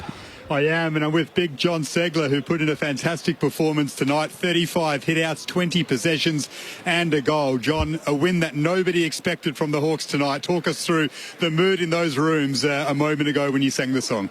Yeah, it was a bit of reward for a lot of hard work over probably the last month. It's probably gone unrewarded, so it was really good mood. Good to win, get a bit of reward, but I think quickly we'll move on, and we've still got a lot of hard work to do, really. Was there a special message from Clarko coming into this game? Was there a bit of a siege mentality, underdogs tag that he really relied upon to get extra motivation from you guys going into this one? No, I think it was we went back to a bit of our identity and DNA that we've probably shifted away from. So all week we just concentrated on that, and we knew that's a full 18-man thing on the ground, and if we did that, we are competitive against any side, and that's probably what's let us done. So we just went back to our identity and a bit of DNA, and it got us to victory tonight. And I think it's probably the first time this year that 22 contributors across the board. What about your own performance, John? You're up against a ruckman who's been in fantastic form all season long in Tom Hickey. Did you set yourself for a different challenge and a big performance against someone that you knew was full of confidence? To be brutally honest, I didn't know I was playing till that breakfast table this morning. I sort of rolled an ankle about 6 weeks ago and played a couple of AFL games, and then Ned rolled his ankle and it was a bit of a swap. So I've played against Tom a fair bit, I think, from under 18, so that didn't really worry me. Once, I think, you've been around for a while, you sort of get to know your opponents. But I think everyone set themselves for that real steely resolved defensive game, and I think just flowed from there. We were blown away by the performance of Chankuth Giath in defence. He seemed to give you so much energy, and he was fantastic down there tonight, wasn't he? Yeah, I get tired watching him, to be honest. Yeah, I'm 30 and he's 21 and he runs like the wind, and yeah, he's only going to get better because he's starting to learn how to harness that explosiveness, and he's quite composed with the ball now, because you want him to be explosive in defence. When he gets the ball, it's a very hard thing to flick the switch and be composed all of a sudden, and he's starting to get that. So the more games we get into here, and we had Will Day back tonight, who, you know, is this future star of our footy club off a half-back flank. You know, things are bright. It's going to be up and down, and we've got to ride the bumps, but if we bring our effort, even if we get beaten, then we can't really complain too much. Big John Segler, the Hawthorn ruckman, is with us here on ABC Grandstand. He's got the headset on, so the commentary team is ready for you, John, upstairs. Yeah, John, Ryan O'Keefe here. Congratulations. And look, sometimes when you're not prepared and think too much about the game, you get thrust in, you play a great game, and I thought you did. How much confidence did you have as a ruck when you know you got ground level players? You had Mitchell, who's obviously a superstar, and Amira and Warple. Looks like you inside mid set yourself up for a real hard battle against the Swans and really took it to them. Yeah, 100%. It's their one wood, to be honest. They're inside bulls, Luke and Joey, but to be honest, we've probably been poor in the midfield, and we're the most experienced line, and we've probably let our team down this year. So after the break, it was sort of 0-0, set ourselves again, and our midfield's probably filled with our leadership group, so we expect a lot. And you're right, we probably set ourselves for tonight, but that's the standard that we need to expect, and we can't rely on other lines to mop up our poor work. So, you know, forward half footy is what wins it these days, and if we're not winning clearances, it's quite hard to win. Yeah, Jonathan, Ty Kennelly here. Well done, mate. Great result. Hard to take as a Swans man, but you know, just a shock. The intent and the effort. You just mentioned it before. It was clear as day you've been wound up before this game to come to the Swans and beat them at their game, and obviously you've talked about the inside bulls that you had, and you'd left the team down. How good is it to have young Jago Mirovac? Yeah, like, I think everyone knows his ability, and he's just been dogged by injuries through his whole career.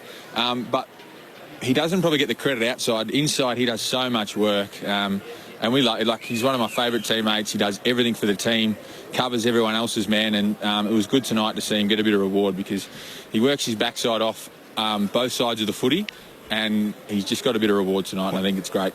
Was there a tactic tonight, just obviously the slow ball movement, but to target Sydney's lack of height in the defensive back six?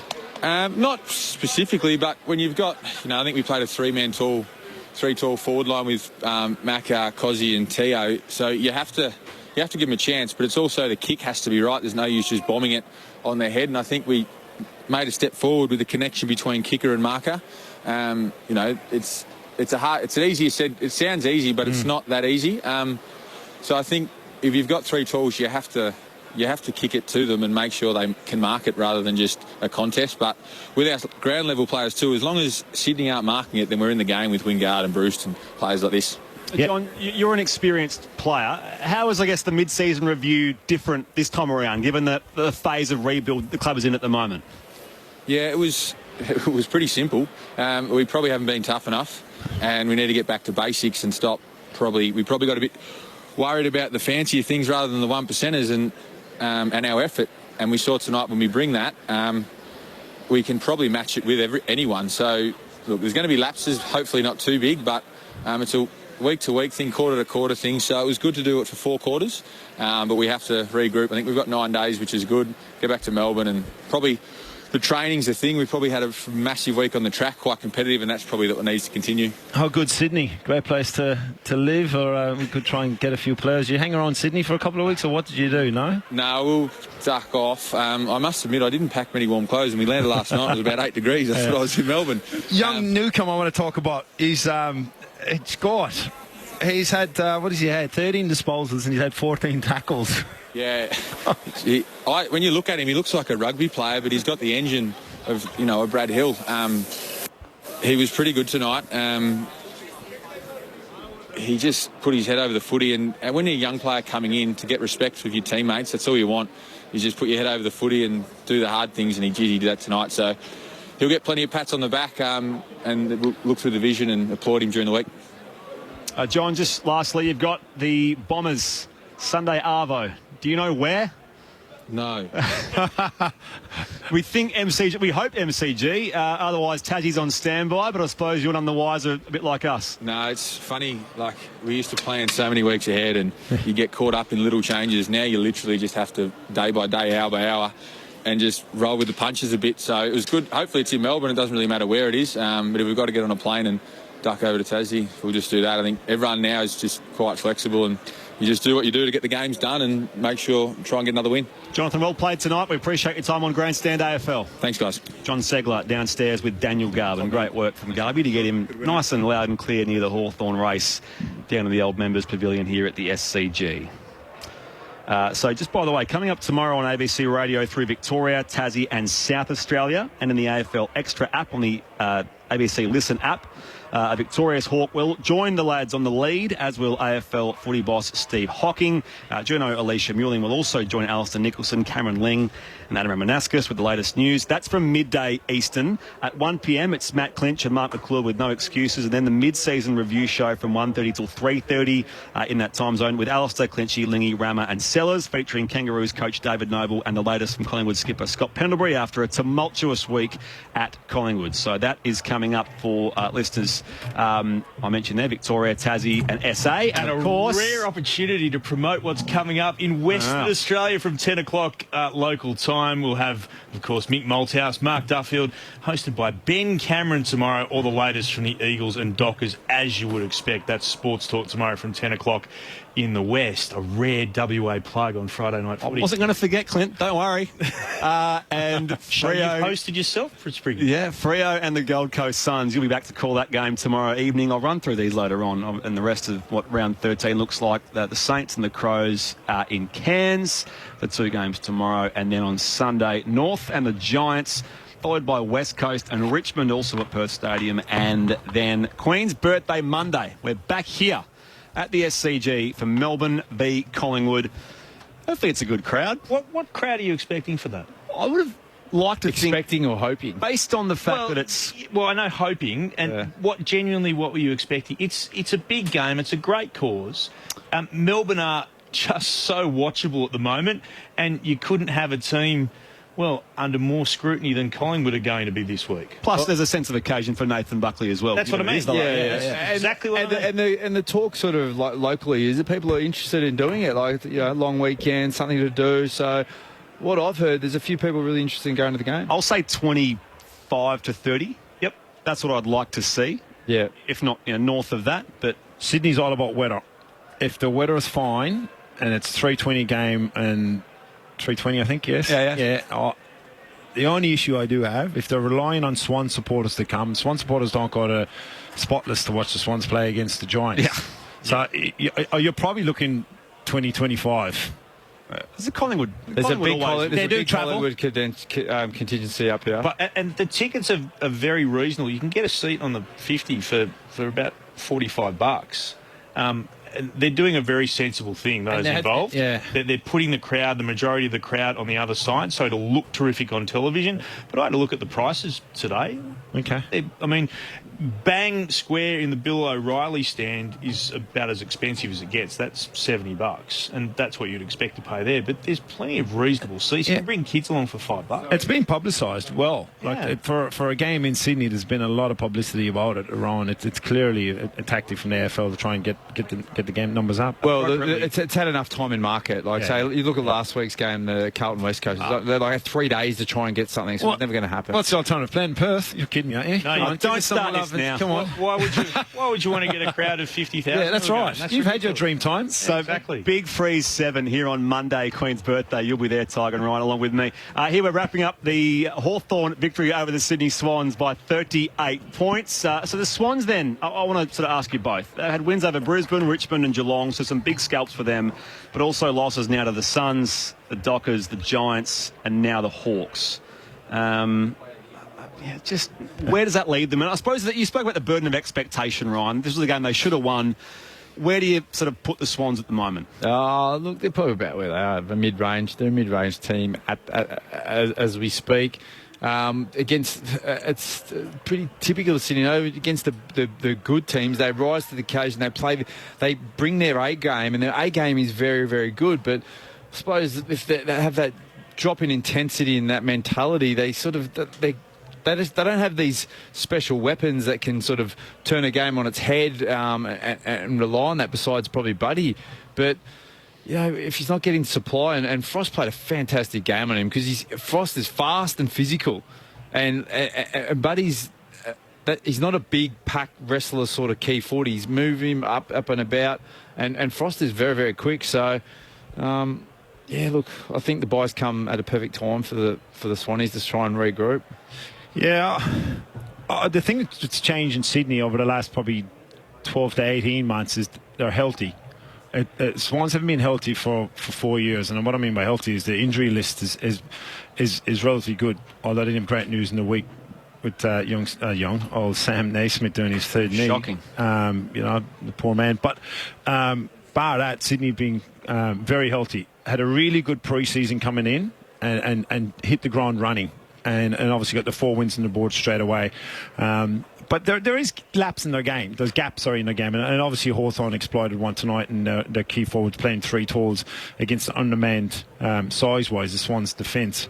And the lack of speed around the ball, I think Chad Warner is one that did hurt him tonight. He does offer a different look. He is tough. He gives him a different look when he's inside. Hickey's colours were lowered a bit tonight, and that's the first game for the year really where it has happened. He's been outstanding, and I think also what happened early in the year, young Braden Campbell and Errol Goulding came into the team and gave the whole club and the whole team a real lift, a real spark of energy with this young talent, and we're moving really well, and that shine and that spark's just gone off them a small bit. And that's what happens with the younger team, and they're going to produce inconsistent results what they've had, and it's easy enough. We've all been through that as players, as far as playing against the best players, going to Richmond, the MCG, let's take them on. They've won 2 of the last 3 premierships, no problem, get yourself up for against Gold Coast and against obviously a Hawthorn team. Those games are hard, and that's part of the coaching trick, and it's part of the players will mature as young as footballers to go, well, you can't take any game lightly, and that's exactly the way AFL football is, and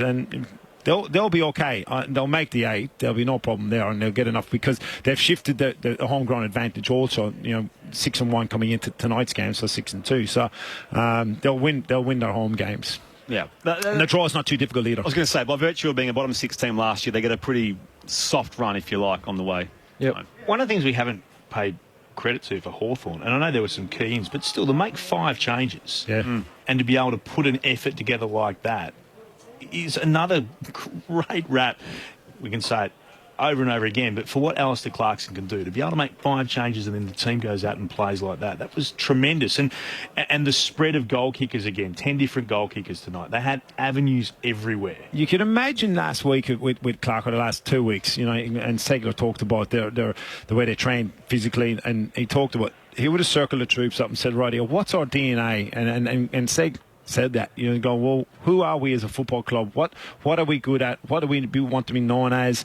And when you ask these questions about and the players answer with, oh, we're soft at the moment and we're not working hard enough and our effort's not there, drawing back the focus to your effort and your hit can often be the easiest way of getting your form back, and that's clearly what they've done over the last week when they had the boys. Just they've clearly been a lot more harder at the board in their training in the way they've focused, and that's the way they played their game tonight. And it does help having obviously O'Meara come into it, but he wasn't the only one. They were all at him, and young Newcomb comes in and lays 14 tackles. He told me, where's that coming from? Well, that's a bloke that wants to get respect from the football club, and he knows how to do it by going hard at the man and the ball. The game is simple. We just make it too complicated sometimes, and that's sometimes you get away from the fundamentals of the game, the basics, the 1%ers, however you want to call it, and try and be too cute or too.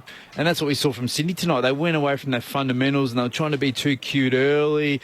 And Hawthorn, they will bang on how they wanted to play. The good teams just do the fundamentals and the hard and the not so pretty stuff consistently and better all the time, and then that cream and that fancy stuff comes off the back of that really good work and that fundamentals. Yeah, and I think there's a gap between the top 4 and all. Like there's a gap with that. I think the Melbourne, the Dogs, and we saw Cats last night. They're the three we're chasing, and the whole competition are chasing, I feel. You know, you can't write off Richmond, clearly, you know, but as far as form guide and the way they're playing their football, they're the three. There's a bit of a gap on how you're looking at who's going to win the premiership. Right now, it's one of those three as far as the way they're playing their football, and the gap is because they're playing consistent. You know, Geelong were a joy to watch last night. That forward line is incredible. You know, and you look at, obviously, Dangerfield comes into that midfield mix, you know. So there's things that Sydney are still off from the best, but they'll get there, and they're clearly getting there. And they're not that far from Hawthorn as far as rebuilding. They've done a rebuild without people actually calling it a rebuild. Yeah. Get a few numbers to full time, Clint Wheeldon. So let's have a look at them. Tom Mitchell, no surprise, led all comers with disposals. 34 for him tonight. Jath with 28, O'Meara with 26, Howe 23. Shields had it 21 times, and Segler 20. For the Swans, Mills 33 touches, Lloyd had it 20 times, Rampy 29, so too Parker, and Kennedy with 27. Total disposals, the Swans 367 to Hawthorn's 374. The contested possessions to the Hawks 112 to 90. The clearances to Hawthorn 42 to 39. The marks, Sydney 75 to 70. The tackles, Sydney 81 to 78. The inside 50s, Hawthorn 9 more, 59 to 50. And I only mention this because I know people are asking, but it didn't have any bearing on the game, but we do have to mention it. The free kicks 26 to 10 in favour of Hawthorn. We don't need to mention it because it wasn't the story of the game at all. Well, the story of the game was the scoreline. Hawthorn 38-point winners, 14-5-89 over the Sydney Swans, 7-9-51. A couple of your texts to finish off. Great call tonight, guys, says Chris. Thank you very much, Chris. Is there news or speculation regarding games returning to Melbourne? Will there be non-spectator games or games with limited crowds? What are the AFL's hopes? Are there contingency plans for the grand final should Melbourne go into lockdown again? From anonymous texter. The reality is, I think if they could have games next week, and that is one game they're looking at, Hawthorn-Essendon, it'd be maybe 30 to 40% crowd at the MCG, as long as everything goes okay the next few days in Melbourne. And as far as the bigger picture for the grand final, I mean, Melbourne's as likely as any other city to have a situation that would result in, you can't really plan in this sort of zero COVID strategy if you are a big event. It's hard to plan big events. So whether it's in Brisbane or Sydney or somewhere else, you have the same issue. There's a lockdown that occurs. You're at the mercy a few days out. It's just a competition site held at ransom because of Melbourne with 10 clubs there. That's why it's such an issue when it does happen. A breakout does happen in Melbourne. Yoshi says, congratulations to Segler for his spot-on and intelligent assessment. Speaking of intelligent assessments, Ryan O'Keefe, the votes in the ABC football. I thought you were going to come at me when you said that. No, sorry. You wanted an intelligent assessment. Look, one vote, O'Meara. He had 4 clearances, had 9 inside 50s. He just got better as the game progressed. 2, Jath. 554 metres gain, 5 inside 50s off half-back. He was just electrifying, both defensively and in attack, and 3 to Mitchell. You read it off his stats before. He was fantastic. I thought Jath was your 3. I'm not going to lie. I thought he was going to be... Yeah, it was my 3. But it's okay. Yeah, but look, Mitchell was there all game, ran hard. He was dominated. There's a difference between a defender and a midfielder now. Sorry, Clint. Just wanted to touch base the question before. The expectation from the AFL was round 14, crowds will start at 50% capacity in Melbourne, and then over a month could build up to an 85% capacity. So that's what the hope is at the moment. It'd be great to see crowds back at the MCG. I don't say that other than it's tremendous. It is still the home of football, and you want to see big crowds back in there. It's it's still incredible. People forget we're in a pandemic. To be able to come to football and have people at all. You look at the rest of the world and the job that we've done as a country, and certainly the AFL must be applauded for what they've done to actually keep the competition going. And the clubs and the players who've been prepared. That's right. And the cliche has been agile and flexible, but they've been all of those things. And it's been more difficult knowing it the second time round. You've done it last year, going, I could be gone for 100 days after doing it last year. Wrapping things up here at the SCG.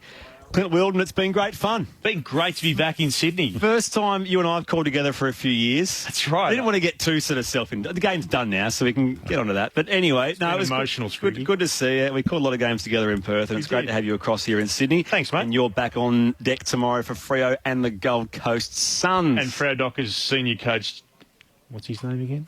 Justin Longmire. It is hard when you live in Sydney and you start seeing John Longmire. It creeps into the back of your mind. It happens. J-Lo will be with us tomorrow in pre-game. It'll be fantastic to have him on. Looking forward to that, Clint, as always. Ryan O'Keefe, Ty Connelly, thank you very much. Yeah, always a pleasure. See you on Monday. Yes, looking forward to that game. Should be good.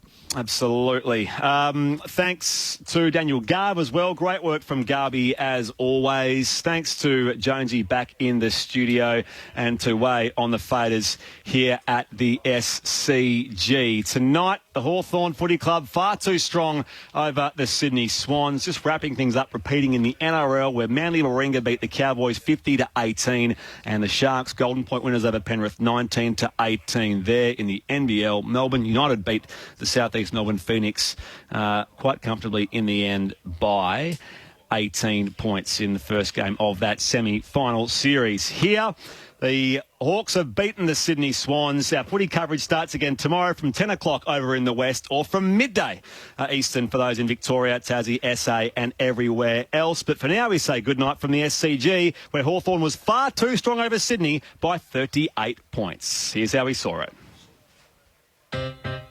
Shield puts it towards the hot spot at the teeth of goal, stretching and marking Segler. His first game since round 4, Jonathan Segler puts it through. Morrison gathers in the pocket for the Hawks. He snaps on goal and it goes straight over the goal umpire's head. The Hawks with the first 2 at right half forward. Loads up inside forward 50. Leaping up in front. Mark not finished off there by Kajitsky. Crumbo by Tom Mitchell. On that reliable left boot. Snaps the goal from 40 out. McDonald hands it off quickly, gives it to Franklin from the right forward pocket. He snaps around the body and he kicks his first of the night. Now Rampy kicks it back inside forward 50. Franklin's the target. He comes at it. Can't mark. Brings it to ground. Heaney gathered beautifully. Kicks on the right. The ball spinning back and going through for a tremendous goal. Comes back again to Impey. He'll kick towards full forward. Juggling. Kajitsky gathers in the goal square. Bangs it through. Hawks retake the lead. Needs a neat entry here. Loads up towards full forward. Wingard being held and the umpire saw that. He was all over it. Free kick against Cunningham. And Wingard will have it from 20 out. Oh, he opens up the angle straight away to snap with no one back at home. And it is straight and true. Knocked down on the behind line. Dawson there tackled immediately. Ball spills out. Chance for Phillips. Sensational goal. With nothing to look at it right full forward, somehow he conjures up a major. Bruce crosses the boundary line to kick. The drop punt from deep in the pocket is glorious. The Hawks can do no wrong tonight. They're out by 24 points. Joel Amartey, 55 out. Oh, he's giving his kick some distance. I tell you what, that's not a bad way to kick your first goal in AFL footy. To Florent. Inboard pass now to Fox, all under real pressure. Lost possession of the footy. They've turned it over. It'll come now again towards Moore. He'll kick to goal. It'll bounce through. Towards a 2-on-1. Numbers in defence here with the Swans. Out the back though. Dawson fumbled and Shields comes through to finish it off.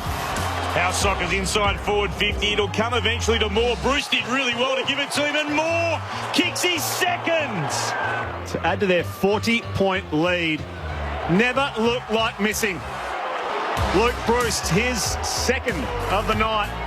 And it is, as Clint Wilden said, party time for Hawthorn. Out by 46 points. It's a rout. Newcomb has the footy. He's dispossessed, and the Hawks do it. And do it well. To the tune of 38 points over the Swans at the SCG. Come, what may you find us striving? Teamwork is the thing that talks. One for all and all for once, the way we play at Hawthorn. We are the mighty, mighty Hawks. Drought, the bushfires and now COVID. You're doing a magnificent job keeping everybody informed. Love it every day, mate. I can listen to you every morning. Absolutely vital that you're there. Done it all, but in between trying to make us feel good. Must be love, love, love. Your trusted source of accurate and timely emergency information. ABC Radio, TV, and the all-new ABC Emergency website. It must be love, love, love. ABC. Stay connected. ABC Sport Digital Radio. In case you missed it,